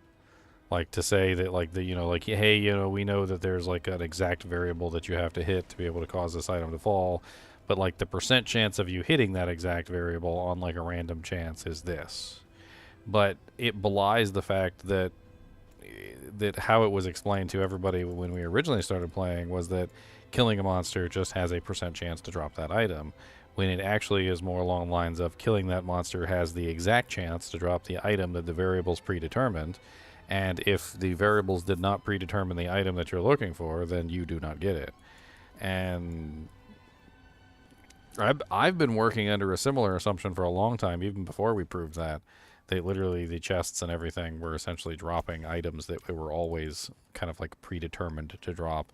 But it was even more so than that, because basically all of the events that led up to you doing that particular thing is what basically got you that item, combined with the initial seed code, which gives you a little bump in a direct one direction or the other. But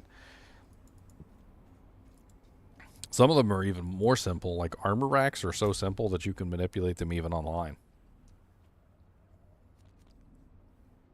A lot of people have gone through the process of manipulating armor racks. You don't even need to know seed code or anything like that to manipulate armor racks. You just have to approach them from a specific like chunk or tile, and then all of a sudden they'll just drop you the item that you're looking for.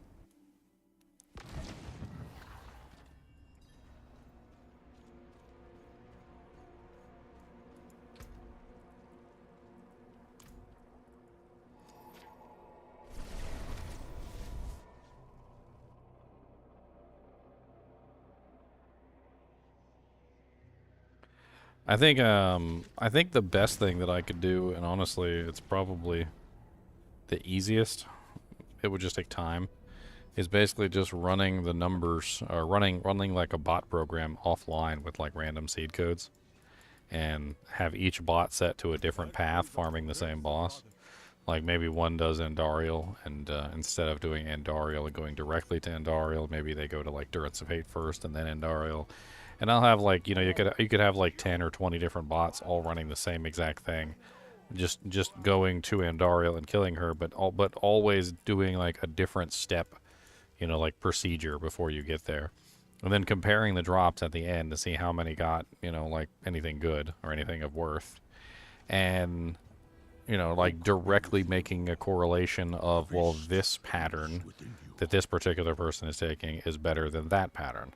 Like, and this pattern is objectively worse. So, like, every time we went to, say, Stony Field and then we went to Catacombs, it was, like, objectively worse drops than the guy who went directly to Andariel.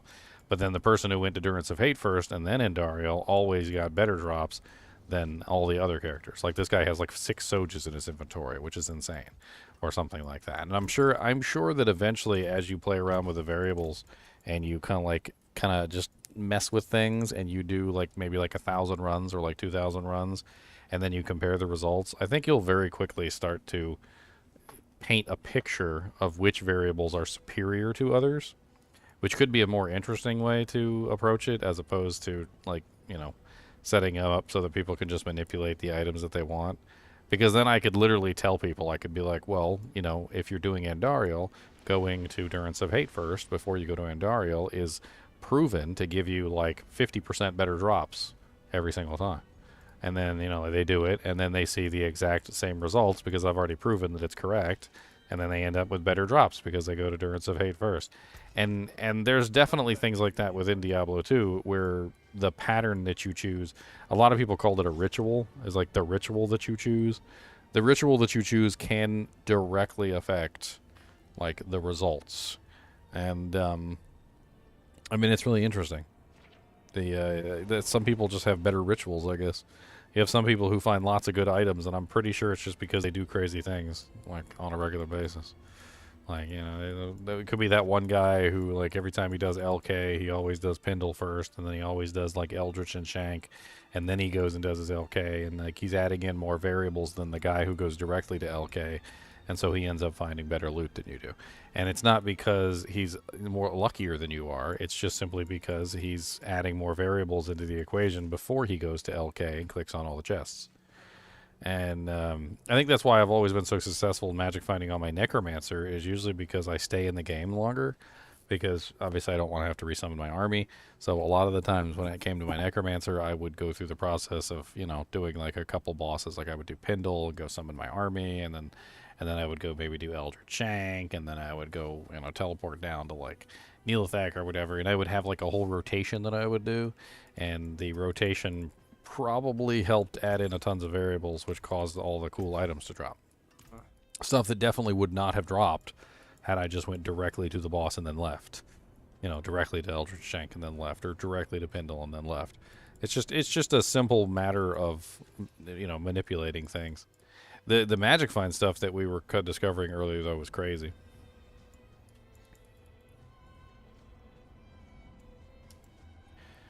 Basically, what we had discovered is that it didn't matter how much magic find you have. The result doesn't change because of how much magic find you have. So if you have, like, I don't know, we even tested like 8,000% magic find, and we basically went to the same body, like, you know, clickable, and we clicked on the clickable, and we just did this over and over and over again to see if the clickable would change. Like, you know, we made sure it was something that had rare, set, and other options, and it would just never change. It would never change into another item ever.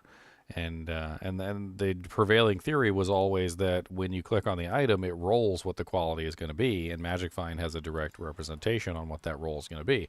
Especially, don't especially clickables Magic. not have? I thought clickables didn't touch your Magic Find. In order for you to test that, you have to kill stuff. Super chests don't. So super chests don't have Magic Find, and we confirmed that. But clickables are affected by Magic Find, or at least as far as the data that we discovered. It was that when they unlocked the game and they basically started like digging into the files, that was when they found out that Magic Find didn't affect super chests, didn't affect, you know, like runes and all sorts of other stuff, but they didn't exactly know what was going on in the background. So well, I haven't finished yet either, so let me explain the rest. So we had like 8,000% Magic Find and nothing ever changed, right? So it would be a white weapon, and it would stay a white weapon, and it would never roll anything other than a white weapon, right? But if I changed the percentage of Magic Find that I had, all of a sudden the item would change. I could adjust my Magic Find percentage to specific percentage points. And as I adjusted my Magic Find percentage to specific Magic Find points, I was able to change the drop by changing the percentage of Magic Find I had. So I started testing things like 165 was always crap, 175 was the first change, where I got a, I think it was a blue item instead of a regular item, and then it went back to crap at 185, and then I tested 195, and so forth and so on, all the way down until I hit 255% Magic Find, which dropped me a rare man catcher. It was the first time I got a rare item, and I could reproduce it every single time by simply adjusting my Magic Find to the exact percentage of 255%. And if I went to 256% or higher, it went back to crap, and it kept doing that until I hit 285%, and then it went back to a rare man catcher again, and it was a rare man catcher at 286 as well, and then it went back to crap from 287, 289, 288, and so forth and so on. And like, it was kind of crazy because it seemed like the exact percentage of Magic Find had more to do with what was dropping than how much Magic Find I had. Almost as if there were specific numbers of Magic Find which would be considered like the magic numbers or something. And and as we tested, we discovered that there were indeed magic numbers of Magic Find that would cause specific drops to happen and nothing else. And like, I wanted to do more testing on this. I kind of ran out of time at that particular day, but I think maybe tomorrow, God willing, if everything goes correct, and I'm you know, not alive. I'm alive. We'll see. But maybe we'll spend a whole day and we'll do this. If you want to hop on and help me, Bob, and it'd be nice. More hands I can get testing this stuff, the better. Basically, what happened is that we found out that.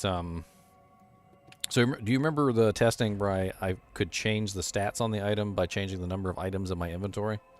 Yeah. So what we found out was that was specifically super chests. So any item that comes from a super chest, the stats on the item is determined by the number of items that you have in your inventory. However, for clickables, it seems like the number of items in your inventory determines what drops, which is interesting. So whereas with super chests, the tiles that you loaded up to the super chest determine what fell out of the super chest, and then the number of items you had determined the stats on the item. For the clickables, it was actually different. It was the Magic Find was determining what fell, or sorry, the quality of what fell, but only at certain percentages, and the number of items was determining what dropped. And I couldn't figure out which was determining the stats. So the stats had to be another thing. But it's interesting because the number of items is basically shifting for each piece of loot. So for the clickables, it's what drops. For the super chest, it's the stats on the item. And probably for monsters, it's something else. Which means that they pretty much just take the same three variables and they're basically just kind of like rotating them around for each drop type. Which might explain why Magic Find has nothing to do with super chests, because super chest was using the item variable and it was using the chunk variable, Whereas Yep. the clickables are using the magic find variable and they're using the item variable, but they're probably not using the chunk variable, and so forth and so on. And as we kind of like discover what's going on here, I'm actually really interested in this magic find thing, and I was trying to get an idea of exactly how this magic find was actually working.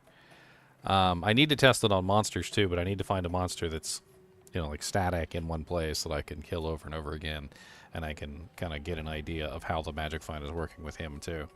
It's gonna take some time. There was also another rare occurrence, and this was something that was really weird. So whenever we killed clicked on the clickable, it would drop 218 gold, and it would drop a cracked man catcher. That was always that way. It was always 218 gold, and it was always a cracked man catcher. But there was a random occurrence, and we couldn't quite figure out what was causing it. I don't know if it was a variable that I was changing that I wasn't paying attention to, but randomly a 405 gold stack would fall, and instead of a cracked man catcher, it would be a crude man catcher, which was slightly better than the cracked man catcher. It was almost as if occasionally, like one out of maybe like every 100 times, the 218 gold pile would just randomly upgrade to 405, and the cracked man catcher would just randomly upgrade to the crude man catcher. And it happened at every percentage of magic find. And the low ones, the high ones, like we first we started out testing like really big numbers, like I grabbed like 155% magic find small charms, and then we started testing like smaller numbers, like 10%ers, and then we ended up going to like 1% small charms, so that we could test like even fine-tuned, because we started to realize that like specific things were changing when we hit very specific numbers of magic find. And so we were going down the list, like trying to figure out exactly how much each like point would go. Like when we found a rare man catcher, I would always like put 1 more % on, like up or down, to see if a rare man catcher would pop out up or down from that. And sometimes it would. Like sometimes just 1% up or down would work, and sometimes it would just go right back to crap again. And I don't know. It's really interesting. It's got to be the most interesting stuff I've ever seen. My theory is that once you have a good drop, it's like next to impossible not to get that good drop. And I don't think the magic find is going to make it worse, because you're already on the right number. Like it's gonna drop you that like every single time. It's interesting though, that the quality wasn't upgrading. Like that was the first thing that I wanted to test. I just wanted to test to see if I clicked on the same thing over and over again, you know, like 100 times, like would I get like a random quality increase? And it never happened. It would stay the same quality forever, as long as the magic find percentage stayed the same. Yeah. I'm going to do the same thing with monsters too. I'm assuming that monsters are different, since super chests are different than containers, and containers are different than super chests. It stands to reason that monsters are probably different in the variables that they use as well, comparatively to the other two.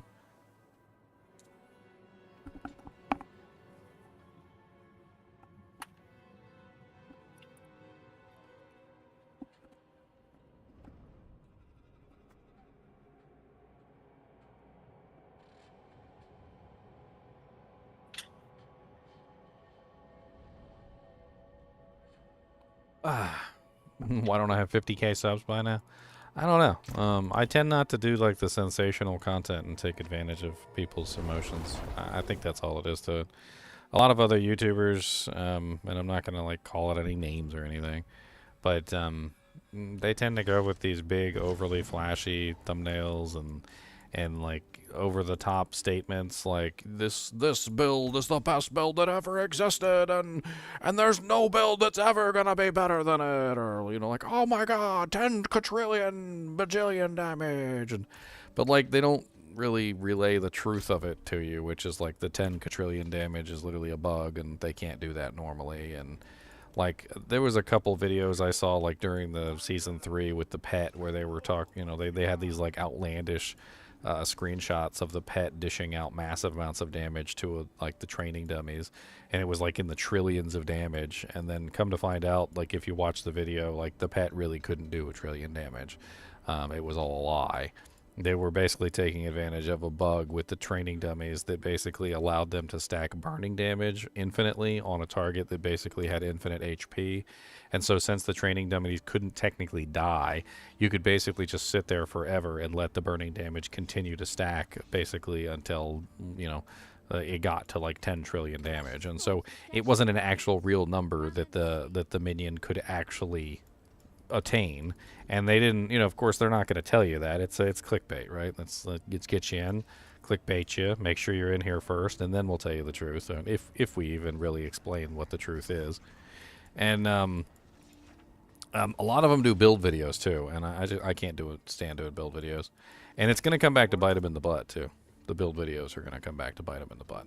The game has changed so much drastically from Season 0, and all these build videos that they've put out are going to be outdated. They're going to be horribly outdated. And anybody that follows them is going to be following a build video that's trash, basically, at this point.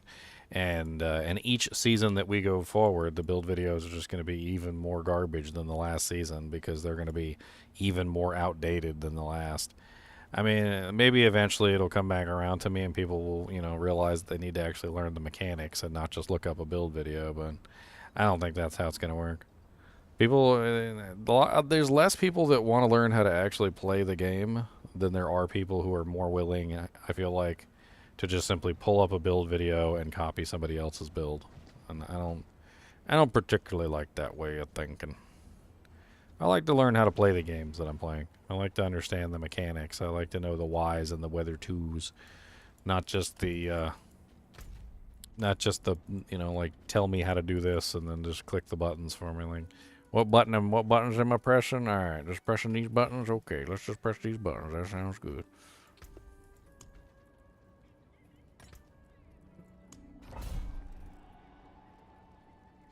I'm not a liar like 90% of content creators. I mean, I have to say, yeah, basically. Yeah. There actually is very few Big old fat liar, Ginger. Big old fat liar.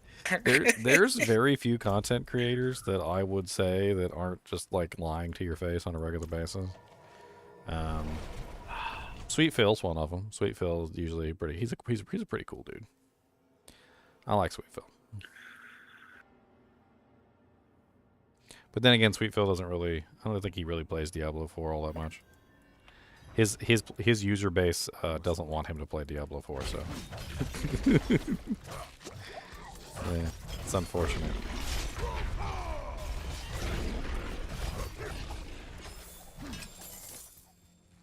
There's no magic find in D4, not anymore. There's no magic find in D4 anymore. There used to be, long time ago. Do I not have any form of healing? I don't have any form of healing, do I? I'm just slowly and for surely just like bleeding out because I don't have any form of healing on this character. Not that I can add it because I don't have any field crystals.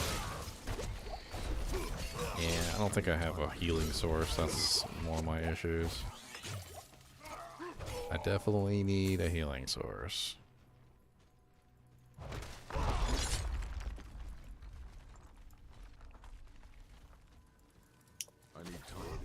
What skill are you using?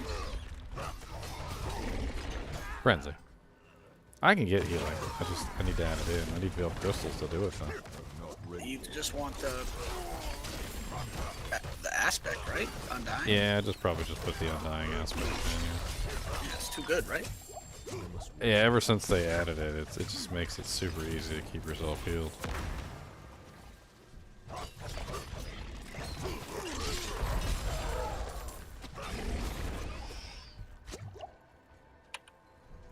It's really just like way too good. Oh wait, world boss. Half hour. You gonna be doing the world boss? Get you some, get you a shard. I think it's what, 1 through 4 possibility? 1 through 3? Oh, I looked away. What for them? World boss coming up. Who's a world boss? Your mom's a world boss. Damn. Alright. Jeez. That's right. Burn. Damn. Burn. I don't even want to think about that. We're gonna move past that comment without thinking about it. Burn. I must wait. But yeah, what, 30 minutes? So Your mama is so fat that when I logged in to Diablo 4 and went to go do the world boss, it was her. the world boss was Nah, it her, wasn't even her. She the- made the crater the world boss. the is in. world That's boss what was it her is. the world boss was her pet. It's like a little chihuahua sitting in her purse.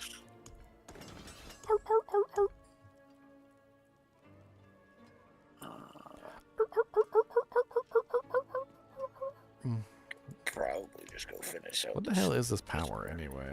I haven't even played around with the undying power yet, not since vampire season. What slot does it go in? Is it strictly a defensive slot? Helmet, armor, pants. E. Why? Why? Ugh. Because I got other aspects I want to put in those slots. I got mo important aspects that I want to put in them slots. Plus, I still don't got enough veil crystals. God dang. Your mom's a veil crystal. From the HellTide. Your mom's a veil crystal. I got like 200 from the HellTide. I'm gonna go crank up the AC real quick. I'll be right back. I'm sweating.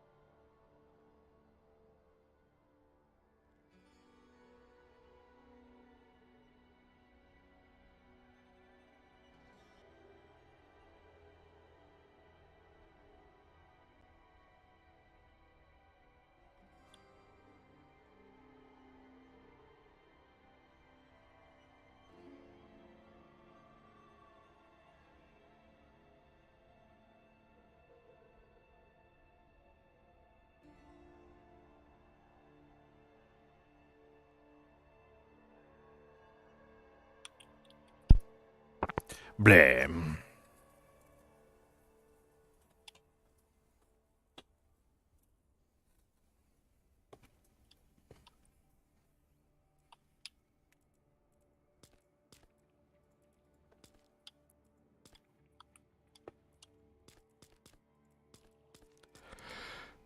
Boop, boop, boop. I wonder how I could push my freaking, my little stupid fire sorceress. She needs more defense. She ain't got enough defense. Unfortunately, unlike the frozen orb sorcerer, she doesn't have the ability to freeze things, so it's raw damage output basically that helps get her through. And her damage output is good, but I mean, she needs to be a little tanky. It does take some time sometimes to get the burning damage up and ticking, unfortunately. Which is also an issue. Yeah, you really just want to be off-screening stuff as much as possible with that build. It's kind of weird. You just got so much range, it's insane. Come back if you need the forge. Not used to saying that in a game like this. I mean, I don't think they intended for this character to have range, so don't say it too loud. They might take it away. You're not wrong. They might take it away. Don't say it too loud.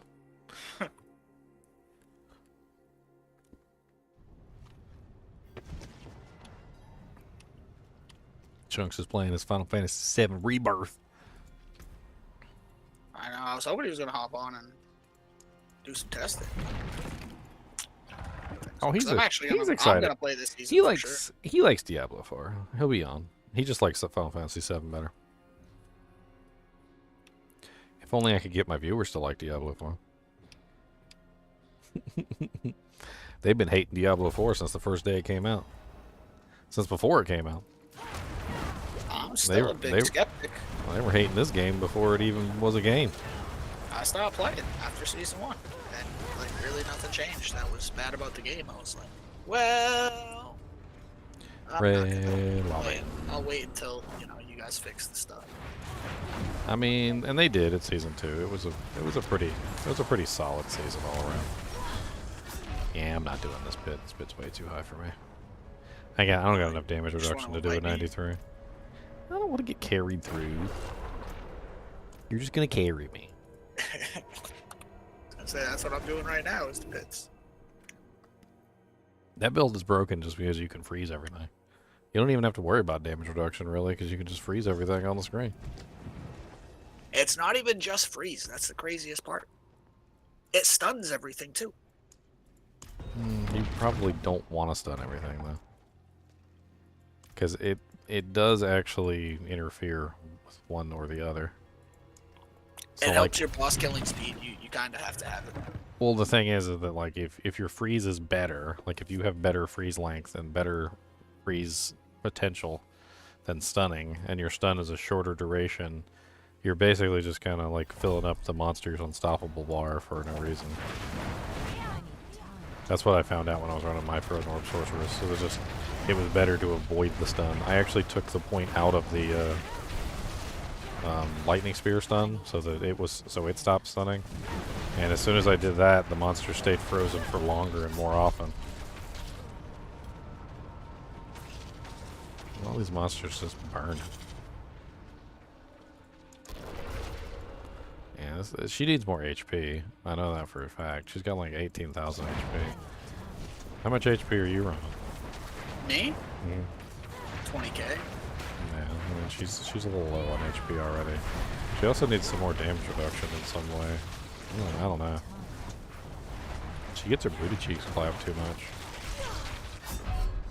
Just random deaths all the time.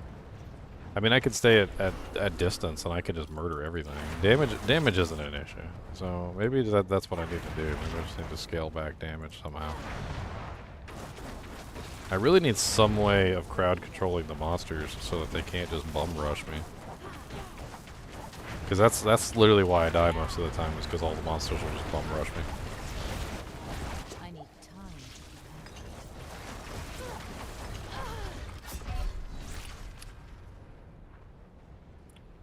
It's terrible.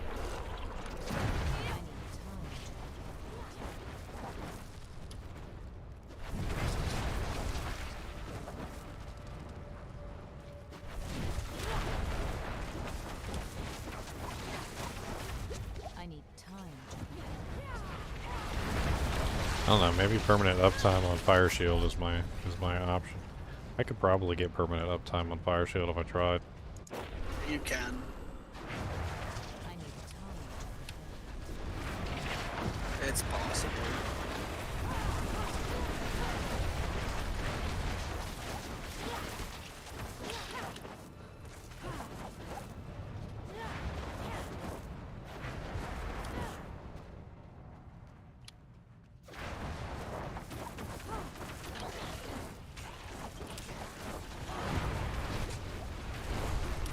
I mean, single target on this character is great. AoE on this character is great. Fun factor is there. Like, I like the fun factor. You know, like min-maxing and customizing the firewalls. I mean, I would put like Frosties on this character if I could, but since the item that allows me to achieve all this is a pair of gloves, I'm kind of screwed in that regard, so I can't add Frosties for an extra freezy effect. That was my fault.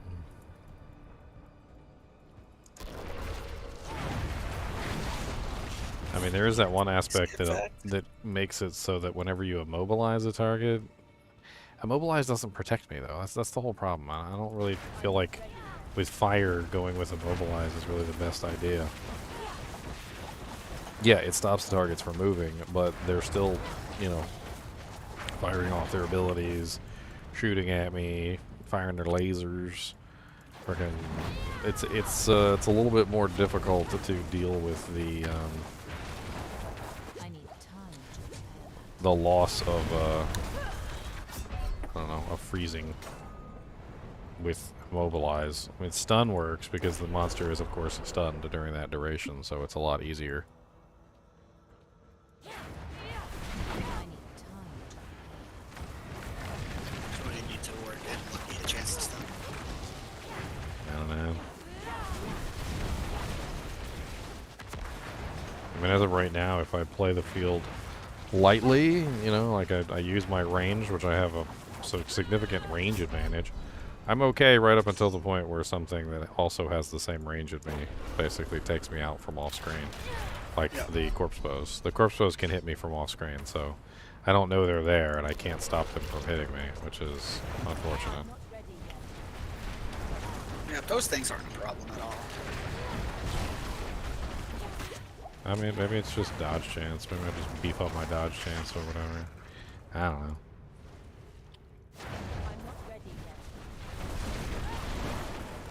I mean, that dodge chance stuff, it seems kind of insane. I don't think it's going to stay that way, though. I doubt it. Once they realize that they made the mistake of basically letting people build like 100% dodge chance, they're probably going to dial that back. I don't know if you can. I mean, you can't ever get to 100% technically, but I mean, that's not really what I meant. I just mean like a massive amount of dodge chance is super easy to obtain, and I think once they realize that, they're going to dial back the total amount that they're going to allow you to get.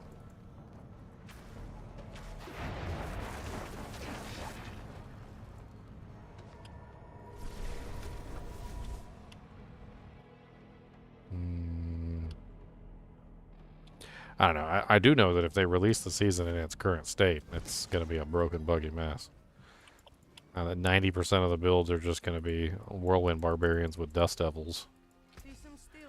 Because right now, from what I understand, it's like literally the strongest build in the game. Clears 200 like nightmare dungeons with ease without like having any issues whatsoever. You basically just hold down the whirlwind button and just let the dust devils do their job. I mean, same, kinda. Is Diablo 4 much better now? Yeah, Diablo 4 has been improving with every single season. I mean, Season 1 was awful. That was the first season. And after Season 1, Season 2 was amazing. Season 3 was even better than Season 2. And, I mean, from what it looks like now, I mean, Season 4... I don't want to say it's, like, objectively better, because I do feel like there's some things that Season 3 did better than Season 4. Like, the vaults, I think, were better in Season 3. They were way better. On top of that, the Seneschal, having the little mercenary that you can customize, was massive. Like, it felt like Diablo 2 for the first time in a long time, because you actually had a mercenary that you could customize to, you know, like, help you out and get done what you needed to get done, which was really cool. And so the mercenary is going to be missing, and the vaults are going to be missing from season 3, which I feel like is a big downgrade. I don't know. I saw something about the Iron Wolf possibly being in season 4 as a season theme, so mercenary-esque style. Yeah, we haven't heard anything about the season, so. No, just speculations. I know they found something about like, or what looks like Iron Wolf insignia. Oh, there's already Iron Wolves within the game. I need time. There's a whole Iron Wolf encampment. It's on the map. You can go there. There's Iron Wolves walking around and everything. It's there's a whole quest line You're too. also getting materials that we can't use right now.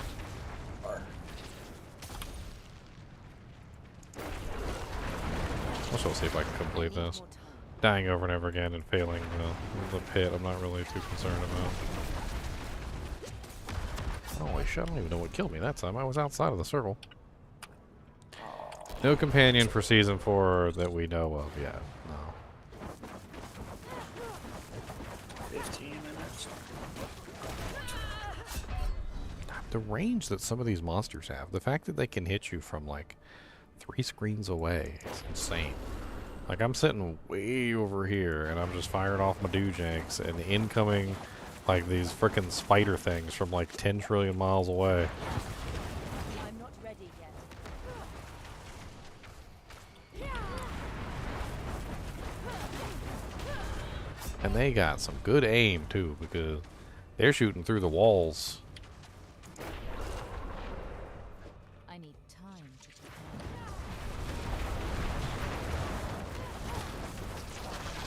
Engage them in melee. It's safer. I need You time. don't have to worry about them spitting at me.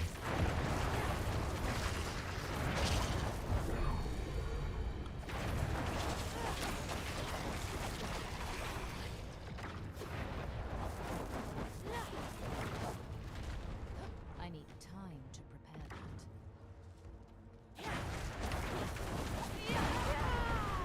Yeah, I'm not sure how I'm going to be able to add in more damage reduction for this character. Not ready yet.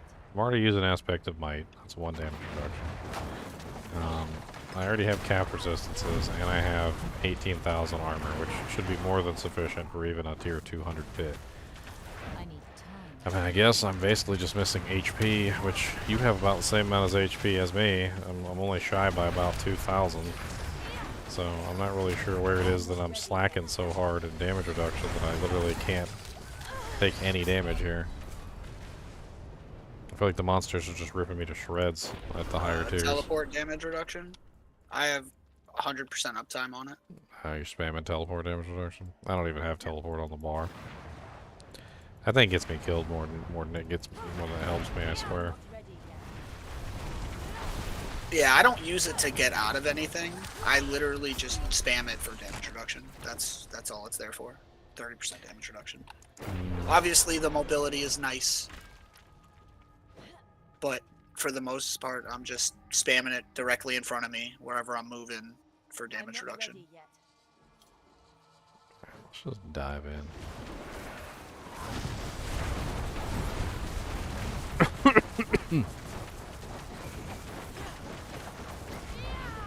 I'm not ready yet. I mean, one thing I don't like is this build, your build, and a couple other builds. They just clog up the entire screen so you can't see any of the ground-based effects either. So Yeah, I don't like it either. they also added this new lightning effect, which has been pissing me off to no end. It didn't exist in season 3. I don't know where it came from. It's like an eyeball. It kind of reminds me, you know how the snake stun eyeballs? Yeah. It's kind of like that, except it's lightning. And it's terrible. It literally spawns on you and follows you. And it does massive amounts of damage while it's following you around. Like, there's nothing you can do about it other than run away. The only good thing about it is that it's stationary, so as soon as you see it, you can basically move away from it. But it's so quick that most of the time, if it even touches you, it's enough to usually kill you. Yeah. And I don't know why they added that one. Like, there was enough lightning modifiers already. We didn't need another one. I'm not ready yet.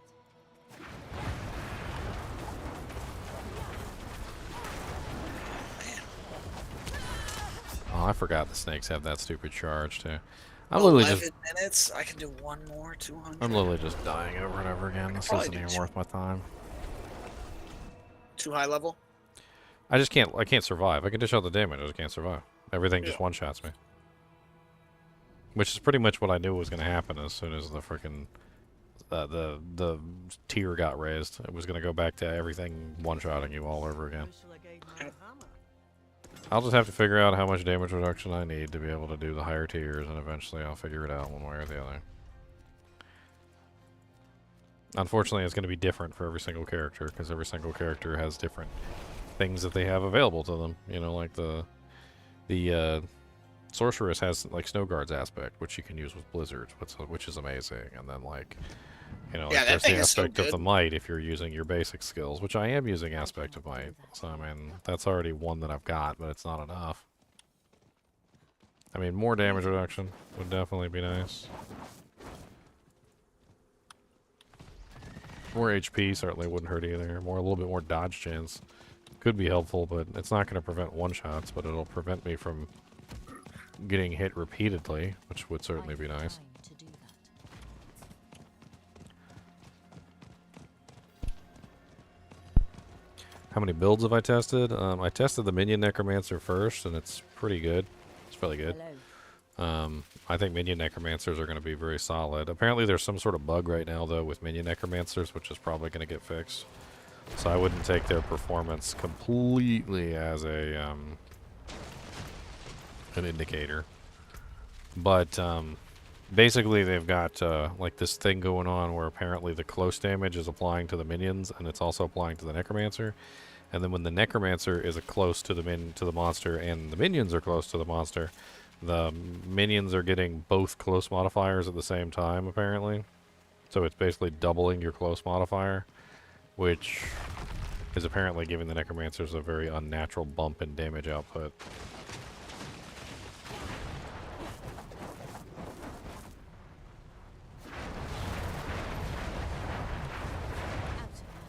Oh, he's 8 minutes away. We still got plenty of time.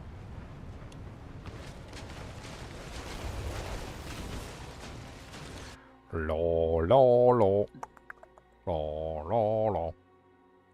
I could go do another frickin' hit before that finishes. Let me go do one on a lower tier so I don't get one shot by everything.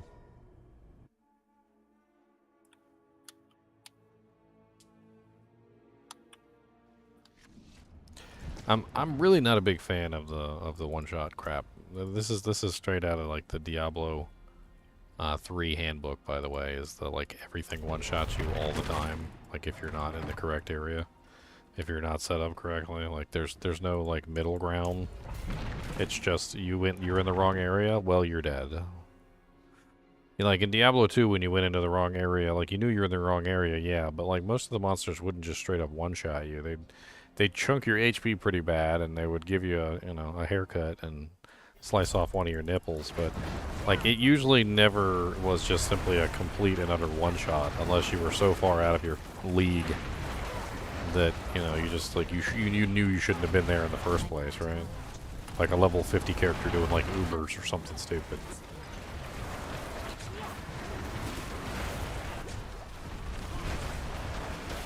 I'm not ready yet.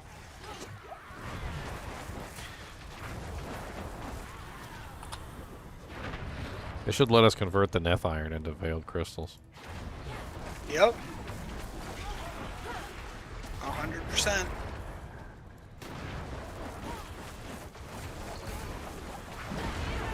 Because then, I would have some. Because, I have, where is it? 79,000 Neth Iron. I'm not ready yet. It's crazy. Well, you're doing tier 200s. How much Yeah, Neth I don't Iron have are you any- getting? How much Neth Iron are you getting from tier 200? A lot. It's kind of crazy. Over 400. I'm getting like 400 stack. It's a lot.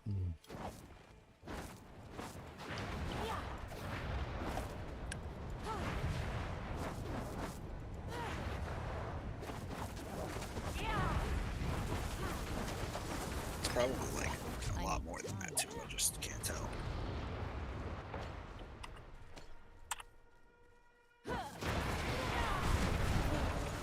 Six minutes?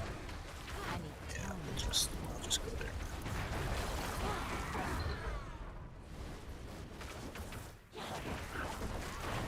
You said you were doing another dungeon or another pit? Yeah, I just picked up like a 56. Yeah, request my party when you're done. I'm just gonna go to the boss now. God, freaking one of them stupid lightning pillars spawned on me while I was against the wall and pinned me to the wall. I was like, why can't I move? And then I realized there was a lightning pillar like right up my anus. Time to prepare that. It's like, oh, okay, yeah, that'll do it. That'll do it.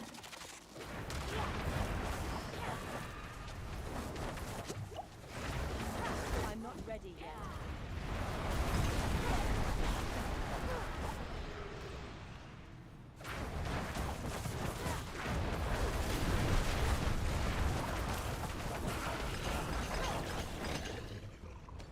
God, Firebolt's insane. Oh yeah, I can give you those pants too. Yeah. I need time.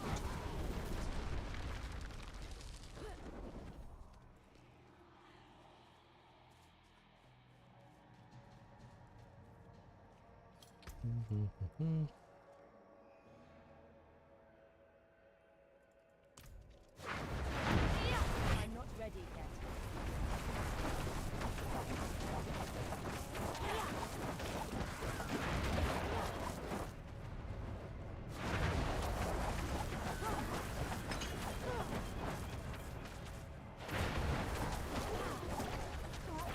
My game just freeze. I need water. Game just froze.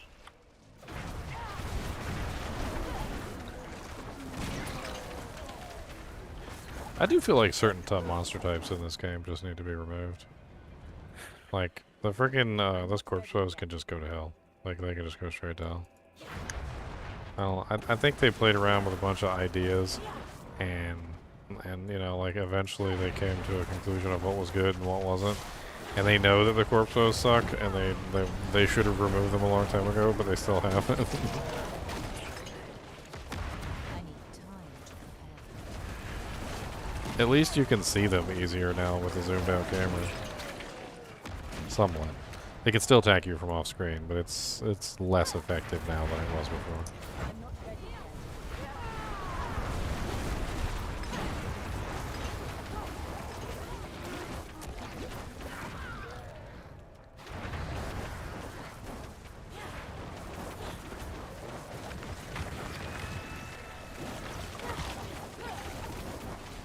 Is it just me, or does Meteor just not have the same kind of like oomph and impact that it did in Diablo 2?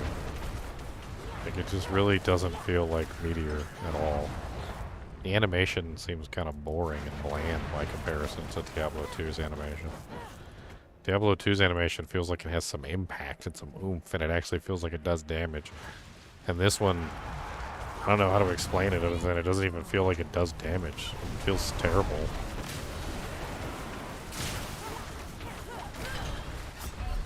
Oh, are you kidding me? She was literally, wasn't she staggered? I hate fighting these bosses in the pits. I cannot. I don't like it at all. All the random effects are just too much. Pisses me off. Like, I don't want to have to dodge 18 like boss attacks while I'm trying to fight the boss that I'm fighting, who has his own boss attacks, and none of them are choreographed properly. It's annoying. I cannot. And I'm already getting one shot by everything, so every single one of these boss attacks one shot me.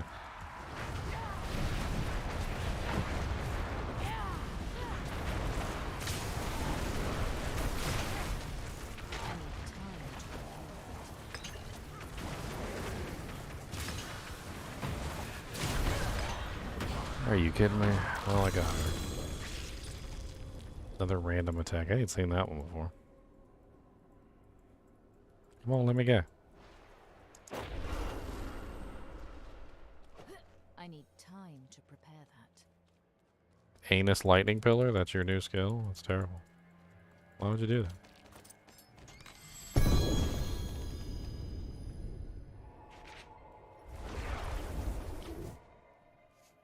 You said you're at the boss?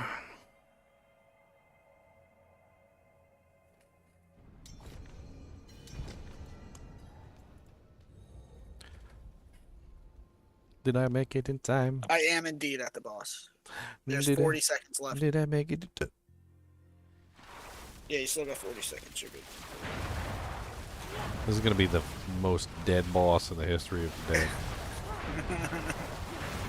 There's all these level 100s here. Several of them are barbarians. One's a necro. Me and you. The boss is gonna go down so fast. We're gonna blink and he's gonna be dead. I wouldn't even be surprised if we didn't get any loot. Sometimes when you kill the boss too fast, they won't drop anything.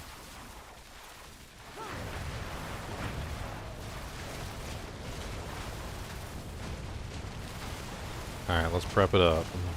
3, 2, 1. Let's get the buffs. 1, 2, 3, 4. Hydra on the door. 1, 2, 3, 4. Throw it down and hit the door.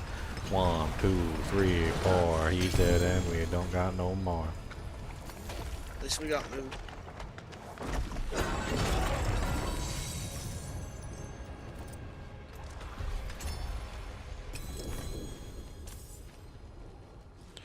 And we got blackened femurs and malignant hearts. Did I even get a stupid thing? The only thing I care about coming here for? Yeah, I did. I got 3 of them. The Nice. only thing that I care about. Yeah, the scattered prisms. Only thing that I wanted. They wouldn't give it to me.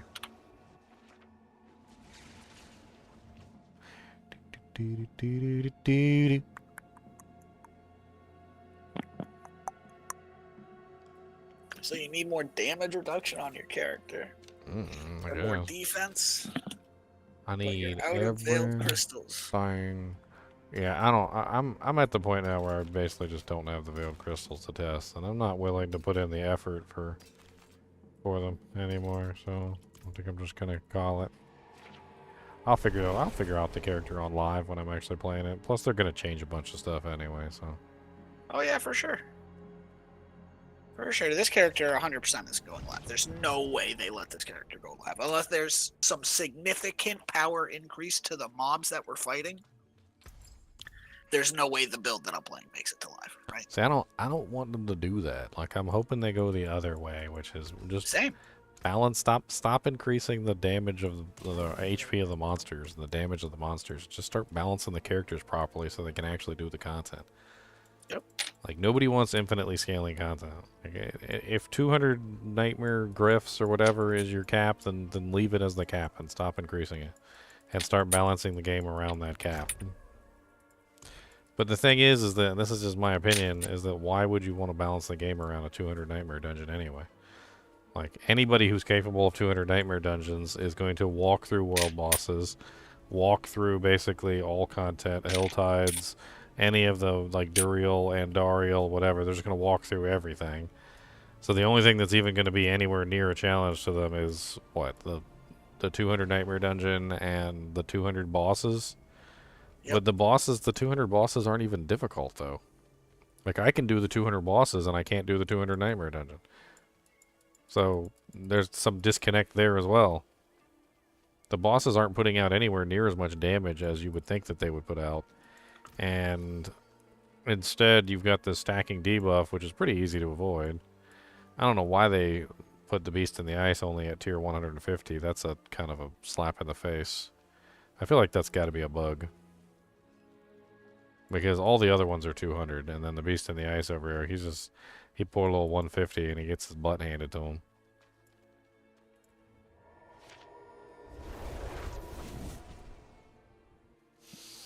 I don't know what I want to do with this character.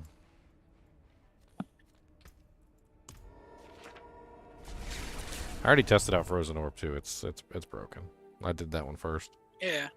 I ain't even Yeah, I bothered. did. Like I said, I did a whole bunch of testing on the teleport. It's just it's meant for speed content. It's not meant for high pushing at this point in time.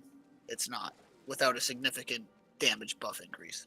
Well, I mean, you're saying that it's not really that great at bosses, but that was the fun thing about the vaults, is there was no bosses in the vaults, so it didn't matter.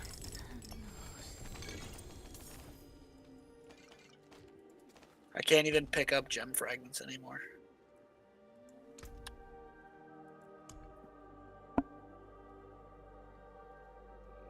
We've got 400 Neth Iron.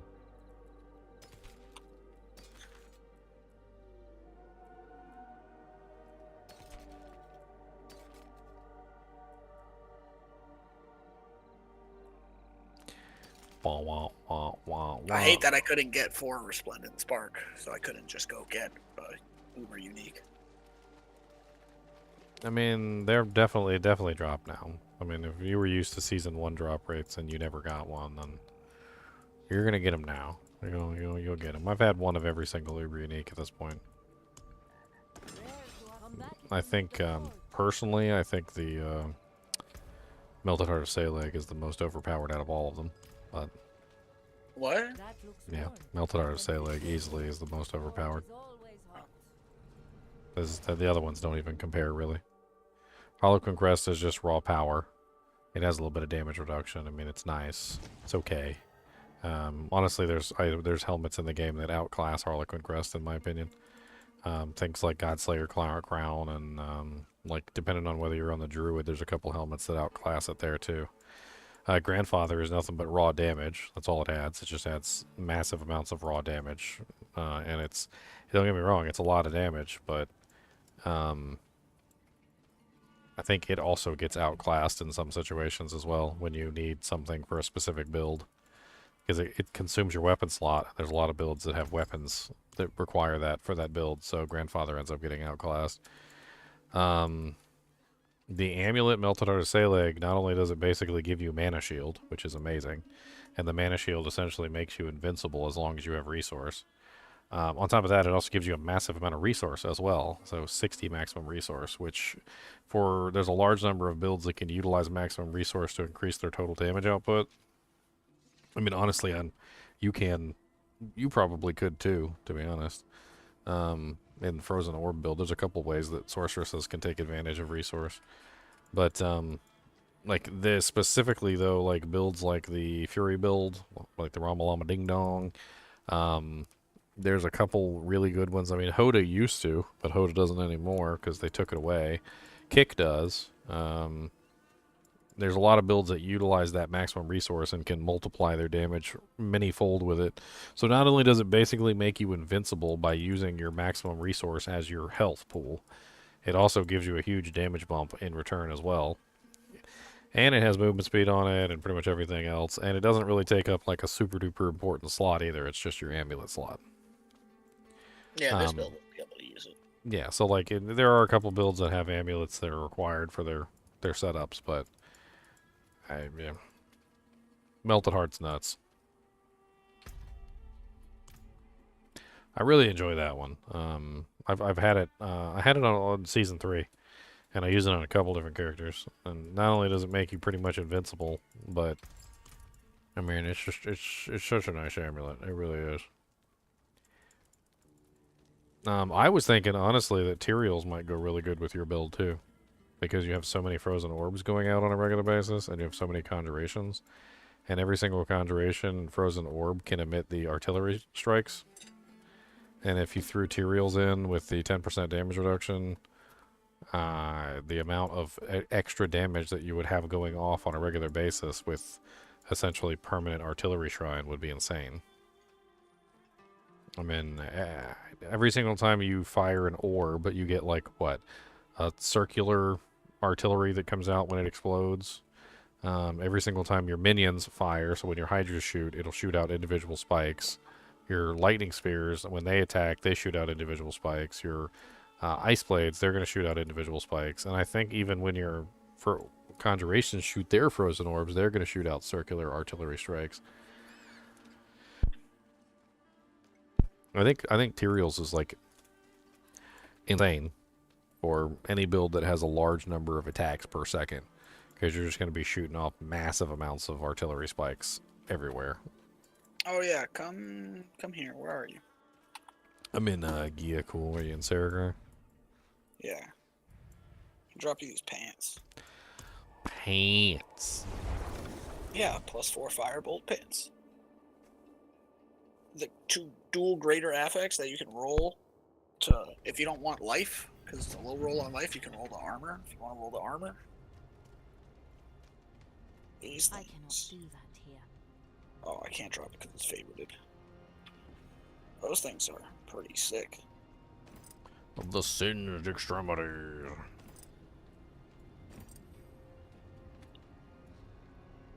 Yeah, +4 firebolt. Brings me up to level rank 14 firebolt. I'll certainly increase my damage output.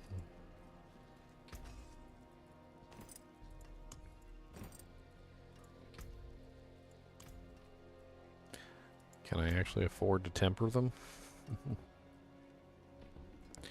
Can I actually afford it?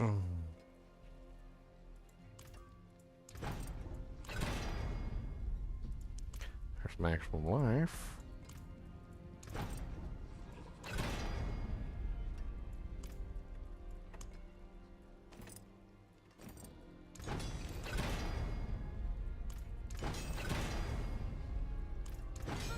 More there than I thought. Hey, I got the roll on the +5 firebolt. Nice. So now I'm at rank 15 firebolt. Rank 15. 15.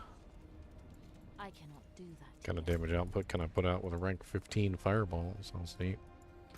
Let's go test this out on the minions. That's a lot of extra firebolts.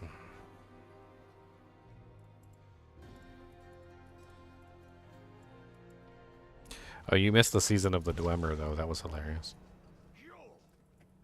When they introduced season 3, and it was literally like all Dwemer equipment, and they had the Dwemer spider, and they had like the Dwemer centurion and everything, and like they gave us armor, and it was like dwarven armor. It literally was like straight up out of Skyrim. It made me laugh. I even made a meme picture of it. Like, and instead of like the stuff that they had up there, I just like photoshopped in the centurion from Skyrim, and photoshopped in like the people with like the dwarven armor on. Yeah. It's hilarious. I think some people thought it was real.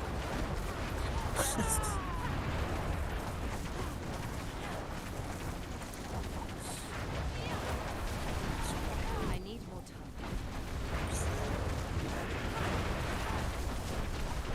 Sapphires. 13 million, 14 million burns. Let's keep on stacking it. Let's just keep on going. Keep on going. Keep on going. Keep on going. Don't stop burning. No, whoa, whoa, whoa. Don't stop I need burning. No, whoa. This.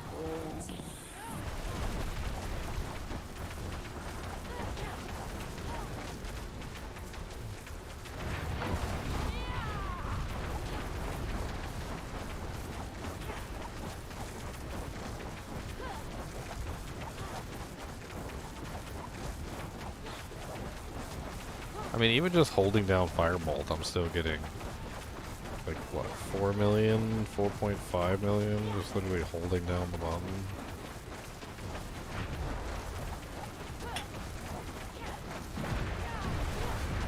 I'm not ready yet.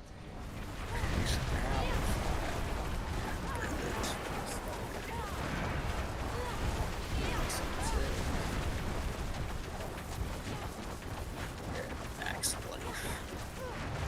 I'm not ready yet.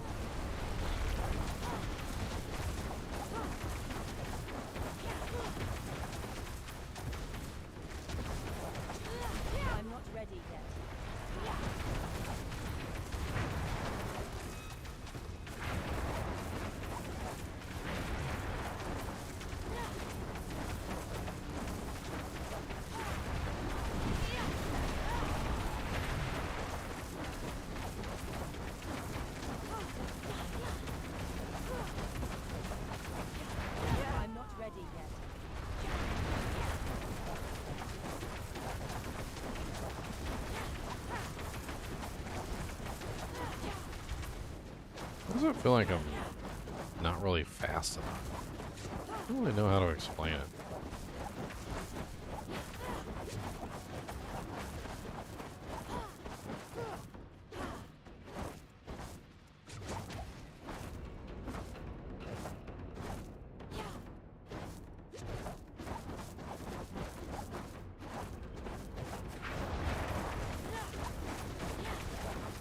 I feel like I can get faster, and I'm just not. I'm not ready yet.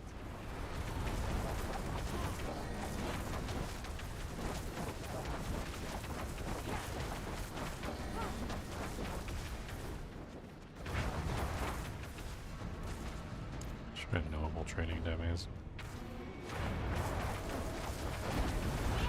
What do you want, your barb? Yeah, just playing on the firebolt sorceress. Testing out those new pants you gave me. I got an offhand that's cap crit strike, cap attack speed.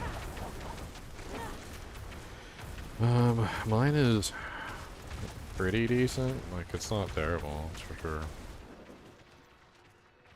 I mean, it's intelligence, damage, critical strike chance with a greater, like, I think it rolled 2 of the things on it. Then it rolled fire damage. Yeah, I rolled 2. So the blue is rolling once, the yellow is rolling twice, and then gold isn't rolling all 3 times.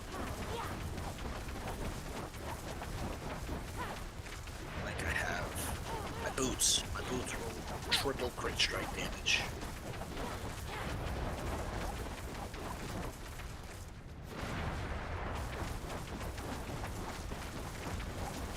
I mean, it's crazy. Even when I'm not attacking, like, the majority of the monsters on the field. Like, if I just focus on, like, one monster and I just do as much damage as I can to this one monster. Looking at the other monsters are still getting, like, 3 or 4 million burn ticks. Like, even though I'm not actually targeting them. That's 6.2.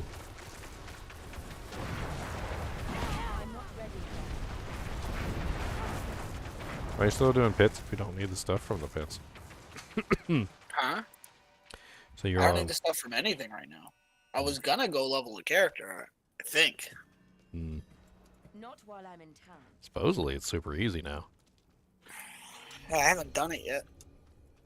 You, wanderer, I know what you are. Test out the Barbarian. That's the only thing I really haven't tested was leveling process. It's like, No one does PvP anymore in this game. Are you on Test Realm? Are you on online? Are you on Eternal Realm? Seasonal content? Like, where are you? Because, like, it's gonna matter, like, where you are and what you're doing. I mean, if you're in seasonal content right now, I hate to tell you, but Season 3 is pretty much dead at this point. It's at the end of the season. Public Test Realm is up. Nobody wants to farm anything in Season 3 because they know Season 4 is coming. It's got all new materials, all new items. Like, they don't want to spend a whole lot of time investing in stuff in Season 3 when Season 4 is on its way. I mean, at the end of a season, right before the next season is about to come out, you're not going to see a whole lot of people online. And unfortunately, I think the PvP gets worse as people get more entrenched in their builds. I feel like once you get to the point where everybody's using their best in slot, like min-max equipment, it pretty much just becomes a contest of, like, who can one-shot who the quickest. Your best bet for PvP, in my opinion, is early in the season. Go out there into the PvP realm and level up in the PvP area and actually go fight people. Because a lot of the times you'll find a whole bunch of people in the PvP zone toward the beginning of a season, leveling up their characters, having fun, etc. And then toward the end of the season, they're more interested in, like, min-maxing their character and grinding out rifts and all that other bull crap.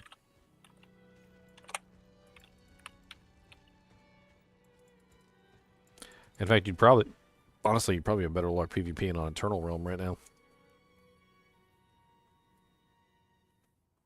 I mean, I don't know how many people actually play Eternal Realm, but there's not much to do on Eternal Realm once you get your character all maxed out, so.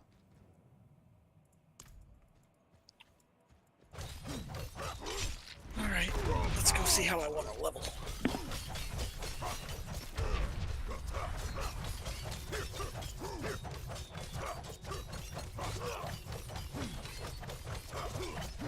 I must wait. I feel like in an effort to nerf the Hoda Barbarian, they spent a lot of effort nerfing pretty much every Barbarian build. Because this build feels a lot less damagey than it was previously. I need time to do that. It's rather unfortunate. I mean, I don't know how else to put it really, because it's basically what's going on is the damage output of the build is, I don't know, half, maybe even, you know what, a quarter. I want to say a quarter what it was before. I'm not ready. And granted, I don't have like full upgrades on all my equipment, which I do need to get. And everything could be min-maxed a little bit, but if I had veiled crystals, that would be nice. I just want some veiled crystals. I just Nope, want a you're not allowed. couple of them. I just want some veiled crystals. I just want a couple of them.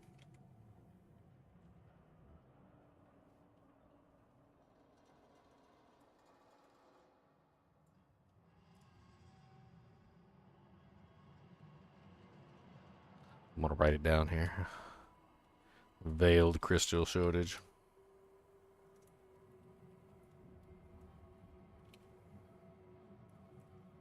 With a sad face.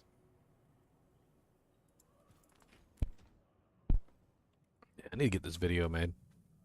I know all the other content creators have probably already got their videos up, and they're doing so good.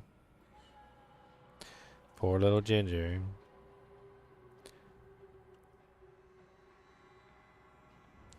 Paul Whittle Ginger.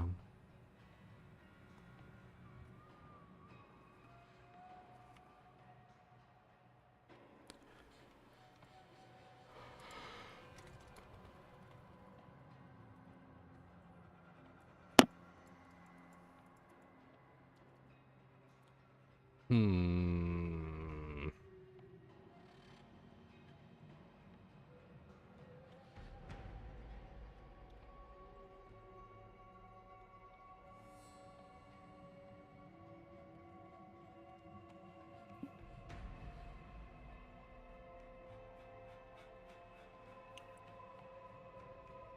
Hmm.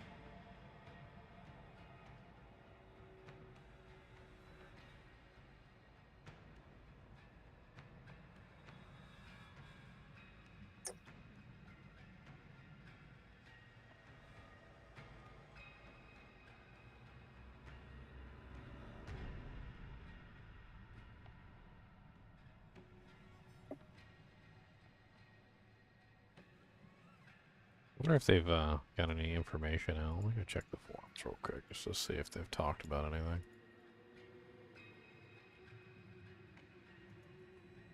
Sometimes they put out some blue posts. Maybe talking about some of the stuff they might be changing.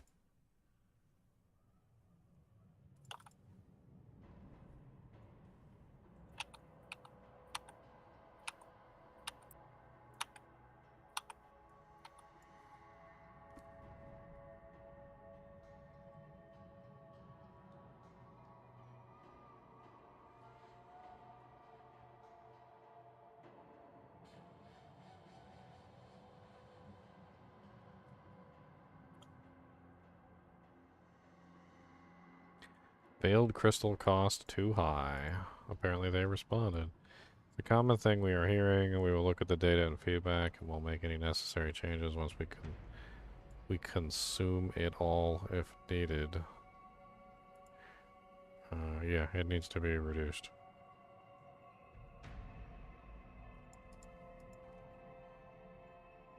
Season 4 unique drop tables. What if I drop tables? Yeah, they provided the drop tables.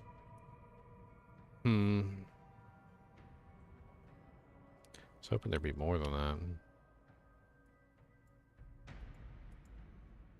Maybe they made some comments on Twitter. Sometimes they'd be making Twitter comments. Twitter? I don't even know her. Don't Twitter her without permission there, sir.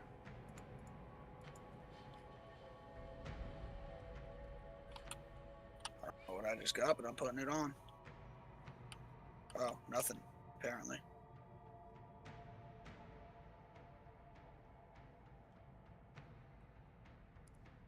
Okay, maybe replies.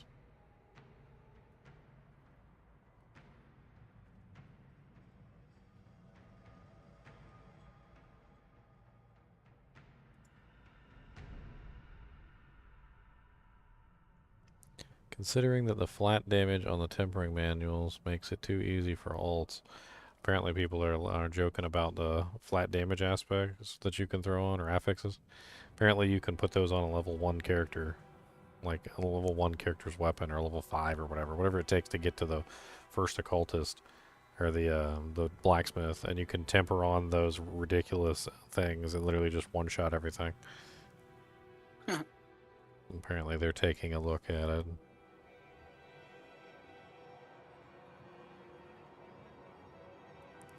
Planning on doing one around the start of Season 4 with the season theme and information.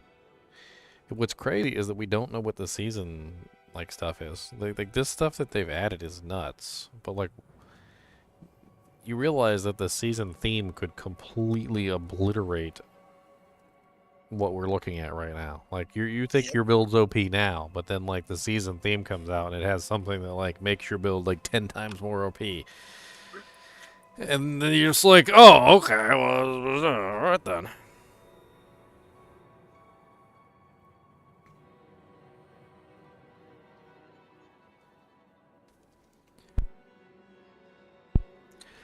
Out of curiosity, is there going to be nerfs to classes clearly overperforming in PTR, or are we at that phase in the game where we're not? We want everything and everyone to just one-shot level 200 bosses and whatnot.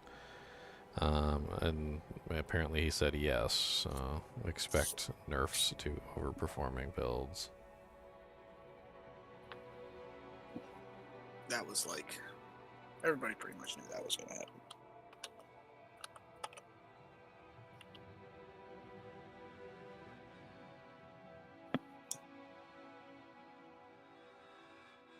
Mm.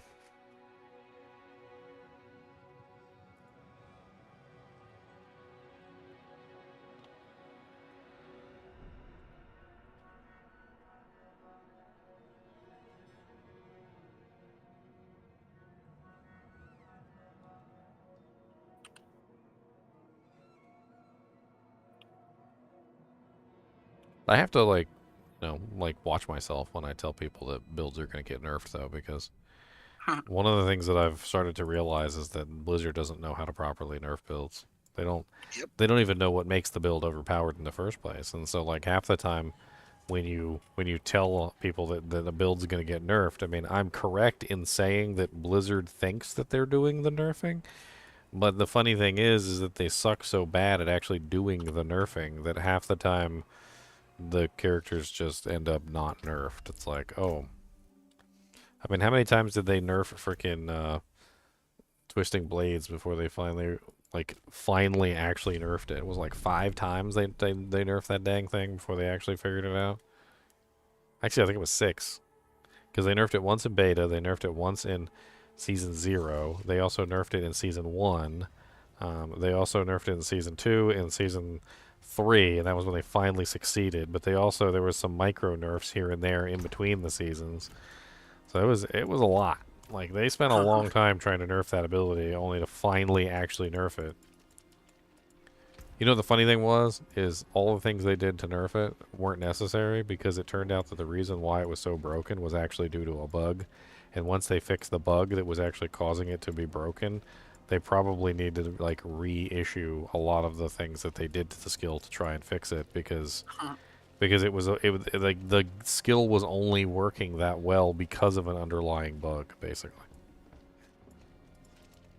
Which is stupid.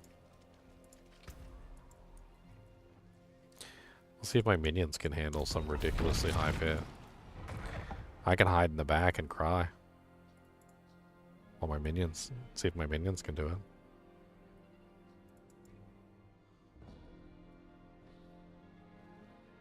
I mean, honestly, they're pretty damn powerful these days. I need more time. Would help if I actually had my minions up.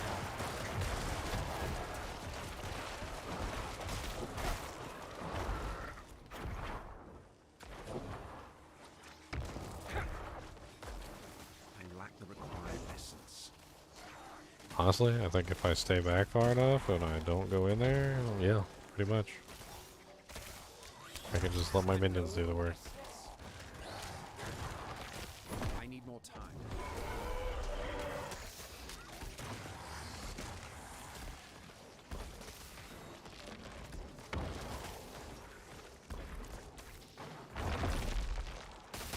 I'm not ready yet. Yeah, go get him, minions. I'm low on essence. Until that one monster spawns directly on my head.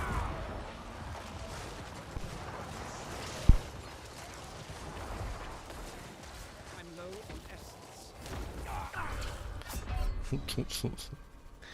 Can't take the damage, but if I stay back far enough, the monsters can literally kill everything for me. It's just a matter of time. I don't think I would be able to complete it in time, not with this setup.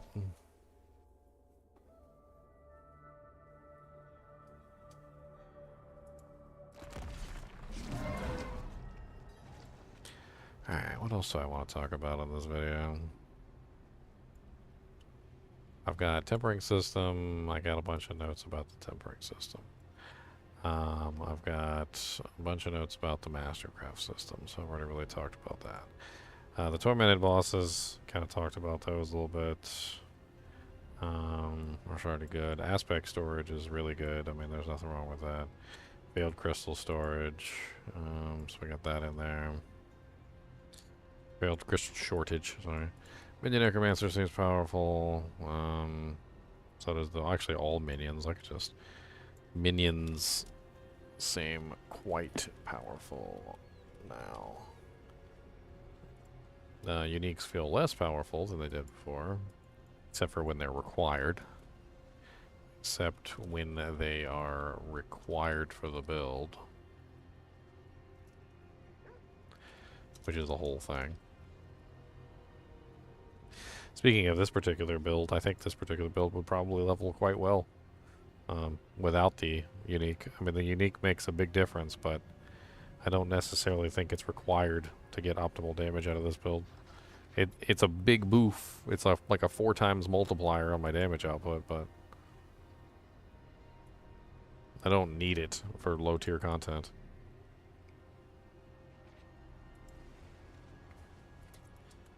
A lot of builds are overperforming. Most will probably get nerfed. Every system seems to have some sort of issue at the moment that needs to be fixed. I mean, I think they all do. Like, I haven't seen a single system that wasn't, like, broken in some way. Farshawn not respawning with the, like, when the level 200 version is picked. The Beast in the Ice not dropping his material like he's supposed to. Like, there's just tons of stuff that's going wrong within the game right now that they really got to work on. Like, I would be ashamed to release a game like this in its current state, like, with all the bugs that are currently in place. Could you imagine, like, releasing a new boss and then you literally can't even get the boss mats to actually farm the boss? Like, as it is right now, you can get Andariel mats if you go out of your way to do the higher version, but then at the same time, like, you're not doing the higher version of Andariel because there's no way you're going to farm enough mats to get, and like, the Tormented 200 Andariel version. It's just not happening. It's not with the way that it's currently set up.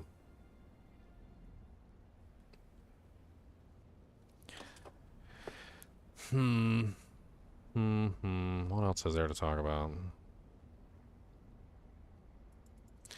Oh yeah, the pit. The pit doesn't give glyph EXP, which is probably going to be a pretty big issue. I think a lot of people are going to go into this and they're going to realize that they've got to farm Nightmare at 100 dungeons for a long time to cap out their glyphs, just so they can get to the point where they can start doing the higher pits.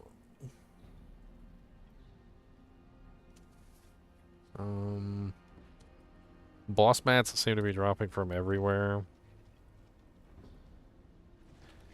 now, which is actually pretty cool. I've seen them drop in HellTides. I've seen them drop in Nightmare dungeons.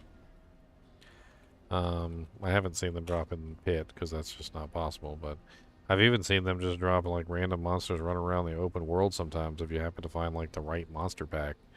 I've seen like some Exquisite Bloods drop from like, I guess it's got to be like a Vampire Elite or something. But I can just type etc. here. I mean, in general, it seems like boss mats are just way easier to come by. HellTides are way better. I think that whole mechanic, like where they, you know, you building threat, I think is a really big deal. I really like that a lot. And then there's also the center thing, which is really fun. Like all of it, there's just like across the board, HellTides are just way better than they were before.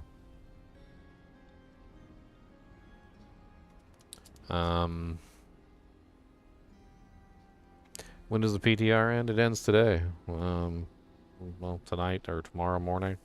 I guess technically it depends on like where you are. And let's just say in about like 10 hours. Probably about 10 hours. Do solo players have a place at endgame? Yeah, you can solo at endgame. You don't have to play with other people.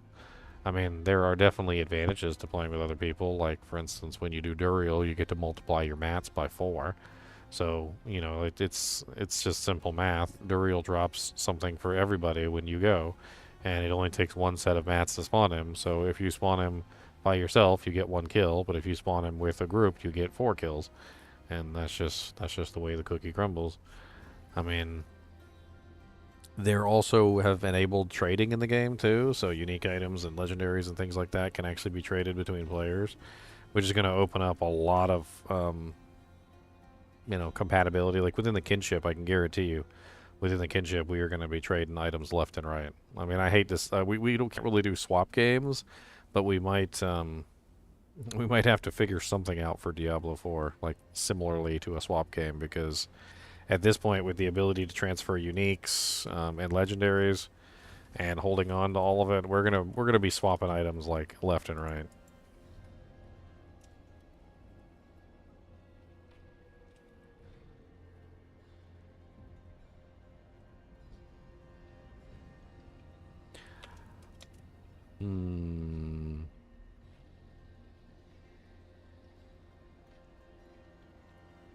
I gotta say, they reworked all the NPC locations, and it honestly pissed me off at first because I had already memorized where all they were. But I will admit that the current NPC locations are a little bit better, I think, than what they were before. But I'm still not gonna let it go because they keep moving them around. Like if they keep them here, like if they keep them in this spot, I'll be fine.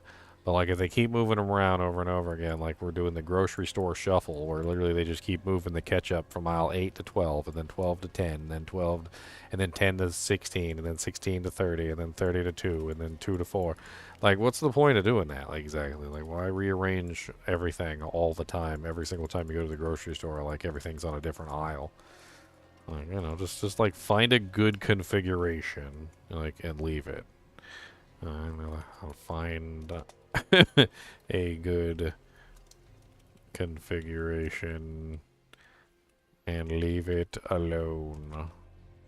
And I say this with the most kindness that I can possibly make, is that was just, you know, like, okay, like figure it out, do your thing, but don't be moving it around every frickin' season. I don't want to have to learn the NPC locations every single time I boot up the game. Is there any powerful new builds for the Necromancer? Yeah, Minion Necromancer is totally powerful now. I mean, there's a lot of powerful Necromancer builds. I've got a whole Bone Spirit Necromancer build, which is insane. That honestly dishes out massive amounts of damage. And there's the Bone Spear Necromancers. There's actually a pretty cool like Bone Spear sort of like Necromancer build too, which is interesting. A Minion Necromancer. Apparently the Bone Mages have like a 25% chance to cast Bone Splinters or Bone Spears if it's on your action bar, which sounds insane. So you're basically at that point you're setting up a Necromancer specifically around minions, around mages, for instance, and you're doing Bone Spear, Bone Splinters, so you're going to be Bone Spear, and your minions are going to be Bone Spear, and so you're basically just going to be both firing off massive amounts of Bone Spears, Bone Spears everywhere. One of the downsides of using the Bone Mages is they do kill themselves, so you'll have to keep them alive on a regular basis, which is a little bit of a pain in the butt. If I did this build with the Bone Mages, I think I would definitely use the Ring of the Sacrilegious, which is the one that automatically pops the corpses up for you for raising your skeletons to keep those mages constantly in the field of battle, because otherwise I think I would I'd probably shoot myself in the head from having to constantly micromanage the minions on a regular basis. I mean, there's tons of cool stuff though that they've added for the Necromancer. The minions are way better. They inherit 100% of the stats that you have now, so like all of your minions are like ridiculously stronger. I mean, by comparison, let's say for instance that you were able to build your critical strike chance to say 100%. Well, then your minions only had 30% of your 100%, so they were only sitting at 30% critical strike chance. Well, now if you're sitting at 24.3% critical strike chance, your minions are also sitting at 24.3% critical strike chance, which is huge. Which means that all of your stats are being transferred directly to your minions, and your minions are going to dish out massive amounts of damage as a result. It's actually impressive. It's very impressive. Heard they found Eridan. Trying to think if there's anything else I want to add in here. Really don't want to miss anything. They were the best we had. What hope we got now? I mean, greater affixes. Got to talk about those.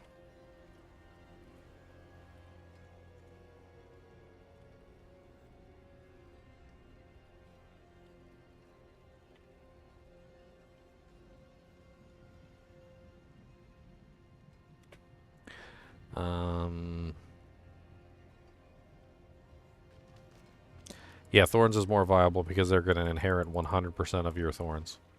So yeah, definitely way more viable than it was before.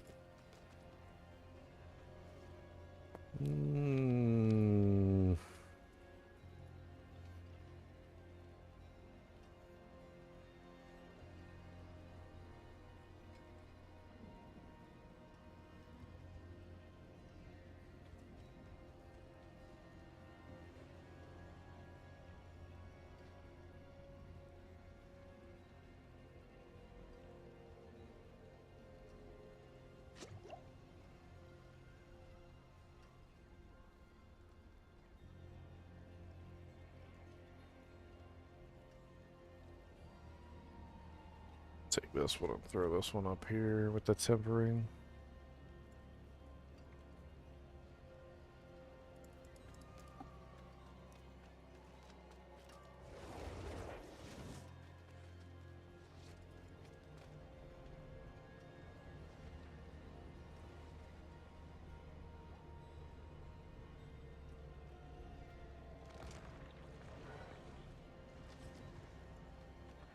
Alright, Bob, I'm gonna hop out of here so I can record this video, and then I think I'm gonna hop off.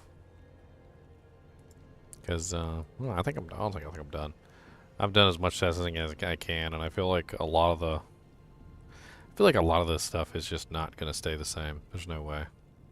There's too many bugs, there's too many problems, there's too many things that are messed up right now. And while they have a good system, and maybe, I guess in a month from now when Season 4 comes out, they'll have fixed a lot of this stuff. But, I don't really know how much more there is to glean from the season, from this PTR, unless they come out with another PTR with the fixes. That would be nice. Anyway, I'm gonna go record. Alright, guys and gals. If you guys have never joined me for one of these, I'm going to do a recording live for this video. We're just going to go over like everything within the PTR. I'm going to talk about all the things that have changed. Try and give everybody like a kind of like a feeling of what's going on. I'm probably going to end the stream after I'm finished, which is not normal, but I may not answer questions while I'm recording the video, just so you guys know that I'm not ignoring you. And let's get started. Alright, 3, 2, 1, let's jam. Hello guys and gals, and welcome! So I've been playing PTR for, well, quite a few days now, and I've gotten quite a few characters leveled up to max and decked them out with all sorts of equipment, tried out fun builds like the Frozen Orb Sorceress, the Necromancer minions, and so forth and so on. And I'd like to give you guys my feedback on PTR and talk about some of the things that are going on. Without further ado, let's get started.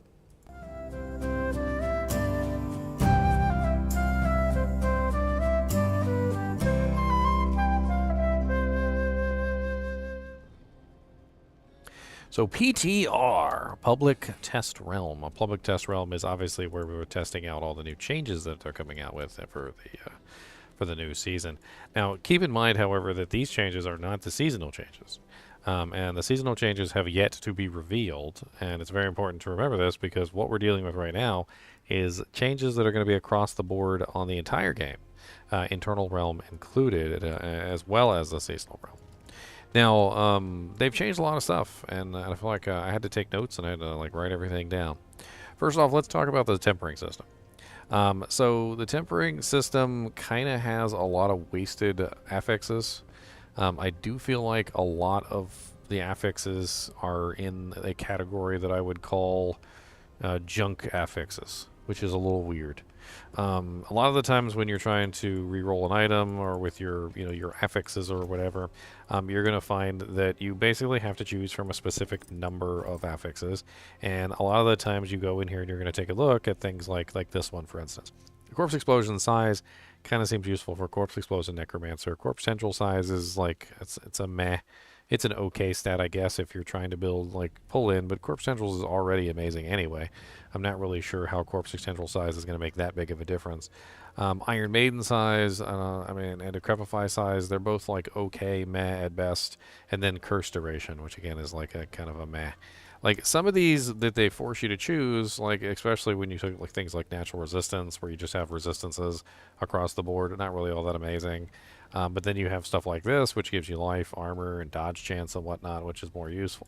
Now, a lot of the times when you're tempering an item, I mean, you'll find that sometimes you have some pretty good options. And depending on what character you are, like, for instance, if you're trying to get your minions to dish out damage or you're firing off firebolts or whatever, there are a lot of ways that you can potentially make this, work to your advantage. Like, for instance, on the Firebolt Sorceress, I've been playing around with one of the new uniques, which basically allows you to shoot off a firebolt, which then when it passes through your firewall can split into 4 additional bolts, which does a pretty massive amount of damage. And the being able to control the direction and like the distance of your firewall gives you a very interesting and fun gameplay style. And one of the affixes that you can add onto your tempering item is you can add the ability to chance to cast 2 firebolts instead of 1, right? So a double cast. Well, this is huge for a character that's splitting her attacks like this, because when you use your firewall, you can get 1 or 2 firebolts instead of just the simple 1. And when you cast them through the wall, you can actually get multiple firebolts. And so by stacking things in this way and getting some very interesting effects, you can definitely increase your damage output pretty dramatically. This is actually one of the more fun builds. Not only can you take advantage of this by shotgunning, like this, by going in close range, but you can also use your firewalls at extreme distance, and you can have the split happen further away, which is really cool. And there's some pretty cool stuff in this new patch, and I gotta give props. Sometimes the lack of options was pretty stark by contrast to the other pieces of equipment. So like when you go into the tempering system and you look at what options are available to you, some pieces of equipment have a massive number of options for tempering. you can add just about any stat to like certain pieces of equipment, like your weapon or your focus. Amulets, for instance, have a lot of options as well. And when you go in there and you take, say, something like a weapon, let's go ahead and take this weapon right here. And let's just put it into the tempering system just to kind of give you an idea. And when you put it in there, this one has just the weapons and then the offensive. But as you can see, there's you got like 4 categories in each. However, when you put something like an amulet in, I'm not sure if I have any amulets left. But amulets tend to have a large number of potential options. Let's try the amulet we have on. And of course, I've already added them. But generally, you have access to offensive, defensive, utility, mobility, and resource. You've got basically 5 categories to pull from on certain items. And then other items, when you put those items in there, they basically have a much smaller pool, and you can only pull from like 2 different categories. And what I mean by this is basically that sometimes it feels like some items are very highly customizable, and others just like you're kind of just forced to take whatever they've given you, essentially. And sometimes what they give you is crap, and sometimes what they give you is amazing. And there doesn't seem to be much in between. Like, for instance, when I was looking at the affixes earlier, I was paying attention to some of them. And, like, for instance, let me pull up an example here. Let's go with this one. This is the Frost Augments. And so forth and so on. So look, we got chance for Frostbolt projectiles to cast twice. I mean, that's amazing, right? Chance for Frozen Orb to cast twice. That's amazing. Chance for Ice Shards to cast twice. That's amazing too. But then we just got Blizzard Size. And while I'm not saying Blizzard Size isn't necessarily like the most horrible affix in the world, by comparison to something casting twice, Blizzard Size doesn't really seem like the most amazing affix. You kind of get what I'm saying here, is that like look at the fire ones, for instance. So we've got chance for Fireball projectiles cast twice. That's amazing. Chance for Fireball projectiles cast twice. That's amazing too. Incinerate size, meh. Meteor size, kind of meh. Firewall size, kind of meh. I mean, we run into these weird situations where sometimes you're looking at them and you're like, okay, that's amazing. And then if you're not like a Firebolt or Fireball sorceress, and you're like an Incinerate, Meteor, or Firewall, these don't really seem like as good options by comparison to some of the others, and you might be looking at some other stuff in general. These over here, these Elemental Surge ones, these are also interesting because they allow you to activate your Tal Rashes, which is pretty crazy. Although they're also kind of nuts because you can literally put these on like level 5 items, and you can literally walk around just one-shotting everything, which is kind of hilariously bad. Moving on, there's a big issue with the same affix rolling on the item multiple times in a row, which wouldn't be like the biggest deal if it weren't for the fact that, you have a maximum tempering value, right? So there's a maximum temper attempts on an item, and once you hit the maximum tempering attempts, you basically brick the item, and once it's been bricked, for instance, like this wand right here, which is currently at 0 of 5 tempers, this item has been bricked. It can't be changed any further, right? So we're currently at the situation where I can't do anything to it. Well, if you're trying to re-roll the item, and let's say you're trying to get, I don't know, +1 to 2 warmth, or maybe you want the flame shield duration, but you keep rolling the lucky hit 5% chance to heal, and you roll the lucky hit 5% chance to heal like 6 times in a row, something is definitely wrong. And I was telling people this earlier, is that there definitely seems to be some sort of like hinky stuff going on within the probability for this, because it shouldn't be this way. And I actually pulled up a coin flip probability calculator, right? So let's pretend that you have 6 coin flips, and you want to have at most 0 heads, right? So you're just trying to not get the same result multiple times in a row, or just get something else other than what you've gotten, right? So 0 heads would represent 6 failures in a row, which is a chance of 1.563%. So it's less than 2% chance that you will have 6 failures in a row. And the higher that you go, the more times that you have failures in a row, you can see that the probability continues to decrease lower and lower and lower with more failures.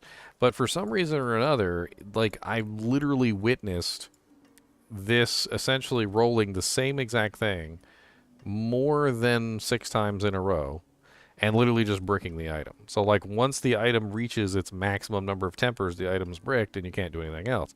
And so if you find something that's like exceptionally good, like say for instance this pair of pants, and you were trying to re-roll this pair of pants to get a specific effect, like maybe you wanted, in my case would probably be a mobilized duration. I could continue to re-roll the item until I got a mobilized duration, or I could just eventually brick it because it just continues to roll like freeze duration, which is the one that I don't need. And it'll roll freeze duration so many times in a row that it makes me wonder how the hell the game can literally run these calculations and fail that many times in a row to roll anything else. And this also happened with the master crafting system. So when doing the master crafting system, you have to upgrade items, which is a little bit different. And you put the item in here, and you have to actually upgrade the equipment with success rates. So like, for instance, with this one, I'm currently at a 30% success rate, which is pretty bad.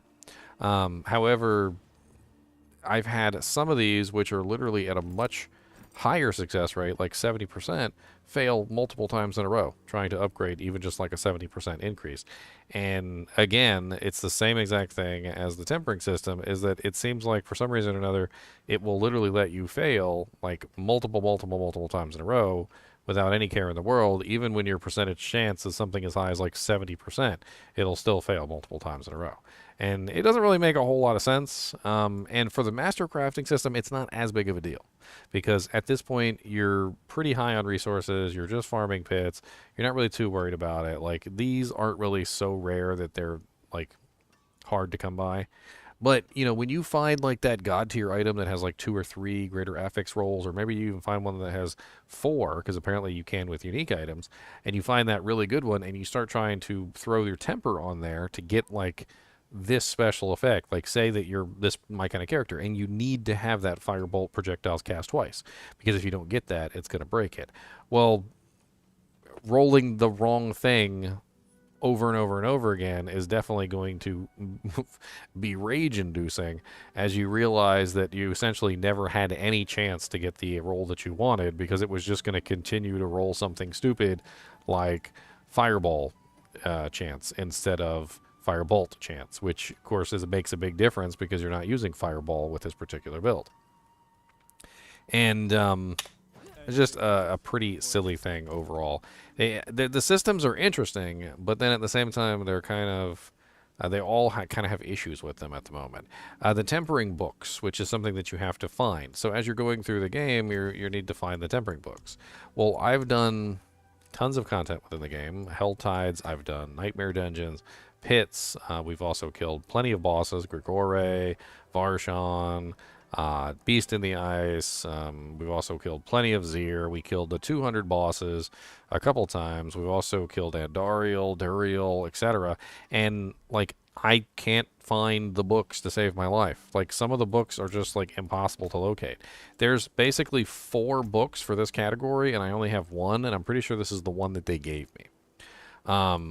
There is an issue, it seems like, in trying to find the books, because they come from very specific sources. And not only that, but a lot of the times you'll just find the same book repeatedly. So like the books that I have been able to find, a lot of the times it's just the same book that I've already got. And so it literally tells me that I can't read it because I already have that book. And so I'm still looking for the books that I don't have.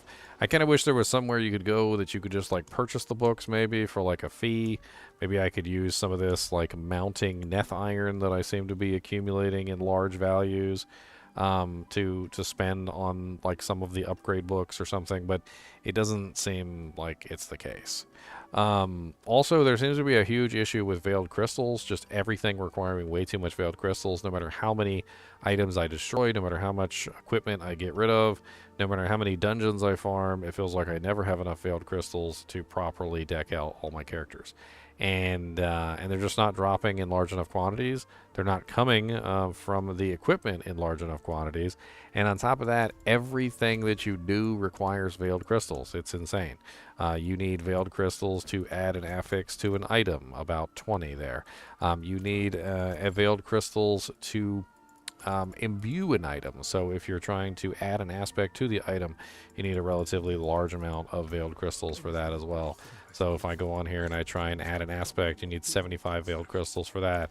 And like by the time you're done with all the veiled crystals that are required for literally every action, because just about every single action requires veiled crystals, you will be completely out of veiled crystals just like I am before too long. One recommendation I would make to you is, especially if they don't fix it, but even if they do fix it, they talked about only just reducing the amount of veiled crystals that things would require, but you may want to destroy every single item that you get in Season 4 up to a certain point, because you really got to stock up on veiled crystals for that push to the end to be able to get all of your equipment upgraded, like all your aspects assigned to your equipment.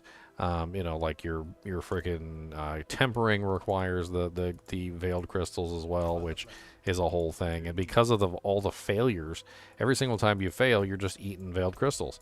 So you get 20 veiled crystals that you're eating up every time here that you fail, and you're also getting veiled crystals that get eaten up here every single time you fail as well. In this particular case, it's 12 veiled crystals for that. And then some of the items are a little bit less at lower tiers, like it's only like 6 here, but it all adds up so quick, to the point where literally you're just like completely out of veiled crystals within a very short period of time.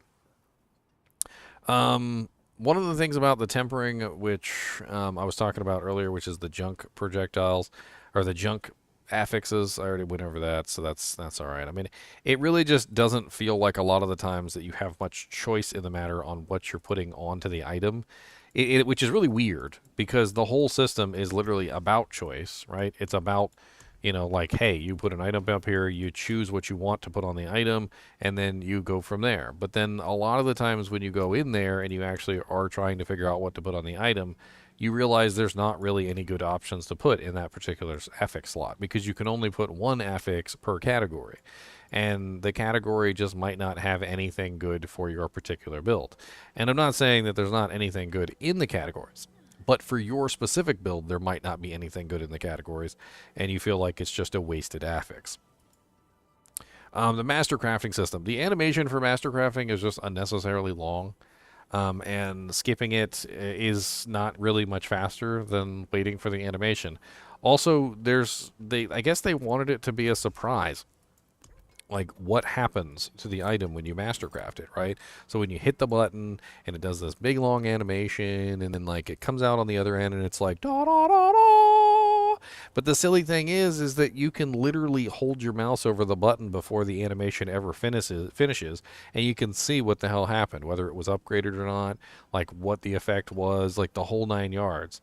And then on top of that, like when you finish upgrading the item in the Mastercraft window, it shows you a preview that doesn't even work of like whatever was supposed to happen, so that's broken too. I mean, if it wasn't for the fact that you failed literally over and over and over again with the master crafting system, like maybe the animation wouldn't be so bad, but you need to upgrade an item 12 times to hit it to its maximum tier, which means you have to look at that animation 12 times per item to give you an idea. And you have 1, 2, 3, 4, 5, 6, 7, 8, 9, 10 items just on the Sorceress. Of course, some characters are more. Then you take your 10 items and you say, okay, well, we've got 12 upgrades for 10 items, which is 120 upgrades each. But there's a pretty huge failure rate, which multiplies this 120 by a pretty significant value. In fact, I would say that like out of 120, you are probably going to fail at least, if not more, about 60% of the 120. So you can take 120 minus 60%, or so on, minus 40%, which is going to give us 72. So we're going to add that back to the 120. And you're looking at, to fully upgrade your equipment, you're looking at about 192-ish like views of this needlessly long animation. And then on top of this, that doesn't include replacing equipment. So once you start replacing equipment, now you've got another 12, you got another 12, another 12, you know, plus failures. And it's just going to constantly stack up to the point where it just seems like a huge unnecessary waste of time Like, just the sheer number of times that you need to upgrade each piece of equipment, combined with the failures, combined with new pieces of equipment, combined with tempering those pieces of equipment, which is another whole thing, because you've got to temper each equipment twice, and chances are you're probably going to use up most of the 5 attempts that you have on the items, which means you've got another whole thing going on there with what is that? So let's calculate that out as well. So you've got another 12 items. Or sorry, what is it? 10 items, right? 1, 2, 3, 4, 5, 6, 7, 8, 9, 10. It's 10. So you got 10 times 5 with like more than a 50% failure rate as well over on the tempering system, which, let's see here, probably something like you could at least multiply that by 2. So that's another like 100, like ish, give or take. Little stupid animations that you've got to watch as well, which means that like to fully upgrade a character, you're looking at somewhere around like 300 animations that you've got to look at to upgrade your character. The first time I sat there and actually upgraded my character, it took me like 2 hours. I'm kid you not, to sit there, customize my equipment, get all my things set up, get my Paragon board set up, upgrade all my equipment, and I couldn't even upgrade all of this because I didn't have all the materials for it, but I was able to temper my equipment and all that stuff. And like the sheer amount of time that it takes to get your character fully set up has been exponentially increased, which is unfortunate. If they could do something about these animations to reduce them a little bit, maybe do something about these ridiculous failure rates, which don't make any sense, it could be a lot better. Downcrafting mats for masterworking is ridiculously tedious. So what do I mean by this? Well, when you go and you want to upgrade an item, there's 3 different materials that you can use for upgrading items. There's obducite, there's ingolith, and there's neth iron. Now, if I wanted to turn my neth iron into ingol, I can do that. I can go to the alchemist, and the alchemist will convert down materials for me. You can't convert up, but you can convert down. And when you convert them down, you're basically gifted these stupid little boxes, and each one of these boxes will drop you like, I think it's like 5 materials. And you've got to sit here and you've got to literally open up every single one of these to get access to all of your materials. And so down crafting your materials takes a extraordinarily long time just to sit here and open up all the boxes. And I don't know exactly why they did this. Maybe there's some kind of limitation of the number of items that you can convert at one time or something. But you're going to need these. Because it takes ingolith to do the second tier, it takes obducite to do the first tier, and it takes neth iron to do the last tier. And since you can't use one for the other, you can't crisscross them back and forth, essentially, you are going to be forced to do this. And the reason why you're going to be forced to do this is, well, because neth iron is so much better than the latter. So when I finish converting all of this to ingolith, I can literally take this ingolith and I can convert it down to obducite, which is probably what I'm going to do early game when Season 4 starts, is I'm going to go farm the neth iron. I'm going to get as high as I can because the neth iron gives you 5 ingolith, and 5 ingolith gives you 15 obducite, and so forth and so on, to the point where literally you have essentially an infinite amount of obducite if you do it that way. And the amount of obducite that you can get in each pit is so low that there's absolutely no reason to farm it in that particular pattern. You are much better rewarded for just simply going to the higher tiers and farming it at the higher tiers, getting the better material, and then down converting it. And I don't know exactly why they decided to do it this way, but I wanted to actually sit here and open up these pieces of equipment for you, or these boxes, so that you could really see how silly it is to have to down convert. Now that was only 300 some odd boxes, okay? Now if I take this ingolith and I convert this down into obducite, look at how many boxes I can make with the second material. 1,993 boxes. Better get to clicking, folks, because you're going to be clicking for a while. Tormented bosses. Let's talk about tormented bosses. I was able to fight several versions of the tormented bosses. Varshan seems to be kind of bugged at the moment. He spawns, and then if you die during the fight, like he immediately like despawns, and then everything kind of like messes up to the point where you have to leave the game and join back. It's a whole thing. I mean, I could probably kill him if I could do it in one shot, but we kind of moved on from him because he was the amount of materials required, combined with the fact that you only get one shot at it. It was more beneficial to just go do some of the other ones. Barshan is okay. I mean, it seems like he's totally killable. Grigore was easily killable as well. We actually killed him twice. And that was how we found out that you only get one Resplendent Spark per 200 boss, which was a little weird. The rewards from the bosses didn't seem to be proportional to like the difficulty in killing them. On top of this, for some reason or another, the Beast in the Ice wasn't properly leveled. He's only level 150 instead of 200, and he's actually really easy by comparison to the others. On top of this, the items that they dropped were really strange. And what do I mean by strange? Well, like, they would drop me, like, 4 pairs of, like, Fists of Fate, or, like, 4 pairs of Flame Weaver gloves. And they were all the same exact gloves, same exact unique. It was very strange. I mean, imagine you kill a boss, and he drops you, you know, like, a pair of Penitent Greaves. But instead of 1 pair of Penitent Greaves, he drops you 4 pairs of Penitent Greaves.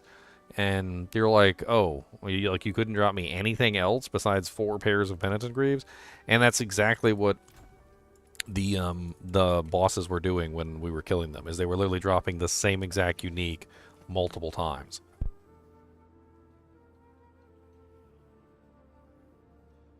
Now, a lot of the bosses, like the higher-end bosses, including Lilith, have a new mechanic, basically, where they have stacks that increase on you.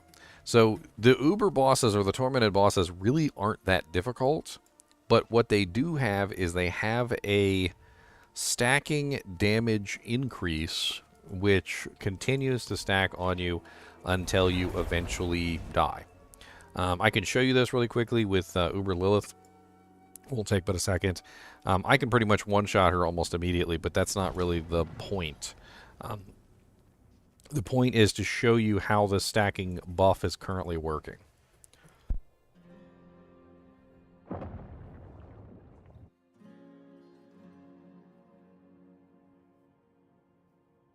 So when you go into any of these bosses, Grigore, Varshan, Lilith, there's always going to be something that is considered a one-shot, like it used to be considered a one-shot anyway.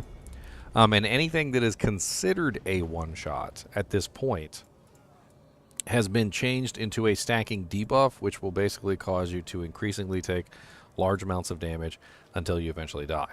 The debuff usually appears right down here. It's usually in the shape of horns, and for Grigore, it's his lightning walls. So if you step into his lightning walls, it does the damage. For Varshan, it's his pizza cutter. For Beast in the Ice, it's his little, like, maneuver, like little attacks that he puts on the ground.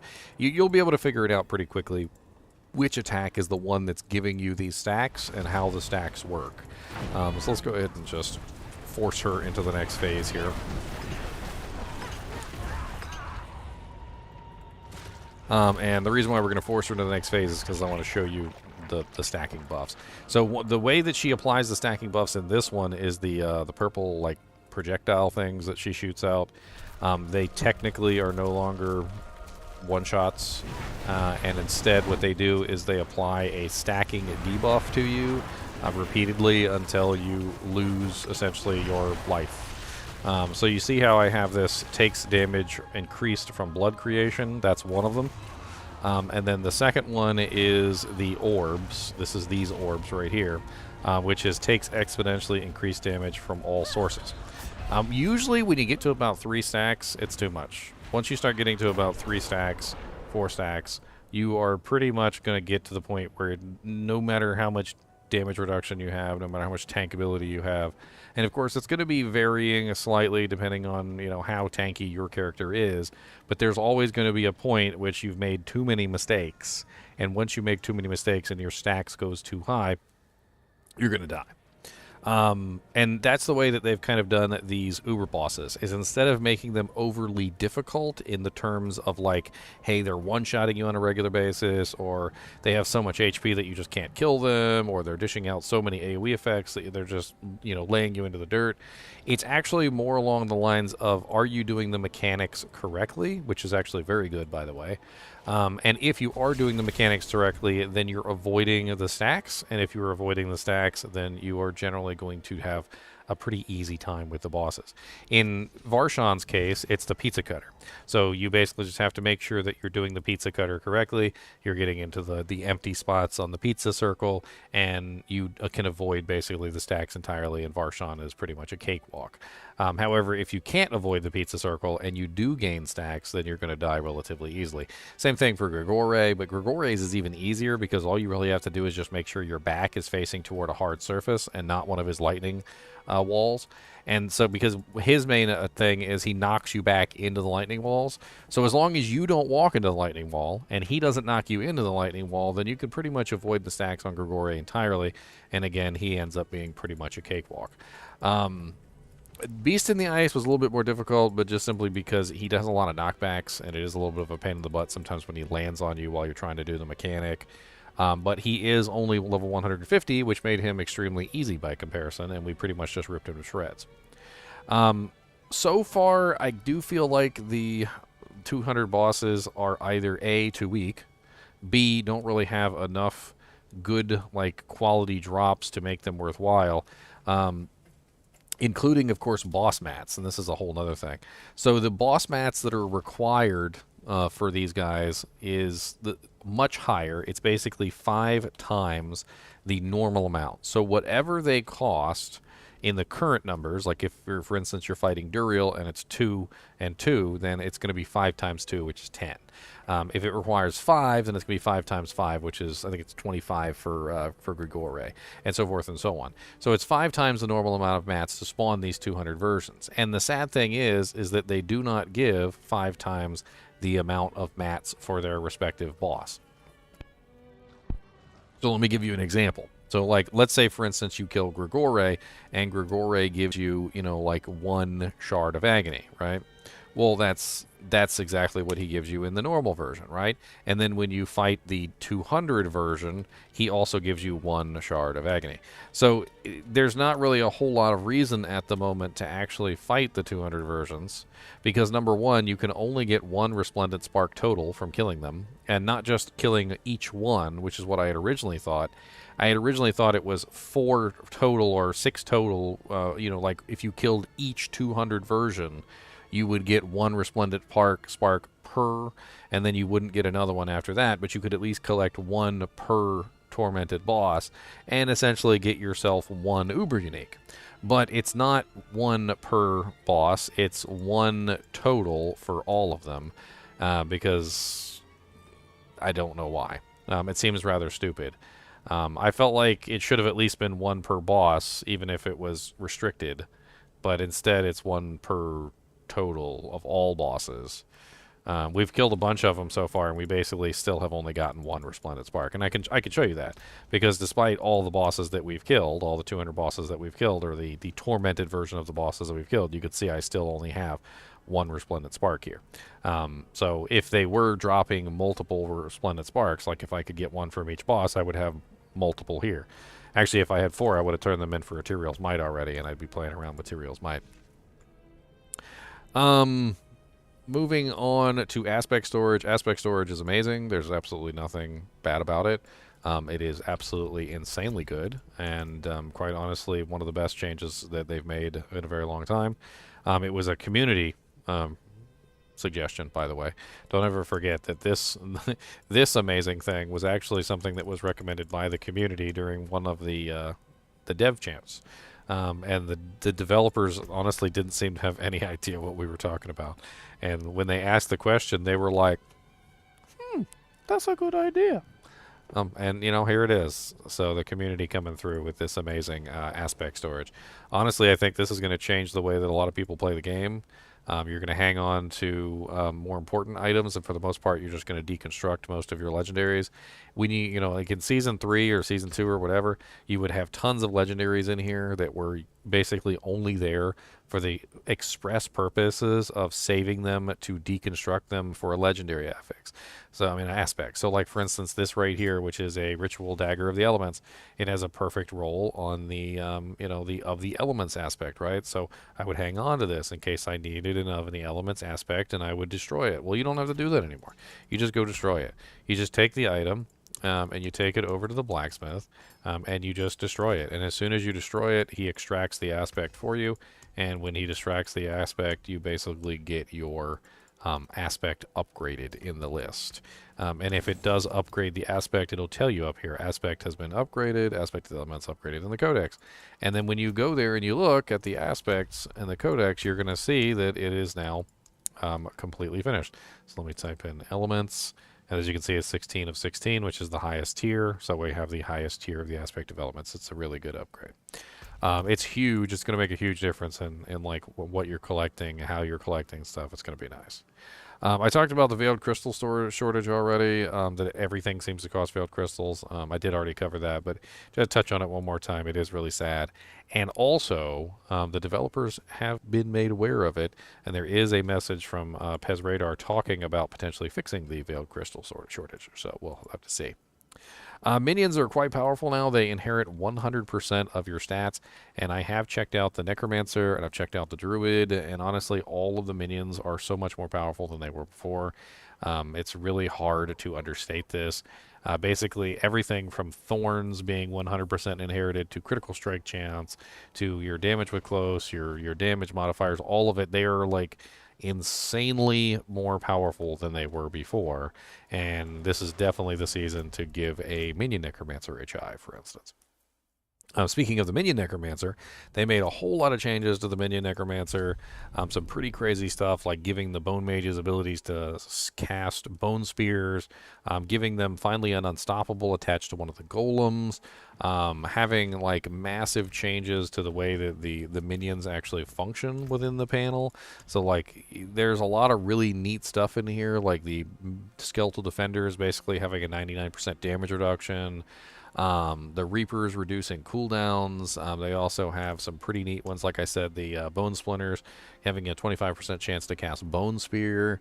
I mean, all in all, like across the board, I think they're absolutely amazing. Like the Iron Golem has a pull-in now, which basically means that he can sort of replace your Corpse Tendrils if you want to use him instead of that. I mean, I've definitely seen some crazy, very powerful minion builds this season, or this PTR, and not only that, but I also checked out the Druid's minions as well, and honestly, they're way more powerful than they were before. They're not holding you back anymore. They're actually carrying you through the dungeon at this point, and there's a lot of fun aspects that you can get, or affixes that you can get to enhance them as well. Like there's things that will basically make it so that your skeleton mages will attack multiple times. Like for instance, let me put my orb up here, and I believe it's, yeah, here it is. So minion attack speed, chance for skeleton mages to cast twice, skeleton priest effect duration. There's also a really neat new aspect that basically makes it so that your skeletal priests empowering will actually empower you as well, which is also really neat. So when you use your skeletal priest and it heals your group and provides them with a damage bump, it also does the same thing for you, which is pretty cool. Uniques feel less powerful than the legendaries now, except when they are required for the build. So I don't know what it is about the new legendaries and the old uniques and how they're currently balanced, because they really just haven't really touched the old uniques. A lot of the uniques are still basically the same uniques that we've always seen, and they haven't really changed a whole lot. But when you compare them to a likewise item, you start to get to the impression that, well, they're just not as powerful as the previous ones. I mean, they have 4 affixes on them, which is a thing, right? So they've got 4 affixes on them, and that's neat and all, but like when you look at one of your rings that has 5 affixes on it, and the 5 affixes are a lot more powerful than the 4 affixes that are currently on the ring, unless the unique item is specifically required for your build, it doesn't seem like the unique items are anywhere near as powerful as they were before. Now, there are certain exceptions, like Talrosh's Iridescent Loop, which gives you such a high multiplier, and some items specifically, like I said, that are almost required for your build can definitely be very powerful. But I've also noted that for the most part, whenever I was putting together a character, I was less inclined to include a unique if it didn't provide me with some sort of unique effect that I couldn't get elsewhere, because the power, like raw power that you're getting from the legendaries, just seemed to be better than the raw power that you were getting from the uniques, which is rather unfortunate. I would even go so far as to say that unless they rebalance the unique items a little bit, or buff up the total amount of power that they're giving you, you might want to avoid uniques entirely unless your build requires it. Like if you're a sorceress and you're using the new Fractured Winterglass amulet so that you could do the Frozen Orb build, then that's fine. If you're a sorceress and you're using the new Flame Weaver gauntlets because you want to do the Flame Weaver build with the Firebolts, then that's fine. But like things like Penitent Greaves, like Tacets of the Dawning Sky, like there's definitely a lot less power in the uniques than they were before. Now the cool thing is the unique can roll with greater affixes too, just like your armor can. And if you do happen to find a greater affix rolled unique, they can be pretty powerful. And I can show you an example of that. I do have a very nice greater affix roll unique on the Sorceress right now. And basically what it is it's just when you find it, the greater affix can potentially roll on one or two of the aspects. It can actually roll on all four. We found one with all four. And this is an example of one of them right here, which is my Flame Weaver gloves, which rolled a greater affix on the attack speed, and it also rolled a greater affix on the Devouring Blaze, which was pretty nice. So both two very good ones for me to get a greater affix rolls on. And then of course this means that I have an absolutely excellent unique item by comparison, and of course I can upgrade it and then grab like a 25% increase on those rolls. And as you can see, I've got a huge amount of attack speed with this character. I'm actually running a base attack speed of nearly 100%, 87.9%, with just my equipment. Like no additional modifiers, no Moonrise or any of the other attack speed bonuses that I could potentially get in buffs. This is literally just the attack speed that I currently have for my equipment, which is pretty darn cool. Every system at the moment seems to have some sort of issue, and honestly, it needs to be fixed.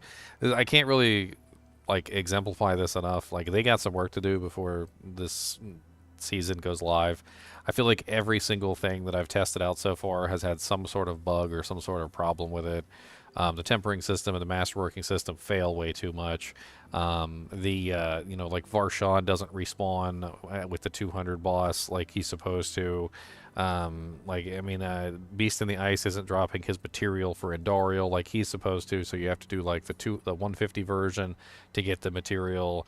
The freaking Dust Devils are literally covering the entire screen when the Barbarians are using it, which is absolutely insane. If you guys haven't seen the Dust Devils covering the entire screen, trust me, you don't want to, because you can't see anything. Literally, you can't see the floor, you can't see your character, you can't see like the ceiling, you can't see the monsters, you can't see your friends. Like when the Dust Devil Barbarian comes through, like it's literally like you're in a real Dust Devil in the middle of a desert, and there's literally sand pelting your eyes, and you're just like trying to rub the sand out of your eyes and hoping that and praying that you don't get eaten by a scorpion while you do, because that's literally what it's like at the current moment. And there's definitely some things that need to be tuned, and there's some things that need to be fixed, but it feels like everything at the moment is currently messed up or bugged in some way, shape, or form. Now, granted, it's a public test realm, and, that's perfectly fine. It's a public test realm, and things need to be tested and fixed. Hopefully, a lot of these things that they currently have wrong with the game get addressed before Season 4 launches, because if they launched it in its current state, it would be pretty bad. A lot of people would be pretty pissed that they weren't getting materials for fighting, Andariel from Beast in the Ice. They would be people pretty pissed that they wasted all their materials fighting Varshawn, and then he doesn't respawn, and so forth and so on. I mean, it's a lot at the moment, but I'm confident that with the time period that they have available to them between now and when Season 4 actually launches, I think we've got a lot of stuff here.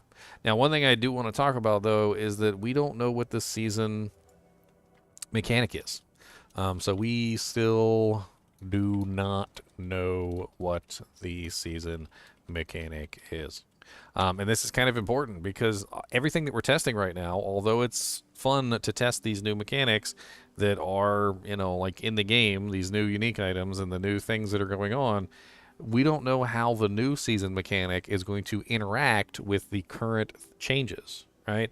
Because for all we know, the season mechanic could make things extraordinarily stupid.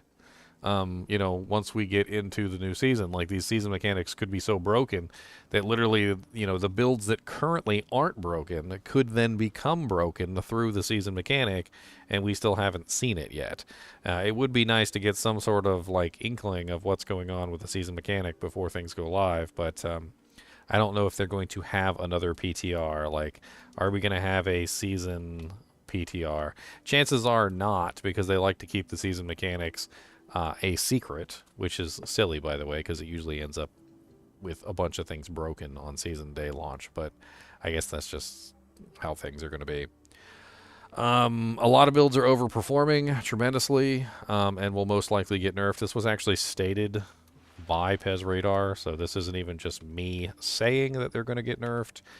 This is literally a statement by Pez Radar saying that a lot of builds are currently overperforming, and they're going to be looking at rebalancing them downward. Most likely things like the Dust Devil Barbarian, the Frozen Orb Sorceress, which is currently kind of overperforming. There's definitely some overperforming builds, and don't be surprised when they all get nerfed into oblivion. The pit doesn't give Glyphy XP, which is a really big negative in my opinion, because you basically are forced to grind the pit to upgrade your equipment, and as you grind the pit, you're getting no Glyphy XP, which means you have to go back to the Nightmare Dungeons to do the Nightmare Dungeons. But the silly thing is that once you gear up for the pit, like once you've got your character ready for the pit, the Nightmare Dungeons are basically garbage. Like, you can do Nightmare Tier 100s in your sleep once you've set up for the pit. And it's, yeah. Another thing that I'd like to talk about with the pit, which really kind of bothers me, is the random environmental effects are just really stupid. So basically, inside the boss fights, when you're fighting the boss, there are just these random things that are happening. They have no association with the boss itself, so there's no tell or anything. Like, you don't know that they're coming for the most part.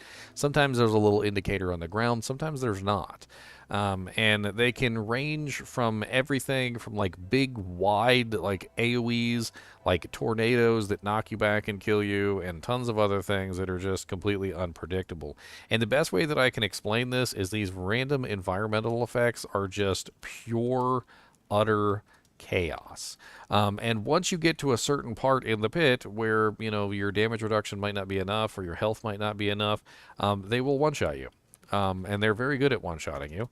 And honestly, the one-shots are so random and ridiculous that it would be better if you could actually avoid these random environmental effects. But the silly thing is that the random environmental effects are so crazy and chaotic that half the time you have no hope in evading them except for to, like, kite the boss and run around in circles at the edge of the arena.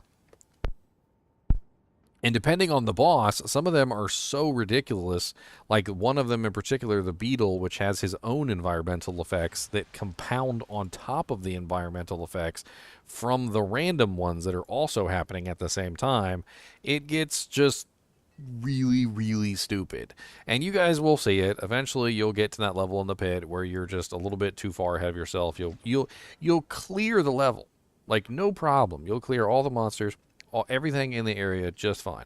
But then when you get to the boss and the random environmental effects literally one-shot you because you weren't paying attention, and the guy was like on the other side of the screen when he spawned but shot a projectile that went all the way across the screen and just one-taps you, you'll start to realize what I mean, that the random environmental effects are just nuts. There's everything from Lilith with her claws, Lilith with her spikes, World Tier 4 boss, like random firing projectiles, like triangle, like floor-based effects. There's hurricane, like little tornado hurricanes that kind of remind me of Diablo 2 hurricanes because they just go randomly around the arena. But if they touch you, you're pretty much dead, and you can't really see them either, which is rather unfortunate because they're like the same color as the floor, and they're actually kind of hard to identify. And that's not even all of them. There's like tendrils that come out. There's basically, while you're fighting any of the existing bosses, they just have like 1,000 million random environmental effects, which are basically recycled old boss attacks, basically from previous bosses, and these recycled old boss attacks are just constantly assaulting you on a regular basis. And the other big issue with these random environmental effects is that when the boss is staggered, they keep going. So the random environmental effects just continue to go. They just continue going the entire time, even if the boss is staggered. So during the moment when you've been trained, almost like conditioned, like we're dogs or something, and like Pavlov's dog with the bell, and then he starts salivating, right? Like we've been conditioned to know that when a boss is staggered, it's safe, and that's the time when you dish out as much damage as you possibly can, right? Well, no, not in these pits, because in these pits, the environmental effects continue even when the boss is staggered and literally will absolutely annihilate you from existence. So you have to stay on your toes 100% of the time, even when the boss is staggered, which is just stupid. Boss materials. So boss materials have been dropping pretty much everywhere now. HellTides, they've been dropping in Nightmare Dungeons. I've even seen some boss materials just drop from random monsters as I've been running around the game world. It seems like they have definitely upped the overall boss material drop rate across the board. Like for instance, you can get Exquisite Bloods just doing HellTides. Which is pretty amazing. And like as a general rule of thumb, I'll say that it's going to be a hell of a lot easier to get the boss mats that you need to farm the bosses that you're trying to farm on a regular basis. HellTides are way better. Let's talk about HellTides for a second. So HellTides have gotten a bunch of additional things added in. Most notably is they pulled in a lot of mechanics from the Vampire event back in Season 2. Like, for instance, they have a center event now, which is very similar to the Vampire event. Basically, you go there, and once you're in the Vampire event, you can spend a currency, which is unique to the area, which you obtain in the area to basically spawn like an uber kind of like boss that everybody gets to fight. And it's pretty darn cool. It's usually denoted by a big skull on the map, although I don't see it right off the top of my head. I might just not be close enough. But this is the resource up here. You also have a pretty neat building threat meter, which when you're by yourself, it's not as cool. But when you're in a group, and this is actually really cool, is that when you're in a group with a bunch of other players and they have their threat meter building at the same time too, you can potentially have all the threat meters go off at one time. And you can basically have a huge amount of damage or monsters coming, and it's just absolutely insanely fun to spend some time and sit there and just dish out as much damage as you possibly can to, to this big giant pack of never-ending monsters that are coming.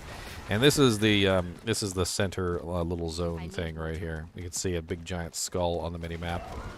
And when you get here, basically what you have to do is you have to put these materials into it, and once 3 materials have been put in, you basically have enough to summon the boss in the center. And honestly, it's really nice. It's actually pretty fun. I think a lot of people are going to spend a lot of time here in the HellTides because it goes across groups as well. So if you have, say, like 4 or 5 groups or 6 or 7 groups, and they're all here at the same time, and they're all putting in their, their baneful hearts, then you can get a pretty large amount of monsters all spawning at once. And then you combine in the threat meters going off at the same time, and you end up with some pretty darn cool stuff. Now, the HellTides have become insanely easy, though, which is unfortunate, because when they scaled up all the content with the pit and whatnot, they did make it a lot easier, well, way easier, to clear stuff in there. However, I will say that the boss that comes from that center thing that I was just showing you does actually have the ability to one-shot even some of the most hardened veteran of characters. I think she actually has a one-shot ability. I'm not entirely sure, but There's been several times where I was taking no damage from anything, including her, and then all of a sudden I was just instantly dead.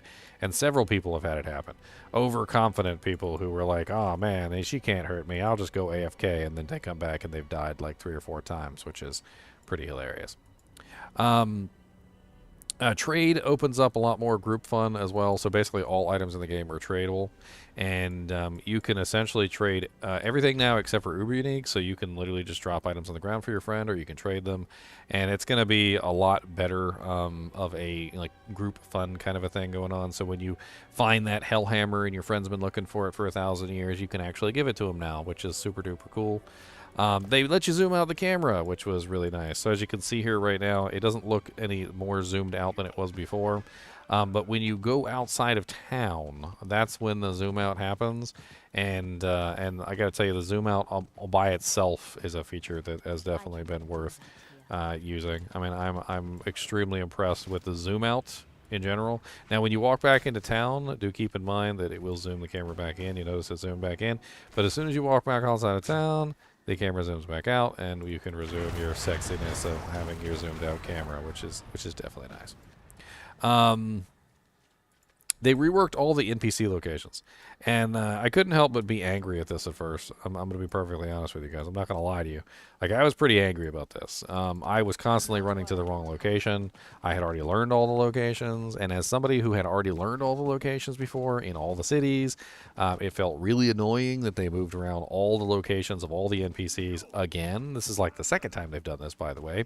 And, you know, I can't help but feel like, you know, like, can we just figure out where they go and stop moving them?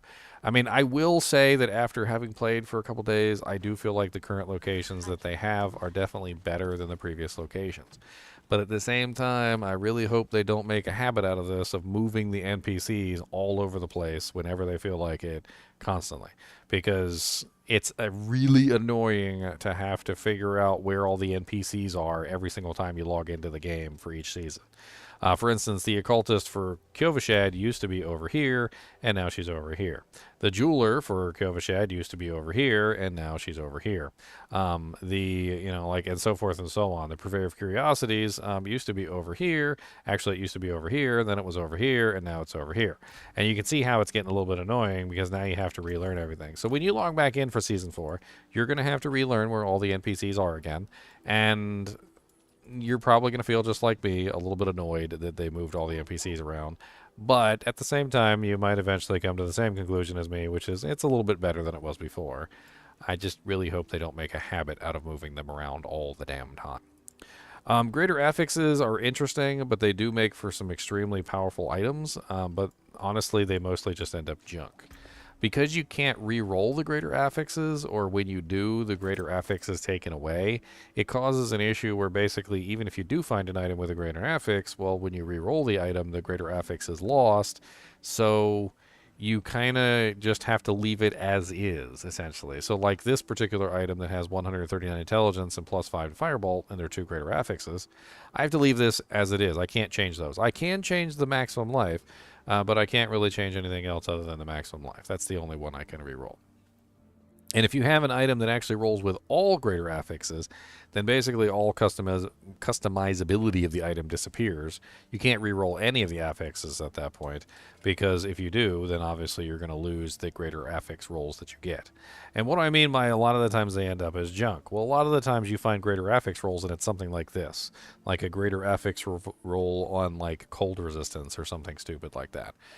It's already so easy to cap out resistances that I'm not even really sure why you would ever want something like a greater affix roll on cold res, but I mean, maybe that helps you cap out your res with one item or something. But for the most part, I think a lot of the times you're going to find greater affix items, even ones that have multiple greater affixes, and they're basically just going to be trash, and you're just going to throw them away, which is, I think, is going to be pretty common.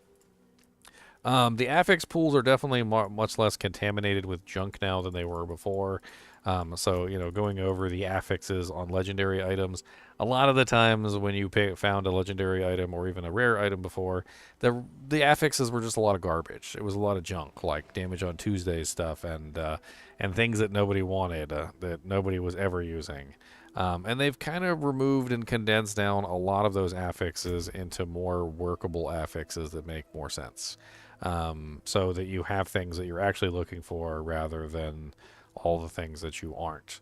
I do, however, feel that despite the fact that they reduced the number of junk affixes in the pool, I feel like the tempering system unfortunately added a lot of those junk affixes back in a rather weird way, which is basically to say that, like, imagine this. They took all the junk affixes off of the items when you find them, and then they put the junk affixes that they still wanted in this, so that basically you were forced to pick whether or not you wanted the junk affix, which is, I think, a little bit better. Because in some ways, when you're talking about like what junk affixes you want, you're looking at it from a perspective of, like, okay, well, I might not necessarily want something like ice spike damage, right? But if I am building an ice spike sorceress, then I might want ice spike damage, right? So that's kind of like a thing that you can choose.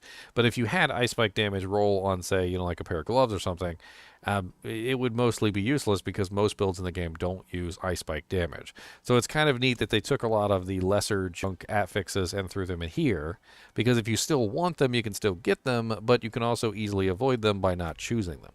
Now, I will also add in the fact, because I talked about this earlier, is that a lot of the times it feels like you're still ending up with junk affixes anyway, depending on what build you're on, because some builds definitely do have better affixes than others. I think I've covered just about everything except for the pit. And what can I really say about the pit? I've played the pit, and I've gone up pretty high in the tiers, and I've messed around with it, and honestly, it seems like eventually it's going to get pretty boring at a certain point. The fact that the pit doesn't have any Glyphy XP, the fact that the pit doesn't really provide you with Veiled Crystals, which is an extreme demand at this particular point, and the fact that the pit literally goes up to tier 200 monsters, which I've got, I think I got 191 on here right now. But it's just one of those things that, like, it's the same exact experience over and over and over again. No items drop in there whatsoever unless you complete it. Dying, of course, basically makes it so that you can't complete the upgrade portion of it. So it's interesting is that when you fail the mastery of the pit, you basically just don't get the Neth Iron, the Ingolith, or the Abdusite. But you still get the rewards at the end, which is just generic drops. But if you're looking for like a large amount of equipment, Tier 100 Nightmare Dungeons is probably better. If you're looking for materials, Tier 100 Nightmare Dungeons is probably better. If you're looking for Scattered Prisms, well, those don't drop there. If you're looking for Veiled Crystals, well, those don't drop in the pit either. In fact, one of the problems I had in the game was finding Scattered Prisms, as they seem to be exceedingly rare in this new version of the game.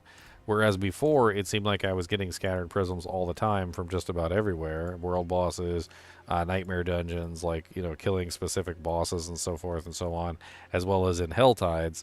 The Scattered Prisms don't seem to be dropping anywhere near as often or with the same frequency as they did before, which I can only assume is a deliberate ploy to make them more rare as a crafting material. But the very interesting thing is that that's how I always assumed it was going to be. I always assumed Scattered Prisms would actually be rare, but they never were, and I guess now they are. I don't know. I think that's pretty much it. They also condensed down the herbs, so that was a whole other thing too. So the elixir / herbs crafting, basically they condense down everything into a much more like logical and reasonable system.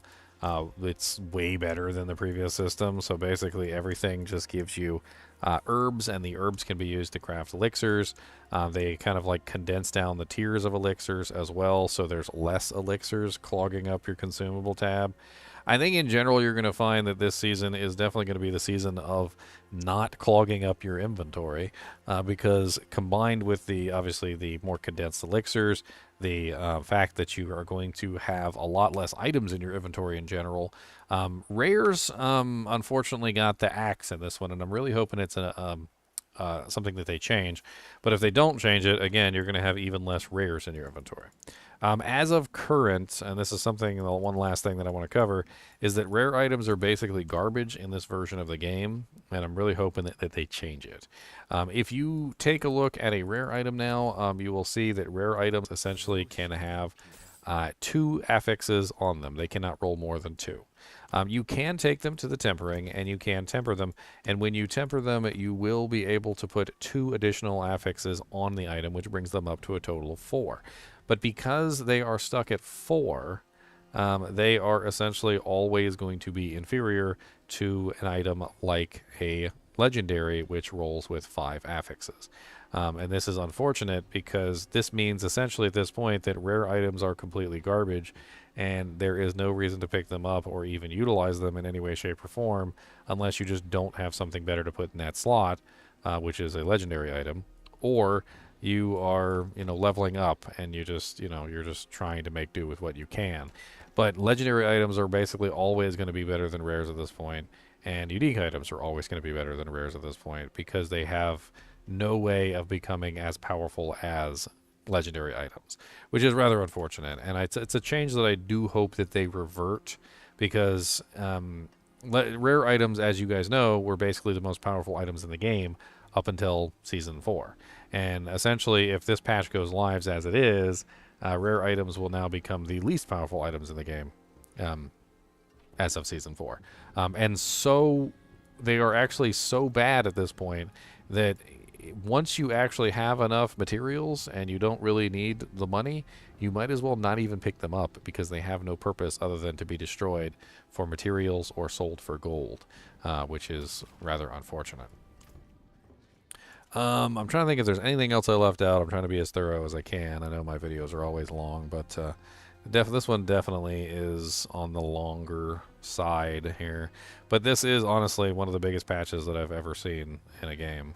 I mean, it would be an understatement for me to say that it's not a big patch, because it's a really, really, really big patch. They've changed just about everything about the game to the point where literally, if the last time you played was like Season 1 or something like that, like Bob, for instance, who was in here earlier, who last time he played was Season 1, the amount of things that they've changed since Season 1 is so freaking drastic that it's not even the same game anymore. It's not. You're going to log in, you're going to have no clue what the NPCs are. You're going to have no clue how to upgrade your items. You're going to have no clue what the tempering system is. You're going to have no clue what the masterworking system is. You're going to have no clue where the pit is. You're going to have no clue about all these changes to HellTide. You're going to be surprised about those. There's tons of new unique items. I mean, it's really difficult for me to explain all of these changes because it feels like it's not even the same game anymore. Like, the game is under there somewhere, buried by everything that they've changed. Moving the NPCs around, adding all the unique items, rebalancing everything. I mean, honestly, a lot of this stuff with, like, firing projectiles twice is brand new to the game as well, and it's really cool. I like it.